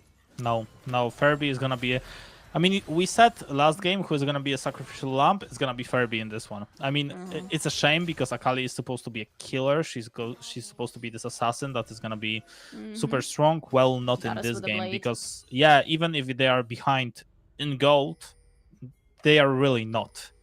They are kinda even right now. I mean, they are kinda even. Kinda. I mean, I 300 don't like gold. the word. I mean, Yeah. 300 gold is basically the same. Like, you don't Okay, really yeah. care about 300 gold to anyone, so you just feel like, yeah, it's okay. I mean, we can be in this spot. Kasante is even towards Mietek.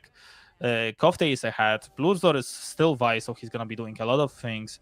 Kalista, yeah, it's a shame she's behind, but yeah, she's still in a good spot. Furby, oh no, Furby. I mean, I just feel so bad for him. Every time someone is close to him, I feel like it's a nightmare for him. Yeah, he's not allowed to play, just like Harpoon. Oh, Miss W, by the way. Miss W from Fetsky could cost them, but it won't. Kill for Fetsky, third one in this game, and the second death for Harpoon. Not the best gameplay from him, off game from him. Something that we are not used to at all. No. I mean, we've seen shaky plays from Harpoon. We've seen good, very good plays from Harpoon. This is definitely not one of the latter. You don't want to see Kalista being so behind after the early game, because this is not the ideal spot for her, and she needs to wait for quite a lot of items to come for her. She's still going to be useful. She still delivers the damage. She's still very helpful, of course, around the objectives, but again, I don't think it is a good spot for her, because later in the game, Senna is gonna be so much stronger, and she's going to outrange Kalista crazily. Yeah, she's definitely gonna be a problem, but yeah, I mean, it's gonna be Senna versus Orianna basically, right? If Orianna is able to get in the range, she's able to disrupt it, yeah, that could definitely work out. This Orianna is an issue, 180 CS. It kinda, okay, maybe we'll talk about it in a second. Harpoon, Con of Guard again, not able to do anything, ultimate, and now Erdote, I mean, nice for him to be able to run back, but look at now they try to go on Kofte, they won't be able to. Erdote was able to run back, Kofte was able to use a flash, and it's a 0-6 so far for GRP. Unreal. I mean, if you told me before this game that it's gonna be 0-6, I would say, yeah, I mean, yeah, for Z10, right? Well, right? Not really. Yeah, exactly. I mean, I don't even know what to say. It feels like somebody else is playing for Harpoon, because we've never seen Harpoon feeling so bad in the game, being picked over and over. Again, Zero Tenacity have not lost to anybody but Orbit and Anonymo. But right now, GRP I think they... Hey, do we have the day of the upsets today? Because if GRP deliver an upset to Zero Tenacity right now, I am ready to believe in anything happening in the next game of devils.one versus Orbit and Anonymo. Maybe today is the day of the upsets. Maybe. Just maybe. I mean, there is a possibility, but I mean, when we talk about the upset, we need to remember that the game is still even. So, of course, yes. I mean, even. I would say there's still more goal for GRP, but the reason it's even is because, I mean, 2 towers for Z10, right? So And Kofte. Yeah, and Kofte, obviously. I feel like if we talk about the goal difference, we need to consider who the goal difference is on, and I feel like Kofte is helping so much to make the goal diff between the teams even. Yeah, and Z10 are just playing better macro-wise. It's just tough to deal with that. Look at that. I mean, GRP would love to do something, but they know they can't. And GRP are, I mean, macro-wise, they are always going to be worse because they are not so experienced. And yeah, they are going to be losing a lot in terms of that, because I would love to see them trade that Drake for something, but unfortunately it looks like they won't be able to do it, because yeah, Akali is pushing top wave, but Orianna is going there as well. So not only they took the Drake, but they didn't have to give anything in return, so that's nice. Oh, that's very nice for sure. They're getting something back in their pockets. The soul is not the most beneficial one, but it's still dragons. It's still more controlled, still more objectives. Mietek is getting hit quite heavily, I gotta say. This headliner Xante really hits quite heavily, but GRP are looking for something around the top lane. They really want to shut down Kofte. Kofte has a 300 gold bounty on him, so it's understandable. I mean, if they find him, this ward is not protecting Kofte right now, but they don't know about them. Dancer, I mean, yeah, they are not going to be able to do it, but Mietek right now, 1v1ing versus Melonic, who's going to be winning this one. I mean, it would have been maybe Mietek, but Blurzor shows up, and that's enough to get himself a kill. Ultimate, cease and desist. Nice W from Mietek! Was able to counter it with riposte, and actually he was able to get it. Unreal that he was actually unreal. It. Oh my god, I was hoping for a fair one-on-one between the guys. Melonic didn't play fair, but in the end, he got punished for it by, well, not getting a kill. How do GRP manage to escape? Again, it's not the first time that we see that. Yeah, that's actually super nice for Mietek that he's still able to just go back. I mean, he's still in the very good spot in this game. 187 minions so far killed. Not only that, he will be able to take this Herald. It's only 50 gold, but it's at least something, right? Yeah. So that's good information for him. And soon enough, this Fiora is gonna be a problem on the side lane, because how are you gonna deal with her? I mean, when she's gonna be able to kill Cassandre, and finally she will be. It's gonna be an issue to deal with her, because she's just gonna be super annoying to play against. Blurzor? Yeah. Better do it. He was waiting for... Yeah, for the... Oh my god, for the Baron to spawn, so that the monster would become spread within the team evenly. Yeah, it's always very... I love this change in the jungle, by the way. I think it adds a little bit more of spice, because now there is no need to decide who's going to take each of the buffs. You just take it and the whole team gets it. Yeah, I mean, it's way easier right now. You don't have to do that much, you just get it for free. Same with Herald. I mean, Herald recurves, right? I mean, they are just so, like, it just feels so nice to have it. 214 CS for Mietek. I mean, we've been talking a lot about Kofte, 234, and with the right reason. He's playing a very good game, but 218 right now for Mietek. This guy is feeling himself. Oh yeah, and he's feeling like farming today apparently, on the side lanes, non-stop, and he's doing exactly that, but Greaver are not wasting any time. They have spread up. Furby is still just holding the positions on the top lane, but everybody else is dancing around this mid lane. Greaver really want to open the mid lane, or to be fair, they want to open any of the outer turrets, because despite them having much more kills, 100% more kills than Zero Tenacity, they haven't really been able to advance through the map. Yeah, not much they can do in this certain situation. So yeah, that's not good. But Z10 right now, I mean, they are going for the Nash. That's a good timing to do it. If they are able to do it, that would be a huge thing. Okay, nice ultimate. Now Furby TP available, nice. Just one ultimate from Fetsky, and now they know that's huge actually, because imagine Z10 takes it. That's actually so bad for Grypcio. I mean, not much they can do then, because they don't have a lot of wave clear. That's something that we need to say. Yeah. I mean, Akali, Wukong, they are not clearing the wave fast. Senna as well, so they will have to pick up the Nash for themselves. And at the same time, for Zero Tenacity, with Orianna and Kalista, they can clear the waves rather quickly. So yes, the advantage is on their side in that sense, and if they get the Baron, it is very deadly for Greater to let Zero Tenacity take it. So yeah, definitely a great ultimate from Fetsky. And by the way, it dealt a lot of damage to Harpoon from mid-hit. So you can see already that that's 3 items completed, by the way, compared to 1 on Harpoon. The difference between the 80 carries is insanely big. Yeah, it is, and this Senna could definitely do a lot of good things. Zitan should know. Now they definitely know. Dancer will be able to get back, and now maybe a 5v5 waiting. I mean, Wukong is strong right now. If he's in a good spot of a team fight, that could definitely bring them some good information. Zitan don't know yet where they are, but it looks like Gripchecraft. I mean, Mietek is going on versus Melonic, but this is another fight. Now they will be fighting for the Drake, and who will be able to take this Drake? That's the real question. The one who will be Gripchecraft. They will be able to take this Drake, and now the question is, who is going to be able to get the team fight? Look at Fetsky. Fetsky is doing the damage. Maybe that's the fight for Gripchecraft that they've been waiting for. Nice shockwave and nice shutdown, but who will be waiting to win another team fight? Mietek actually, nice riposte, buying himself some time, 2 for 1. Now ultimate from Melonic will buy him some time as well. That's a shutdown for him, but overall it's a 2 for 3. Fetsky still alive, Fetsky still doing the damage. Kofte out of position. Who is gonna be able to get Fetsky? Maybe it will be Kofte. Nice airbone, nice shutdown for Kofte. It's a 3v3, it's a 3-4-3, and now Melonic will be able to get a double kill for him as well. And that means that's a win for Z10. Close one, but that's a win. I'm telling you, Kofte is the biggest hope for Zero Tenacity right now. Nobody can get them out of these desperate situations but Kofte. Desperate, I mean, because they were losing the beginning of the fight. Furby, despite being in such a bad position in the game, he actually did some very decent job in that fight. He was on the back lane of the enemies.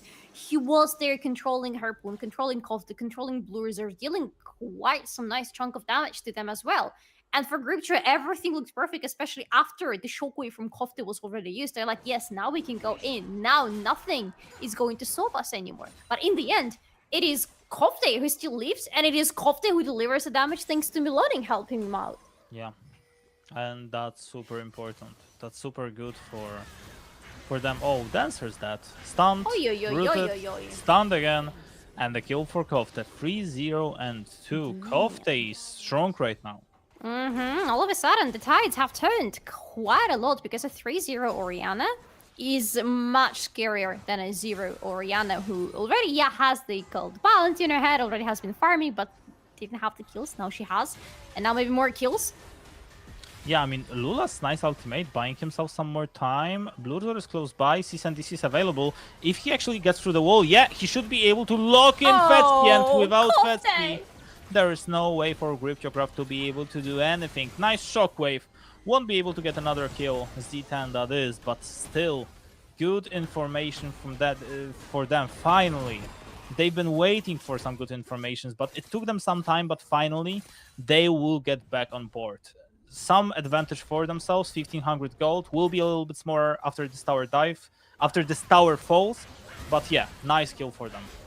Yes, a very good pickup of Dancer in the enemy jungle. Just happened to walk into him, but afterwards, I love that Blurzor decided to go in the end, to go through the wall, even though there is no vision for Zero Tenacity in this part of the jungle, so they don't know what they're getting into. And then Kofte again. The life is very sweet for this Orbiana right now because Kofte is on fire.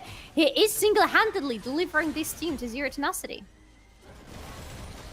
Yes, he is. And now, I mean, Mietek, we said he's, yeah, super ahead, super strong, 276 CS, nice, but that's not gonna win you the game right now. You need at least like 3-4 items.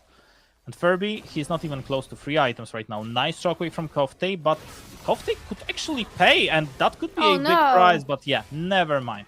He's not gonna pay, he's only gonna get even more money.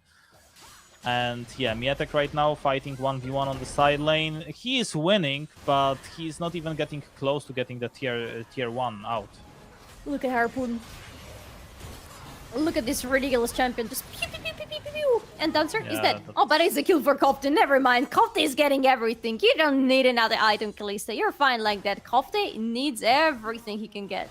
Yeah, but Gripcha, they can't give away the Snash. I mean, that would be too big. Like we said, they would love to fight for it, but yeah, Kofte is there, so how are you even supposed to walk up when Kofte is there? Maybe TP Mietek, I don't know. Maybe try to go for it, because if you don't, then you just give away too much. I feel like you just literally allow them to win the game, because who is gonna be able to actually clear the way for you? No one. That's the answer. No one. And okay, here nice. comes Tier Nash. 2. He got tier 1 and tier 2 as well. But for Nash, I'm not sure how. Yeah, that's not I a mean, good it is good. It is good, but I'm not sure if it's enough. You know. I feel like you give away. Okay, at Z10 you give away 1 tier 2 that you don't care that much about versus taking most likely all tier 2s.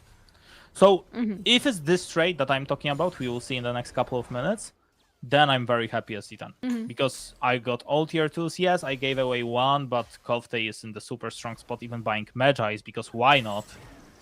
So yeah, if they are able to get all of these tier 2s, it's not gonna be obviously the soul yet, but it is gonna be soul point.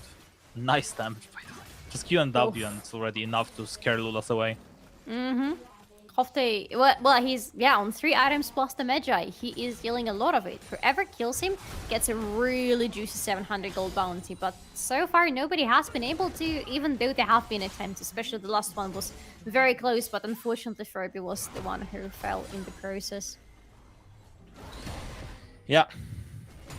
And well, now maybe Blurzor, he should be dead, right? I mean, enough damage. Yeah, Lulas will be able to get him, but well, it's not that easy. I mean, it's not that easy to get the kill as Gripchokraft. They still don't have that much damage. They have to build some more items, get some resources, and maybe they will be able to do it yet. Mietek, Grand Challenge open, and now who is going to be able to win this fight? It looks like maybe it could be Kasante, because minions! Minions! Mietek? 40 HP from Mietek. Kofte is there. Hello, Kofte. Oh yeah, Kofte gets a kill. Okay, yeah, that's it. Yeah, it's done. It's a kill delivery system for Kofte! Thank you very much for the leash. Yeah, so Z10 getting the first tier 2. Actually, they could go even for more. Look at that. They could go for a whole inhib right now. Engaged from GripCraft. Who will be able to get anything? Maybe the TP behind? Yeah, just an ultimate from Harpoon. That's enough to get Ardote back into safety. And they are going for the inhib. They could even go for something else because no one is going back to the game. Yes, they can go for the finish, actually. Because look, they are stopping the recalls. Orianna is so strong right now. The TP from Orianna, it will be stopped! Oh no, Murzor! But it's just one Furby! Oh no, they stop here. Okay. Yeah, they are stopping them. Lulas is there. They will be able to maybe finally get caught that they need to get him. Finally, they need to kill him. Who is going to kill him? No damage! No damage! Oh, shockwave! Costa still alive, still doing the work, still winning the team fight, and still winning the game. Z10. It may not be this one, but they are going in for the win. This Medic is doing the work, but he's not able to do enough. He's not able to win for GripCraft. These last Zonias from Kofte just simply deny the shutdown to the enemy. 8-0-5 is that Orbiana. 13-11. This was a 0-6 game, by the way. This was the game that Zero Tenacity were losing heavily. But look at them now, still in the game, baby. Still destroying the chances of the enemies to get into the playoffs, because I feel like after this game for GripCraft, it has to be game over. Yeah, it is over. It was 3% before, and now it's 0%. And it's a shame. It's a shame because they tried their best today.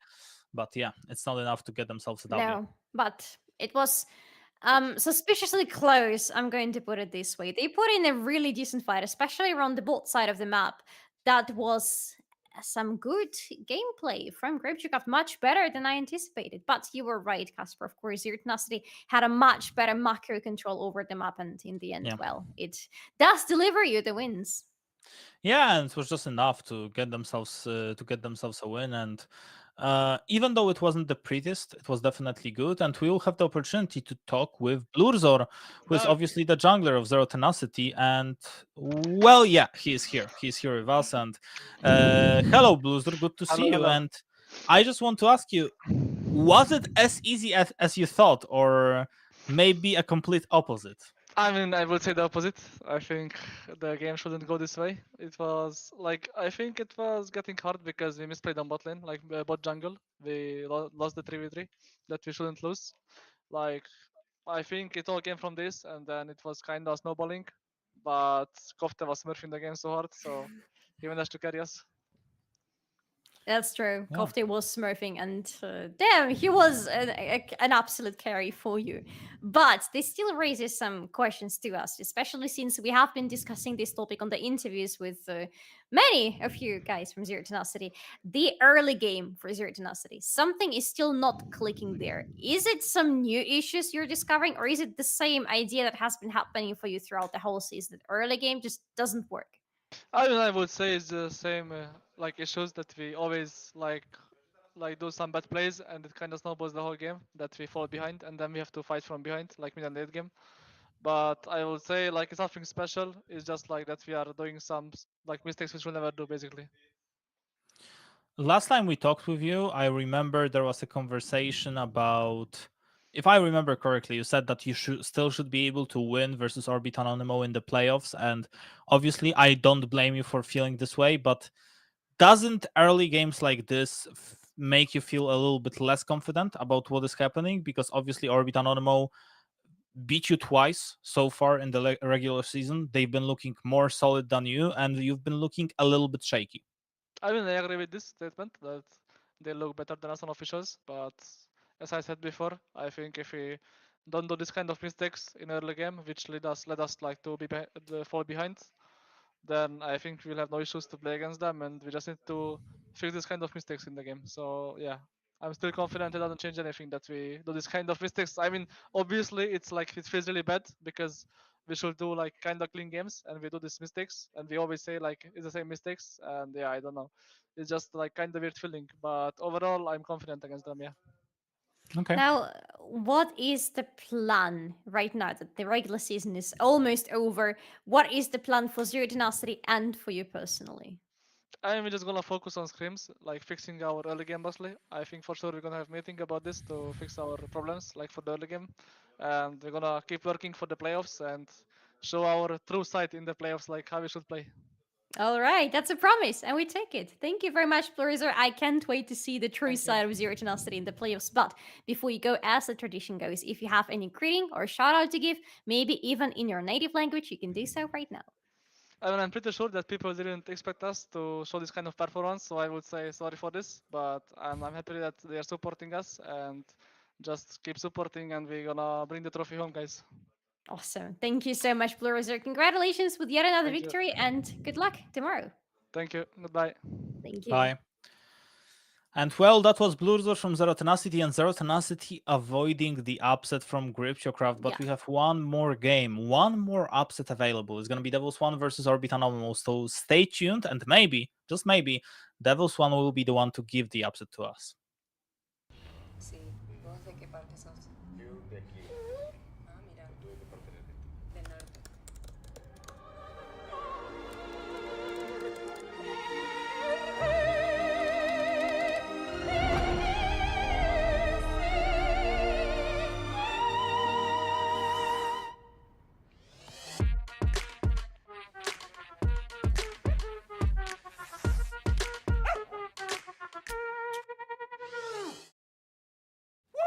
Oh man, I feel like that was my best intro ever. Yeah, not bad, hey, not bad. Okay, bro. You know it as well. I also know you can dance. You should join me next time. And yes, I feel like you've also deserved a bit of a break. You've earned it. Thanks.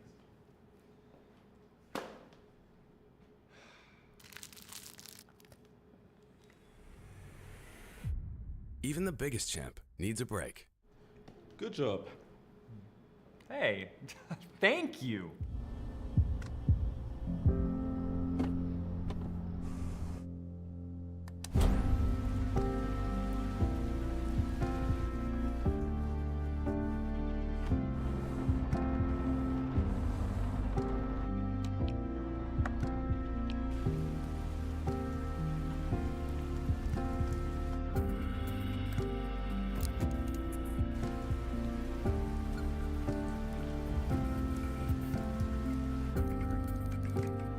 Wjedź do elektryzującego świata esportu i zagraj z nami. Moc energii zapewnia elektryczna Kia EV6.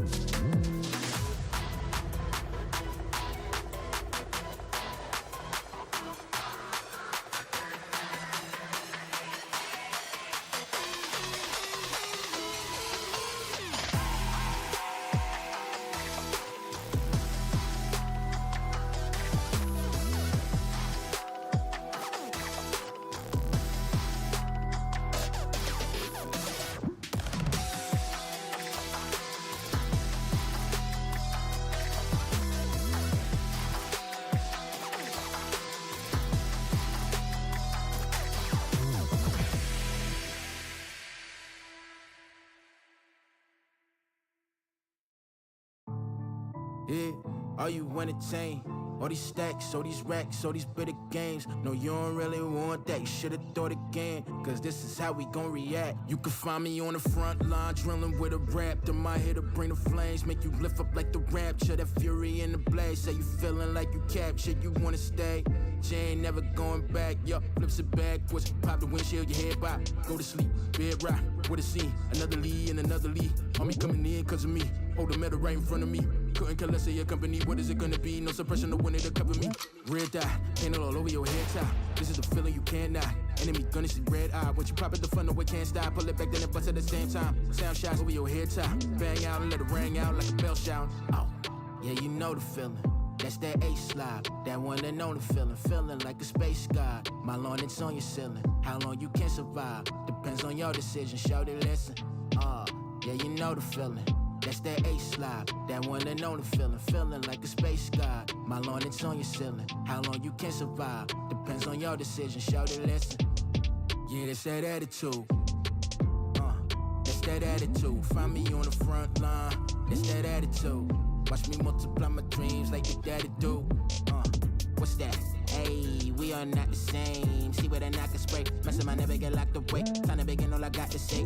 Forget a philosophy. I'm betting that you got a lot to say. Came with the AO, got the cake. Mess around and cause consequences. Check the sound, I better knock you senses. Ain't no winning, they're coming against us. Every hit is someone on the hit list. There's a vision, that's all of a witness. So I'm hoping that you know the difference. Know that there's only relentless with a whole wave on the hinges. Slow pain with them stitches. More fangs and prescriptions. Short flames with the sickness. And this whole game is no quick fix. Want me no running away. Many wonder what the world gonna say. Hey, no cab for that party. I guess we always on the way. Yeah, that's that attitude. That's that attitude. Find me on the front line. That's that attitude. Watch me multiply my dreams like the daddy do. Yeah, that's that attitude. Yeah, that's that attitude. Find me on the front line. That's that attitude. Watch me multiply my dreams like the daddy do. Oh, yeah, you know the feeling. That's that ace slide, that one that know the feeling. Feeling like a space god. My lawn, it's on your ceiling. How long you can survive depends on your decision. Shout it, listen. Yeah, you know the feeling. That's that ace slide, that one that know the feeling. Feeling like a space god. My lawn, it's on your ceiling. How long you can survive depends on your decision. Shout it, listen.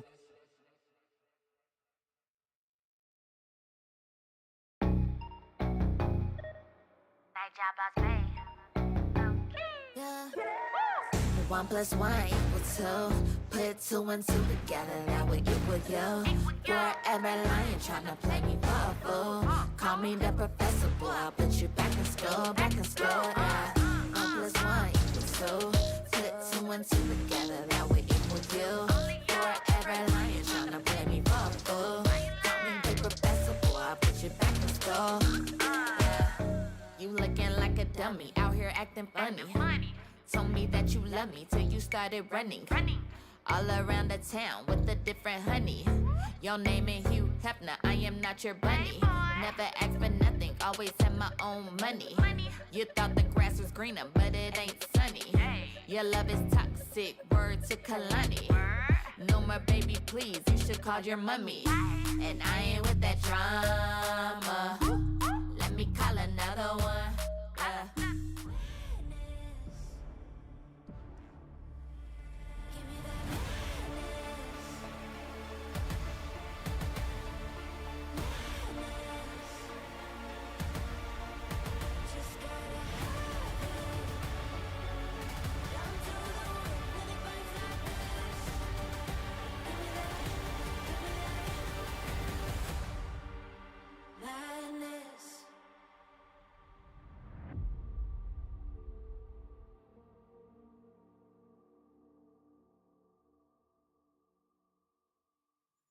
Welcome back to Samsung Galaxy Ultraliga, my dearest viewers. I missed you, and I'm pretty sure you missed some action from Ultraliga as well, and you're in luck, because we have some for you. We have an exclusive game for you actually right now. Orbit and Anonymo, the first team that we have in this split, still going with a perfect split, only 2 games away from completing the first ever perfect split in the history of Ultraliga against devils.one, the team that we never know what to expect from.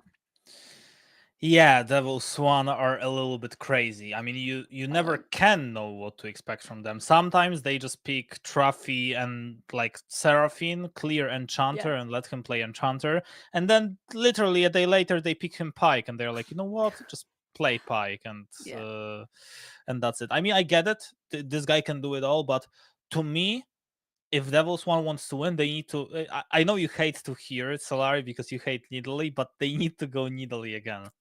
I feel like you kind of need to do it because, I mean, it worked out for you previously, at least at the early game. And if you are able to fix your mistakes from the last game, you should be able to maybe at least give it a shot. I can agree with you in part. I think Okay. they should play around Krisha, and I think they need to give Krisha a carry. Should it necessarily be Nidalee? That is the part where I don't agree with you that much, because I know Krisha loves Nidalee, and I know he plays Nidalee, but I just really still don't think that Nidalee is in a good enough spot to be justified to be picked as a champion, because she does not feel like a champion. I agree she doesn't, but didn't you feel this way like last time? Like when we were looking at his gameplay, it kind of felt like I mean, they were winning in the early, and Nidalee got the 3-0 point, and it was a good point. But right after that, she flopped massively, and she couldn't do anything for the remainder of the game. And nobody could do anything as well. But since we're talking about Nidalee, that was simply the issue with the champion. Even if you're ahead in the early game, you can't really transfer it much into late game. That's true.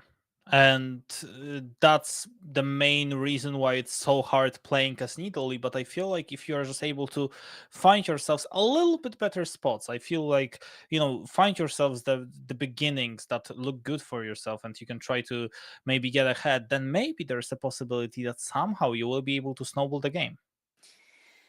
I don't know, Kasper.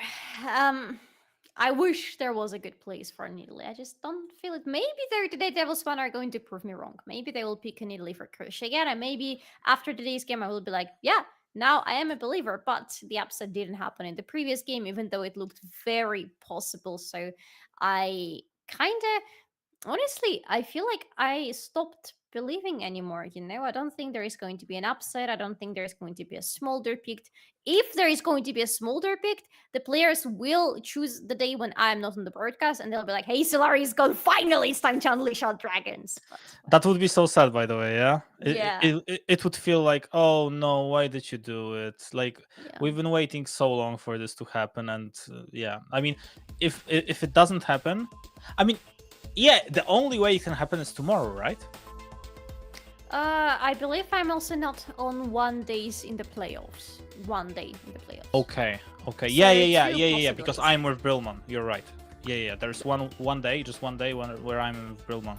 But I don't think, maybe I'm wrong, but I don't feel like there will be, like I said, I don't think like there will be a possibility of Smolder being picked during the playoffs, because it feels like during the playoffs, it kinda is like the most important games, and Smolder is like, I mean, you can try him as the surprise pick, right? I mean, you can try to do it, but yeah. It can't be picked in the first game. In the best of 5, it's always the first game is a little bit of a wake-up situation. Yeah. That's when you can go with picks like that. Or the situation is absolutely desperate. Remember the Orbit Anonymo, the first time they came into the finals with Zero Tenacity, they told us, hey, it wasn't Zero Tenacity. It was...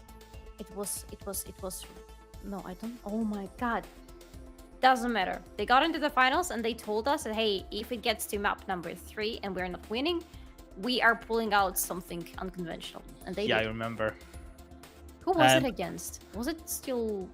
No, it was Bro? against Z10. Z10? Okay. It was Z10 versus Orbit Anonymo, and It's late and I'm lagging. and they were losing to 0, and then I walked up to Royson and I said, yeah, now you need to pull it out. You need definitely to pick Aurelion now. And he was like, yeah, sure, I will go Aurelion. And he did. And they won. And then the dragon wins the game. Yeah, they won this one. Yeah, I believe they won this one game finally. And they won one, but unfortunately they lost the next one. So yeah. unlucky. Well, they didn't pick Asol in the next game, so obviously they lost. But yeah, Asol brought them one game. But let's see what else we have happening in the draft, because so far we have bans from devils.one being Maokai, Twisted Fate, and Emilio. Orbit and Anonymo banned out Kama, Smolder, and Varus. We have Senna Rakan picked for devils.one, and Orbit and Anonymo have Kalista and Vice so far. So apart from the Senna Rakan combination, which is rather unusual, everything else is fine. Yeah, but that's my question. How does Senna Rakan exactly works? Because it feels like, yeah, Rakan is actually one of the supports I feel like has the highest chance of like stealing the kill from Senna. Because when you think about it, he will always be able to just quickness, W forward, ignite, then get back, and you know, he's always able to...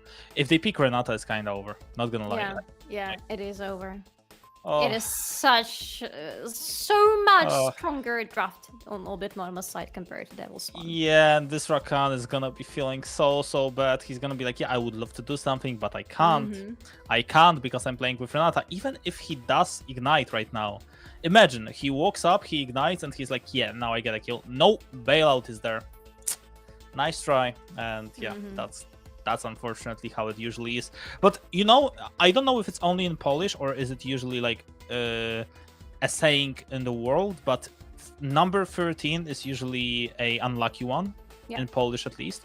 And if Orbit Anonymo win this one, they should be unlucky in theory. Like now it should be their unlucky moment. So maybe devils.one, I don't know, maybe they have something. You know, there's Talia for Modlishka. I'm not counting them out just yet. Maybe. But yeah, that's true. Orbit Anonymo will be 13-0 if they win this game. That's interesting. Never happened before in the history of Ultraliga. No perfect splits has ever happened before. It's obviously a little bit different of the league because you don't play that many games as we've been playing before. But yeah, it's a little bit different, obviously. I wonder if 13-0 ever happened, because we had 13-1 for sure in previous several seasons for sure. But how late did they happen? I would need to check it, honestly. But maybe before that, let's focus on what is happening in the draft, because there is Fiora locked in for Prime. There is also Wukong and Renekton banned by Orbit Anonymo. devils.one don't want to see Wei and Azure. Both totally make sense against Roizen. Maybe Roizen is going to pull out Swain. I mean, there is still one last hope for me, and that is that somebody is finally going to play Swain, but I don't know. I'm losing any hopes. Let's go Maokai. Let's go, please. I mean, Maokai almost, like, it's almost as good as Smolder. Yes! Malphite. Okay, it's late. It's late. Yeah, Malphite. No. But it's good. I like it. Imagine a good ultimate from this guy. It's going to change everything. Yeah, I mean, he could definitely do some work. I like that. What's the last pick?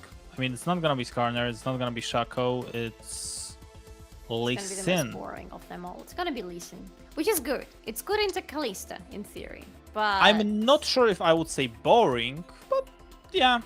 I just don't like Lee Sin. I'm sorry. It's a very personal opinion. It doesn't have any stats behind it whatsoever. It's just a personal dislike towards this champion.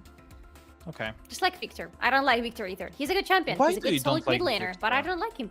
Okay, for Victor, I actually have a reason. He's boring to watch. He's extremely boring. It's like going all the way back to, you know, Azure Korotkiy, Azure Victor. The most boring laner ever. He just stands there, he farms, he shoots his lasers, and nothing else happens. No flashy outplays. Yeah, but then he gets into the late game, right? And then in the late game, he's doing the work. And then in the late game, he's one-shotting everyone. Have you ever, like... Flashy. Like, you're just hating, Soli. Come on. Like, I mean, you know he's so good, like, honestly. You know what champion is very flashy and very not boring to look at? Swain. Fair enough. I mean, Swain is fun, but he's also boring during the laning phase. Later on, he's super fun. No. Yes, he is. The constant threat? The constant stacking? Yeah, but I mean, it's the same with Victor. Victor is also stacking. He's like getting the advantage. He's getting advantage of the time passing by because he's getting stronger. His E, W, Q, I mean, he can always get stronger. So yeah, it works the same way as Swain. The only difference is that, like, What Victor wants to do is try to play with range, try to play around that, try to utilize the range that he's having. And what is Swain doing is try to get in the middle of the team fight, try to be literally the middle of the team fight. And yeah, that's basically the only difference. I guess I'm just a hater, you know. Yeah, that's why I told you you're But hating. sometimes you don't need a reason to just dislike a champion. Okay, so what else? Which else? Okay, never mind. What else of a champion you hate? Like, what other champ that you hate? No? I think it's mostly Korotkiy and Victor. I just dislike them quite a lot. I don't like Korotkiy. I don't like Korotkiy. It's for the same reason. I saw too much of him, and he's boring to look at. Apart from when he gets a package, of course, and then he can outplay everybody. But other than that, not much happening. Yeah, look at that. Victor, highest damage in the game right now. And you're still GG hater. game over. Yeah, of course. It's hard to be a hater when he's top damage of the whole team, and the team has like Kalista and Fiora, but I think I'm gonna stay hating. Yeah. And you Kasper? can tell me if I am right or wrong. You can tell me straight in my face if I'm wrong about hating Victor and Korotkiy and maybe somebody else on 23rd of March, because we are going to have LAN finals, and this is going to be LAN for more than 50 people. Can you imagine that? You have to be there. Yeah, and also, I think someone who is gonna answer the question whether Victor is useless or not is gonna be Royson himself. I'm not saying he's useless. I never said he's useless. He's Okay, just boring. to look at. Okay, but he's not gonna be boring when he gets a lot of kills. Right now, he's losing the trades in the mid lane. That's not fun. That's not too boring though. Okay, I gotta give him that. That's like acceptable, in the range of acceptability. I agree with that. Kasper, I mean, Kasper, he's not gonna be liking what is happening. Because when you think about it, Malphite doesn't like his matchup versus Fiora. He's gonna be suffering quite a bit. But still, hopefully, not too much for himself. I would like to see Kasper doing some damage as Malphite. I like Malphite overall. I feel like he's super useful. Like, his ultimate can literally change the team fight. But yeah, before he gets to the ultimate, he suffers. Yeah, I mean, to be fair, he is Arcane Comet, and he can poke Prime from time to time, and he's going to deliver nice damage with this little Rolling Stone that he's gonna send Prime's way. But other than that, yeah, this is suffering for him most. Trafi, oh my, he is alive, but yeah, that's not good for himself. He's still alive somehow. But yeah, Antonio just finishing them off. Krisha is here, okay, maybe there's a possibility of getting a kill. It will be a first blood, and now Trafi, still alive, still doing a work, and Antonio gets the second kill as well. Oh my god, devils. Oh my god. I'm having massive flashbacks from the previous game right now. Oh yes, and look at that, Victor and Afro Boy, that's the combo that we are looking for. That's the combo that we like. And Trafi right now, yeah, pushing the bot wave. He didn't die, but yeah, I was surprised that he was able to survive, but then I looked at his summoners. Heal and Flash. This heal saved his life. Yeah. He's not gonna have it next time if something like that happens. I'm not sure if something like that will happen, because Orbit have to be a little bit more cautious now.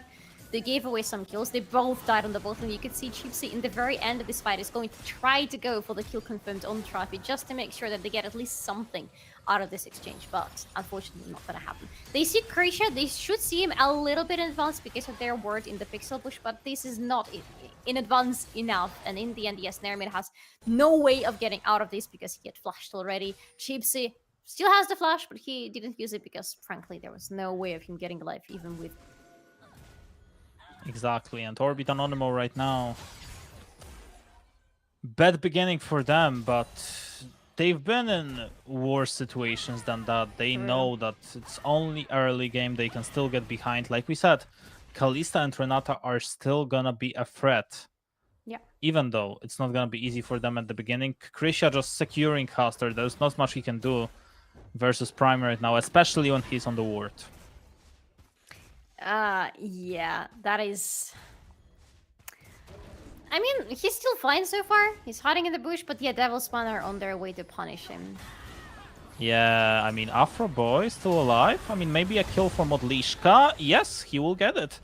3-0 for devils.one. That's a good beginning, but the question is, will they be able to do something with this lead later on? Because it's like we said last time, a good beginning, but the question is how they will be playing later on with this. And funny enough, it is the mirror image of the previous game, because Yeah. the only thing that changed is the sides. We also had Zero Tenacity playing with Kalista on the bot lane against Senna on the bot lane. And we had them losing massively, especially around the bot lane. But then they played better overall in the game. They scaled up a little bit. The other lanes, of course, the mid lane was super strong for them. And if Rosen doesn't die right now... I mean, he should be fine. Oh my god, Modlishka! So close! Rosen never dies so early in the game. Yeah, but it's Royson, like you said. I mean, he is always somehow just able to survive. No TP available for him means he will lose a lot of minions, but it's better to lose a minion than to die. Yeah, it's better to lose some minions than your life. Absolutely rightly said, Kasper. He is still okay. He goes back to the lane. He still lives, and that is what matters the most. He will farm up eventually, like slower, than he would like to, because Victor wants to get as much farm as possible. But it's Royce, he can always go to the side lanes and farm up a little bit there. And it's Victor. He's really good at the side lanes because he pushes rather quickly and usually is able to take a fight if it comes looking for him. Yeah, exactly. And now, I mean, devils.one. I don't believe I'm saying this, but they are in such a good spot right now. The beginning that I think a lot of fans from devils.one have been waiting for, and it would have been such a huge win to get.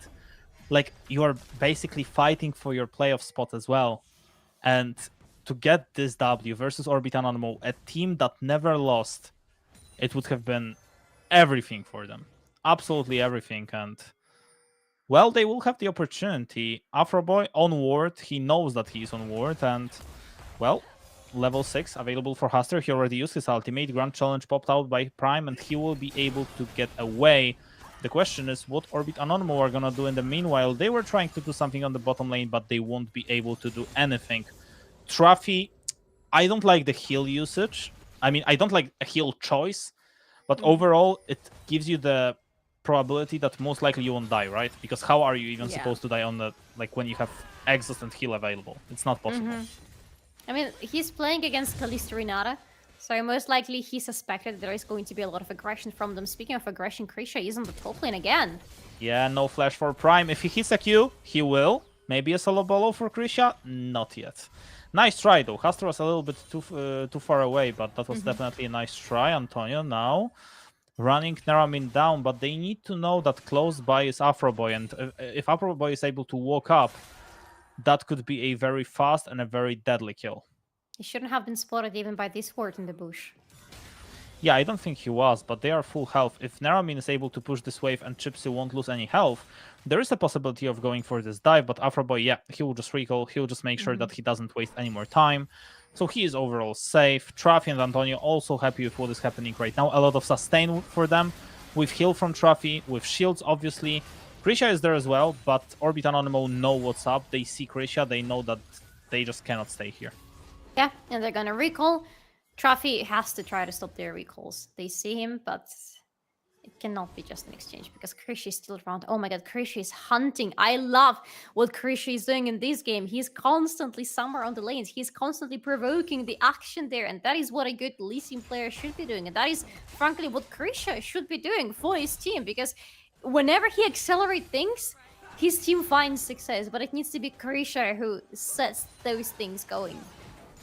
Oh yeah, that's true, but devils.one, they will also need to be doing something because they are the ones on the timer. They are the ones that will be forced to do something because I feel like they are getting outscaled. Yeah, you have Senna, you have Talia, you have Malphite, but still, versus Victor, Kalista, and Fiora, I feel like you're just gonna lose later on. So definitely they will have to do something. They will have to look for some good trades for themselves, maybe get some objectives. 90 seconds towards the Drake. If they get this Drake, I would say that it's a good beginning to what could be a very nice finish for them. Yeah, but if they don't secure it, and if they don't secure the game quickly enough afterwards, I agree with you, Orbit Anonymo are going to outskill them later in the game. Royson I mean, nobody from devils.one is going to compete with Victor, frankly. Okay, Senna maybe can try, but nobody else is going to be anywhere close to him in the late game. Exactly, Royson knocked Oh. up. Nice cue from Krisha, but maybe with a kick. Maybe Royson will finally die. Maybe! Maybe not! Okay, Modlishka, finally, he will get the kill. 4-0. Ultimate from Senna will buy them some time. Afro Boy knocked up. Afro Boy still alive, and Afro Boy is out of the situation. But wow, devils.one, that's some crisp gameplay from their side. Royson died pre-10th minute in the game. I don't believe what I'm seeing right now. And do you believe what you're saying in this scenario? Prime barely surviving caster attack, and that's all happening without Trafi's rotations. Like, we know this guy loves to rotate. We know that this guy loves to put the pressure on them, but it's happening without him. He's playing Rakan. He's just chilling. And they are still winning. But it's okay. Judging by the previous game, we just need to wait for 2 more kills to happen for devils.one, and then Anonymo will scale, and they will take the game into their control. And most likely it's Royson gonna has happen. to do something crazy. Yeah, we have seen this scenario already. We know how it works. Let's just wait. Krisha, caught off guard. We don't need to wait. Oh, that was actually very nice. The fact that he was able to run away like that. Nice damage from Modlishka as well. Look at that.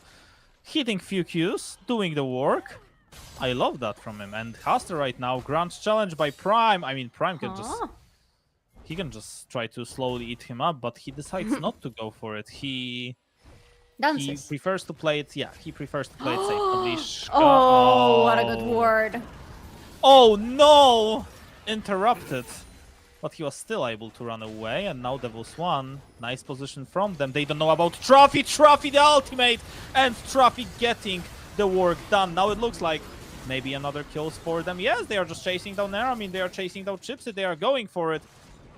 And they won't be able to get it, but still another win for them. 2,500. It's happening, Solari.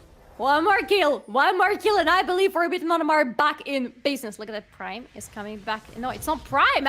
No, it's Prime. Yeah, it is Prime. I looked at Royson recalling, and for some reason I thought it was the animation of him teleporting. But no, of course it's Prime coming back to his top lane. So we have 2 Drakes so far, both of them taken by each team.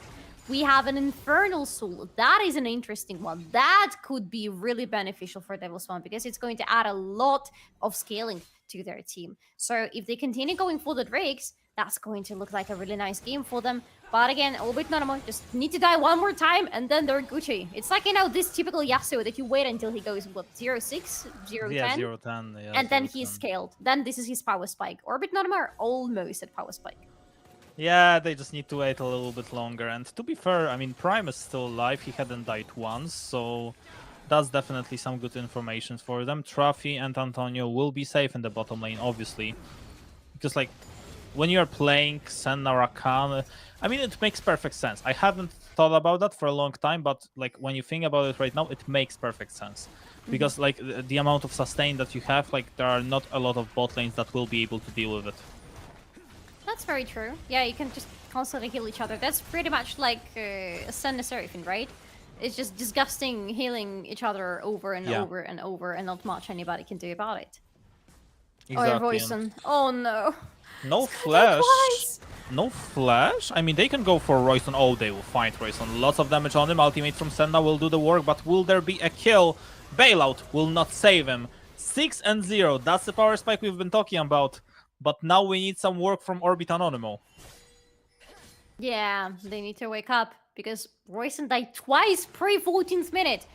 This is unbelievable. This is outrageous. Somebody check their computers because I don't believe this is Anonymo playing. What is going on? I mean, their early game is usually a much slower one. They don't really want to be fishing for too much normally, but this is beyond that. They're just straight up losing. Oh, look at that. Oh, look here at it goes. That. Yeah, that's what we've been waiting for. 6-0. Flash. Getting back. A huge shutdown for Prime, and it's GG, basically.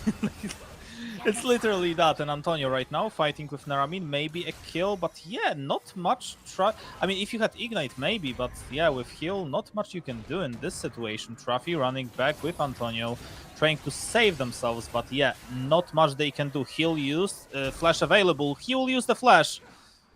But Royson is there as well. Here comes the boy. It's not Afroboy, it's Royson. That's the incorrect song. But maybe he's gonna get a kill, but there is a TP coming to the bot lane as well. Yeah, Haster is there to save them. Oh! Yeah, no He doesn't ultimate. have ultimate! Yeah, doesn't have ultimate. That would have been such a nice spot to use it, but still, Yeah. no damage for this Malphite yet, so that wouldn't have been such a big of a deal. But yeah, this Fiora is becoming an issue. Yeah. The cool up, Triforce as well. It's looking disgustingly good for him. I mean, maybe the only difference with the previous game is going to be that this time the win con is going to come from the top lane and not from the mid lane. I mean, Royson still is going to be insane later in the game, but the win con, you know, from all the big capital letters is probably going to be prime here, because all Fiora realistically needs is just one kill. And on top of that, she's getting a lot of money. On top of that, there was at least 350 gold from Modlishka. That was the champion bounty. So Prime is literally set up for success right now. Just needs to finish the call, and then everybody should tremble. Yeah, that's exactly how it should be looking. And so far, it's looking very good for devils.one, though. They are just chilling. I mean, 1500 ahead. Trophy slowly building up towards the first item as well, and I believe it's not gonna be redemption. We know we've been okay. It is actually gonna be redemption. Never mind. Redemption.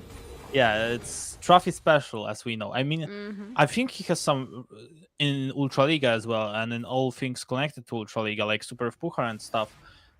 It feels like he has a ridiculously high win ratio overall on Redemption Rakan, and honestly, looking at this game, I don't want to like jinx it or anything, but it looks like he's about to keep it. I mean, it's not Redemption Alistair, so I'm fine. But Redemption Rakan definitely sounds much nicer than that. However, I still wouldn't say the devils.one are, you know, strongly winning, because yes, it's 6-1. The gold lead is not too high, but it's still there for them. But it's the same as in previous game. Again, we just know that Orbit and Anonymo play very well when it comes to their map control. And we know that they excel in the big team fights. So far, we haven't seen a big 5-on-5 team fight from them. Maybe now it's gonna be something of sorts. Well, now we could have something happening. Look at that. Trophy is going for a kill, but he won't be able to do anything. Modlishka is there as well, and now we have a team fight. You jinxed it, Solari. We are about to have the first one. Antonio getting a kill, Krisha trying to survive, but it's Prime, it's Royson getting a kill. And it's Orbit and Anonymo getting stronger and stronger with each minute that is passing by. They are very happy with what happened right here. I mean, it's 1-for-1, but overall with Royson getting a kill, that's exactly what they wanted to have. Oh, they still are looking for the ways to go further. To be fair, there was no Haster in this fight, and Haster, look at him, he's walking all the way from the top lane.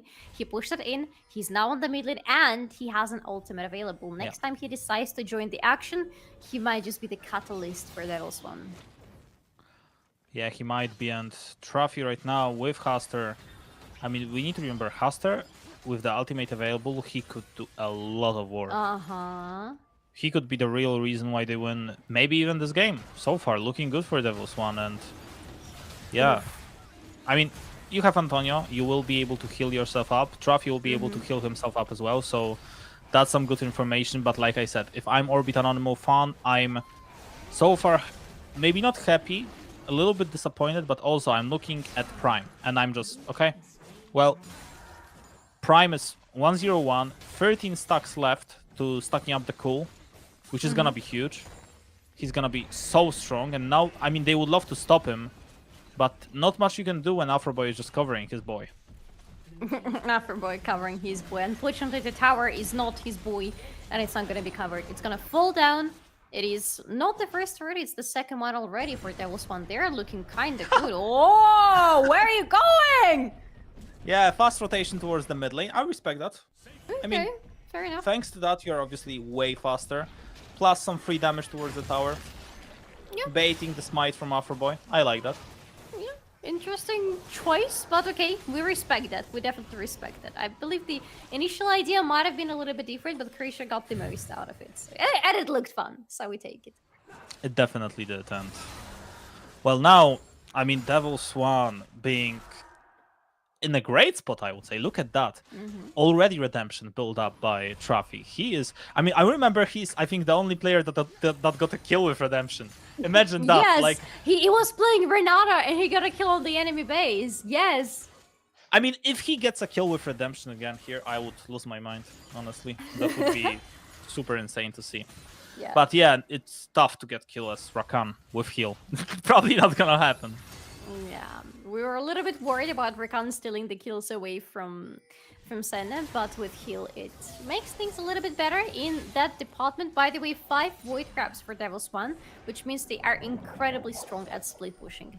That's why Haster constantly being on the sidelines is pretty good for them, because they're pushing in the minions, opening up the access to the turrets. However, Prime is split pushing as well, Royson is split pushing the same, and overall there is a lot of wave clear on the side of Orbit Nano, which means they can split push effectively. Oh, they definitely can. Look at that. Krisha is close to the mid lane. Nice kick, by the way, straight for Haster to get a kill. And this bailout is not gonna save you this time. But this redemption will buy your side time, so maybe get the team fight done, maybe get some more kills done. But it's the third death of Neramin. It could be a perfect situation for devils.one to go for Baron Nashor, but they decide not to. They decide not to pull the trigger yet. They decide to fight, maybe. Orbit and Anonymo are still almost full health, so they're in a fine spot, but again, they still don't have their AD carry with them, so no fight is going to commence here. Nobody decides to overcommit into anything. Okay, Royson decides, but it's Royson, he can do so. However, really, in this game, it has to be Prime who is going to win this game. With Fiora, it is pretty possible, but it's still going to be hard. I gotta say that the goal difference is not really increasing too much. devils.one and Orbit Nano are still maintaining sort of the same goal lead, because right now it's around 3k. It was 2.5 last time I checked, so Orbit Nano are not losing too much in that sense. But Prime might be losing now. Yeah, but there's Afroboy close by, there's ships as well, so yeah, they should be safe overall with Royson being there as well. But the Drakes are gonna be the real win con for devils.one. If they are able to get the Infernal Soul, that would definitely help them in the team fight, in the split push, pretty much in every department that they could possibly dream of. And yeah, the only 2 reasons that I don't see them doing it is Royson slowly getting towards the second item, and Prime being at 2 items, being in a very good spot at Fiora. I mean, slowly but surely, this Malphite will be not doing a lot, unfortunately. Yeah. I mean, he will be just falling off. That's the issue with the Malphites. They fall off massively as the game progresses. Of course, the ultimate is still always there. A good 5-man ultimate can be the absolute game-changing factor. But apart from the ultimate, he's not gonna do almost anything. No, definitely not. And we will see how it goes for, how it obviously goes for devils.one. Definitely a better game from their side that we were expecting to see. But is it gonna be enough? I don't know. And I'm not certain that it's gonna be enough, honestly. 25 seconds from now, maybe we will have our answer, because the next Drake is going to spawn. devils.one will be on this soul point. Royson! Well, they went all in for Royson, and there we go. Bailout is not gonna save him this time. It's gonna be a free kill for Krisha! Perfect kick! Perfect kill! Haster going forward, Orbit Anonymo. They are losing their mind, they are not winning this one. Kill after kill, devils.one better than ever. Getting a kill towards Keramin. Is Bailout gonna save him? Not this time. Triple kill for Krisha. Give this man a penta, come on, he deserves it. Kasper is gonna steal one away, but devils.one are absolutely humiliating everyone else. This is unbelievable. This is still the best game, the best team that we have in Ultraliga. The perfect split for Orbit Anonymo. And look at them, 0-3-1-3-1-4 on there. I mean, I am not sure what's happening. Like I said, unlucky number 13. It's just, you know, it's not meant to be. It's just not meant to be. Yeah, maybe it's not meant to be. Maybe Ultraliga has to remain without any perfect splits. I have a suspicion Orbit Anonymo have already kind of made history, because I will need to check it, but I don't think anybody has gotten to 12-0. Again, oh no, they did. There was Agaro that even got to 16-0 and then they lost. When was it? 4 splits ago. 2 seasons ago.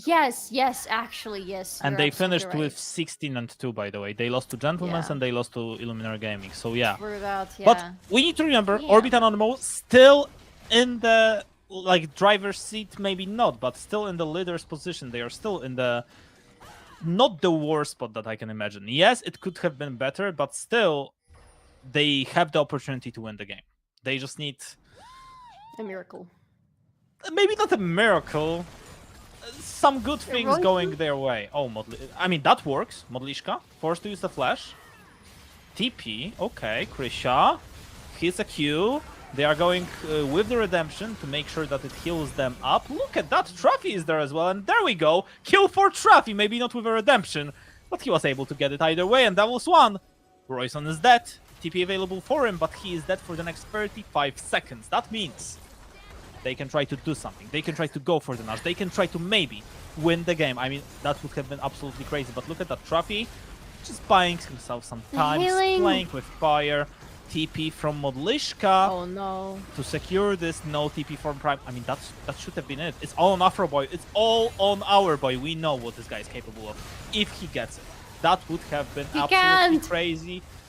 But he won't be able to do it because he is forced by devils.one. He is forced to run back. devils.one playing patiently. devils.one buying themselves time. devils.one looking insanely good. I don't like the TP from Modliszka. I mean, he did a lot in that pit. He pretty much stopped Boy from having a chance of getting into the pit and stealing the Baron away from devils.one. But I don't like the fact that he abandoned the bot lane. Because in the meantime, what happened, the Prime got the inner turret on the bot lane. Neramin got the outer turret on the mid lane. So they have slowed down devils.one quite a lot, even though they have this Prime buff. But Neramin is gonna die. Well, yeah. Neramin not in the best spot right now. No bailout available for you, which means the third kill for Antonio. Well, Antonio definitely looking good in this specific game. Looking good, looking good. devils.one, 4K ahead. I mean, we said a lot about scaling, but they don't have time to scale right now. Look at that. I mean, this redemption is killing them so much. It's so unfair, by the way. It's so good, and Royson out of position. Not much he can do. Krisha jumping onto him. Krisha will get a kill. Grand challenge pop by Prime. Maybe now. Nice W. Nice buying himself some time, but that's not enough. Krisha, he literally does it. He does it all. He gets the kill on Royson, then he kicks someone. devils.one 16-3 versus Orbit Anonymo. I just don't know what this feels surreal, Kasper. I'm gonna be honest with you. Maybe I am tripping. Maybe I actually passed out after the previous game because it was such a banger, and I am just dreaming right now. And in my dreams, Orbit and Anonymo are losing, and we're not gonna have Alpha Boy reading us some poems on the interview. Well, devils.one are about to shock the world if they continue to do it. The first inhibitor taken. The second one pretty much taken already. Orbit Anonymo 8,000 behind. It would take, now I agree with what you said previously, now it would take a miracle for them to be able to get this. And it all started off with Neramin just dying early. Yeah. And unlike the previous game, they didn't scale after 6 deaths. They were getting close to it, but things didn't work out for them. Krisha is exceptional. Krisha and Modliszka are exceptional in this game, and everybody's playing really well, but they're just so flashy in what they're doing, and they're doing so many things correctly. The control from them, the kicks, the knockups, everything lands perfectly. Yeah, it absolutely does, and devils.one. By the way, can we just appreciate Traffy? Magi, 15 stacks per count. I love it. By the way. Support, by the way. I mean, it's an unfortunate thing that we don't have any more the post game breakdowns, because I'm really curious to see how much damage actually this Rakan did.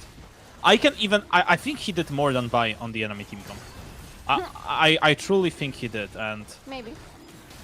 devils.one 76 stacks on Antonio, 16 kills on them, 7k lead. What else do they need? I mean, really, what else do they need? That Afro Boy? Well, yeah, Yeah. that sounds about right. He is dead. He is very dead. At Prime, oh my god, 1v5 Prime? I mean, you're strong, but you're not as strong. But it... Actually, that could be 200 IQ from Prime. Look at that. He buys himself some time, and now Victor and Kalista with Renata will buy some time with pushing. Okay, never mind. The TP just disrupts it. Never mind. It's We're not gonna still work trying, right? Because we both predicted Anonymo, obviously, for these games, so we're both really trying to find. I mean, some I'm good happy ways. with devils.one winning. I'm happy with devils.one. Yeah. They deserve it. 18 to 3. Honestly, It's yeah. not even close. If it was close, yeah, we can argue, but it's just a stomp. Yeah. devils.one, they understand what is going on. They understand they want to go for the end. Afroboy dead, Prime dead. They want to finish it out right here, right now. Neramin not even in the spot to do any damage. Royson is the first one to fall. Neramin out of position. He's gonna be the next one, probably. First tower falls. Second tower falls. And now it looks like devils.one made the dream happen. 21 and 3. Winning versus 12 and 0 Orbit Anonymo. Winning versus the best team that we have in Ultraliga. Making an absolute miracle. Doing something that others couldn't. devils.one, ladies and gentlemen. devils.one did devils.one. something Zero Tenacity could not do. Yeah. devils.one stopped the history. They stopped Orbit Anonymo from making Ultraliga history Yeah. and going for a perfect split. We were thinking that maybe it was possible. Orbit Anonymo they made it look like it was possible. And I still feel like I'm dreaming. And I can't believe what just happened. But yes, perfect split is over. Orbit Anonymo have their first loss in this regular split. Insane. Absolutely insane. 12 and 1. And apparently number 13 is unlucky one. Yeah. I'm just shocked that it actually happened.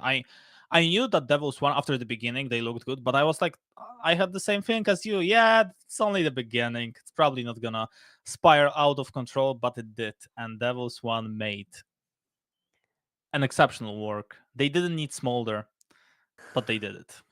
They could have used Smolder, frankly speaking. They could have just, made it nice for everybody.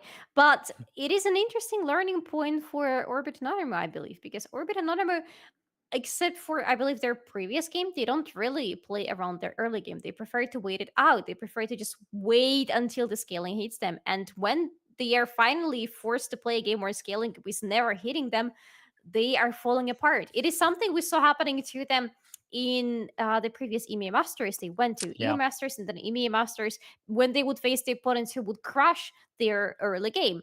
And maybe it's a good point for them to start trading towards that possibility in the next EMEA Masters, if they get there. Yeah, but now, I mean, now it's not even a question of getting towards EMEA Masters. It's the question of trying to get another wins, because Yeah. now it's devils.one who beat them. It's not, Zero Tenacity with a super team, with a Polish super team. It's devils.one beating them. And it's not like it was a close game. They got backdoor, an absolute miracle happened. No, they stomped them. It was a stomp. It was not even close. That's the thing that is completely blowing me. Like my mind is blown by the fact that devils.one. Imagine you wake up today and someone tells you devils.one are gonna stomp Orbit Anonymo. I wouldn't have say believed no. them, but it happened. Yeah. And I love the fact that it is a 22-3 score. And Yeah, if somebody, something like it's like you said it about the previous game, we can say the same about this game. If somebody tells you in the beginning of this day, yeah, Orbit Anonymo devils.one game is going to end with a 22-3 score, you would say for Orbit Anonymo, right? Yeah, but I'm not sure how to feel with that. Like, I feel very happy for devils.one. They deserved it because they had the beginnings looked really, really, I would say, good for them. Then the slump happened. Then it felt like they are slowly coming back, but they only got few wins. But now they look like they are really back. Imagine getting this sort of W versus. I mean, it's gonna boost up your morale so high. I remember the game that we were playing as devils.one, like the game that I was talking today, like versus Kick. It's the same thing that happened. Kick were the leaders back then. This team, Orbit Anonymo, are the leaders right now. They are still in the first place, but it's just shocking to me that that devils.one absolutely obliterated them, and it's very good. It's very good to see something like that happening, and I kind of feel like I spoke it into existence, because at the start of the broadcast, what I said was, hopefully we are gonna see some surprises. I want to see some surprises because I want to talk to the teams that we are not expecting today, and it is gonna happen. We did have some surprises. We didn't get the upset in the previous game. So Zero Tenacity are still the team that has only been beaten by Orbit Anonymo. But Orbit Anonymo right now are not unbeatable. And that just makes things so much spicy as we're getting very close towards the playoffs. We only have one play day for all of the teams. Tomorrow they play the last games of the regular split. Some of them play the last games of this split for them as well. But Orbit Anonymo, they have still to go to the 7th streak tomorrow after getting such a loss today. Yeah, I mean, you are still guaranteed the first place, so you don't feel like it's such a big deal to win, but you definitely weren't supposed to lose today as well, yeah? So that brings the question, like, how did this happen? And we are gonna see how Orbit Anonymo are gonna play tomorrow. I'm curious how devils.one are gonna play tomorrow because they Yeah. are gonna be playing versus Maturalny Forsaken. That sounds like a banger game. Because that's gonna be actually because right now devils.one and Forsaken are both sitting on the 4th place, and there is only one playoff spot. So tomorrow they will have the most important match. This is going to be potentially the next match of the season because they will be fighting for the last playoff spot. Yeah, exactly. And honestly, it's rough for some of the teams, right? I mean, we know that GRP are out, we know that ESCA are out, but there are some teams that are not gonna make it, and that's harsh. But that's reality. That's reality. You need to deal with it, and hopefully after this performance, I hope that we see devils.one in the playoffs. Like after, if they are about to play like that, please give me them. I want to see more. Yeah, honestly, I want to see more of devils.one playing like that. I think we have been deprived of devils.one winning games like that, playing games like that, and winning games like that because it was super decisive from them. And I love that even though Krisha played exceptionally well in this game, it wasn't just about Krisha trying to carry the team on his shoulders. You know, it was everybody doing their job really nicely. Trophy was great. Modlishka was great. Haste was doing as much as was possible with his pick. And yeah, of course, women with Senna also did quite. Antonio, sorry. Oh my God. Antonio and Senna did a really good job as well. So everybody played really well. I don't have, I think, any bad things about them to say. Yeah, they played really good, and it felt like they played like they really wanted to win, and they managed to do it, even though it wasn't easy because obviously you are playing versus pretty much the best team in the league. It worked out. It worked out, and it feels like overall somehow, even though it looked like it's not possible, they managed to make it work. Unreal work from their side. Yeah. I'm just shocked, and it will take me some time to get back into the reality and to think about devils.one were the ones to actually make it work, and that sounds super crazy, but they actually did it, and that's pretty nice. Good win from their side, and good to see that. I want a quick prediction from you. I want a hot take. Tomorrow, in the match between devils.one and Forsaken, who do you think is winning? Yeah, and I mean, the reason why I want to see, like the main reason why I want to see devils.one be in the playoffs overall is because I feel like if they will be playing like that, that would definitely make it all more interesting to just look at the playoffs, right? Yeah, but I think we have something else that is really interesting to look at. We have Onkar, the coach for devils.one, joining us for the interview. Hello and congratulations with a very important victory. Tell me, please, right off the spot, how does it feel to be the victory to be the team to to stop the perfect split from Orbit Anonymo? Yeah, so first of all, I think the curse is still active, so no one can be undefeated in Ultraliga.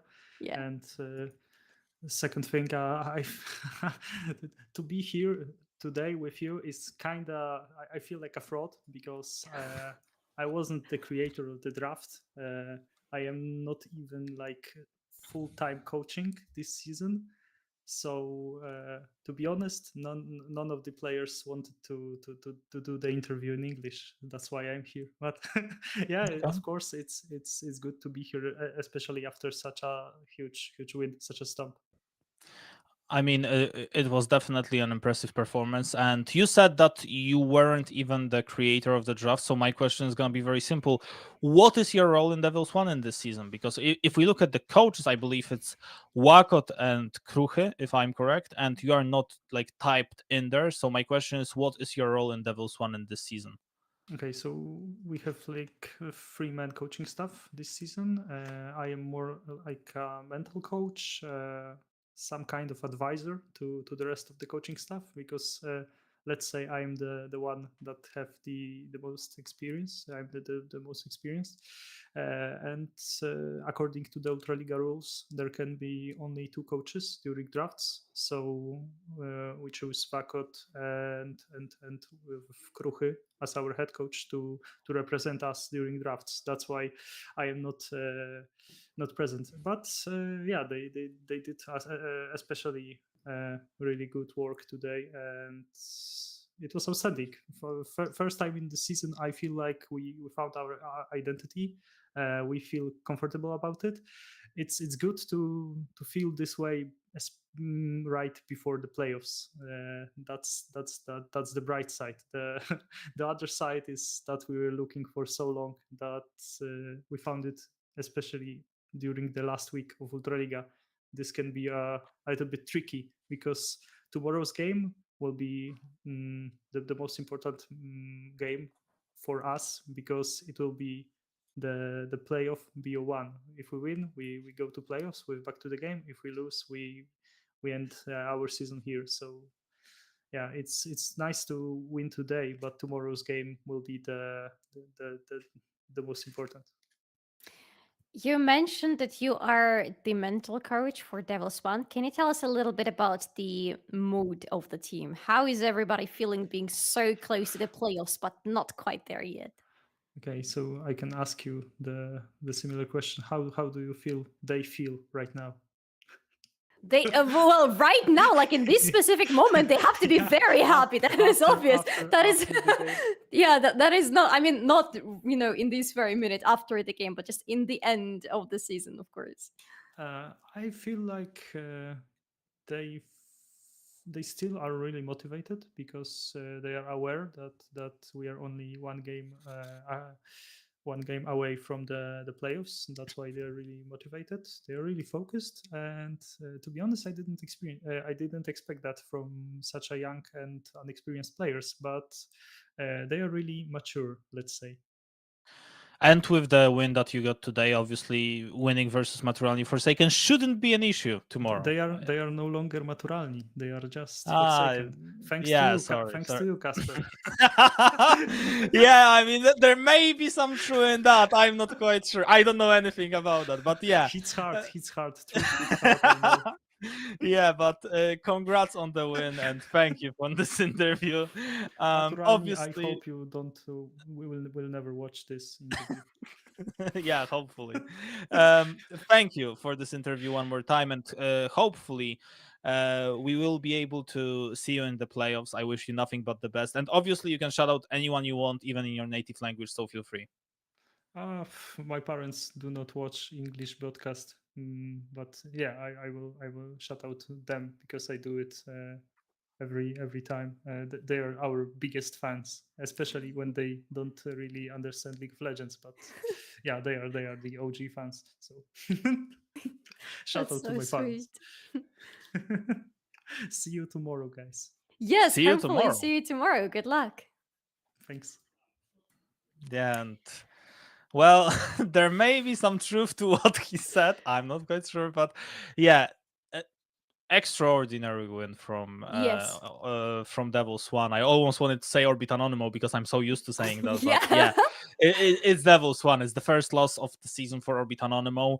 first, maybe last, who knows, I don't know, but yeah, from all I know, we have a schedule for tomorrow, so let's see how the schedule looks, because it's gonna be obviously Orbit, Anonymo versus GRP. Okay, I believe they can lose, but I don't believe they lose versus GRP. I'm not there yet.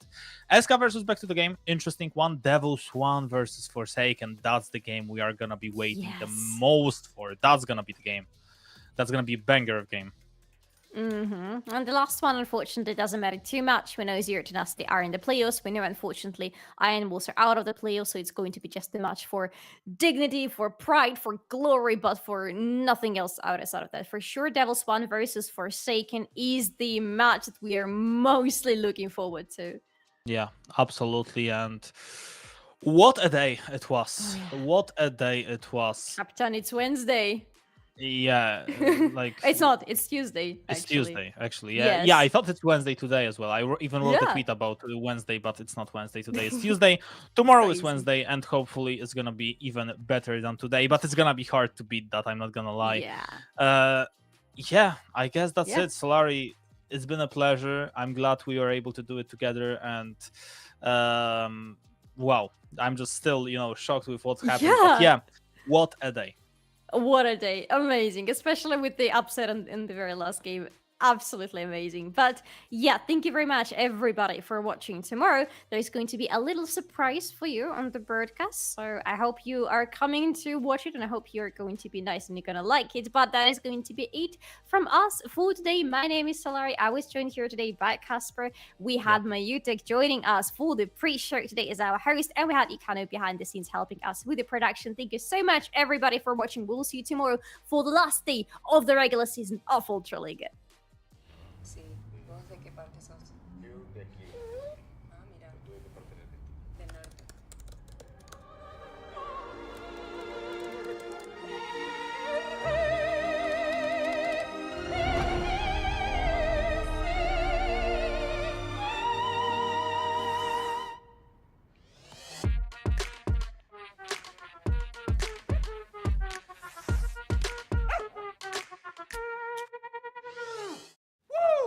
Man, I feel like that was my best intro ever. Yeah, not bad, hey, not bad. Okay, bro. You know it as well. I also know you can dance. You should join me next time. And yes, I feel like you've also deserved a bit of a break. You've earned it. Thanks.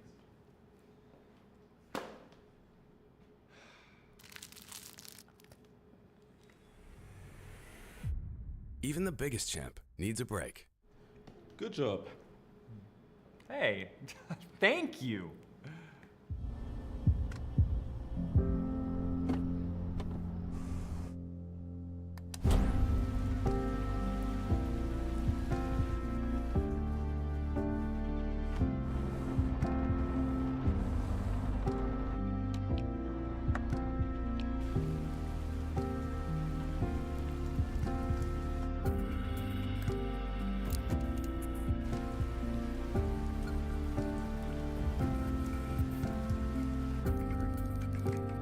Wjedź do elektryzującego świata esportu i zagraj z nami. Moc energii zapewnia elektryczna Kia EV6.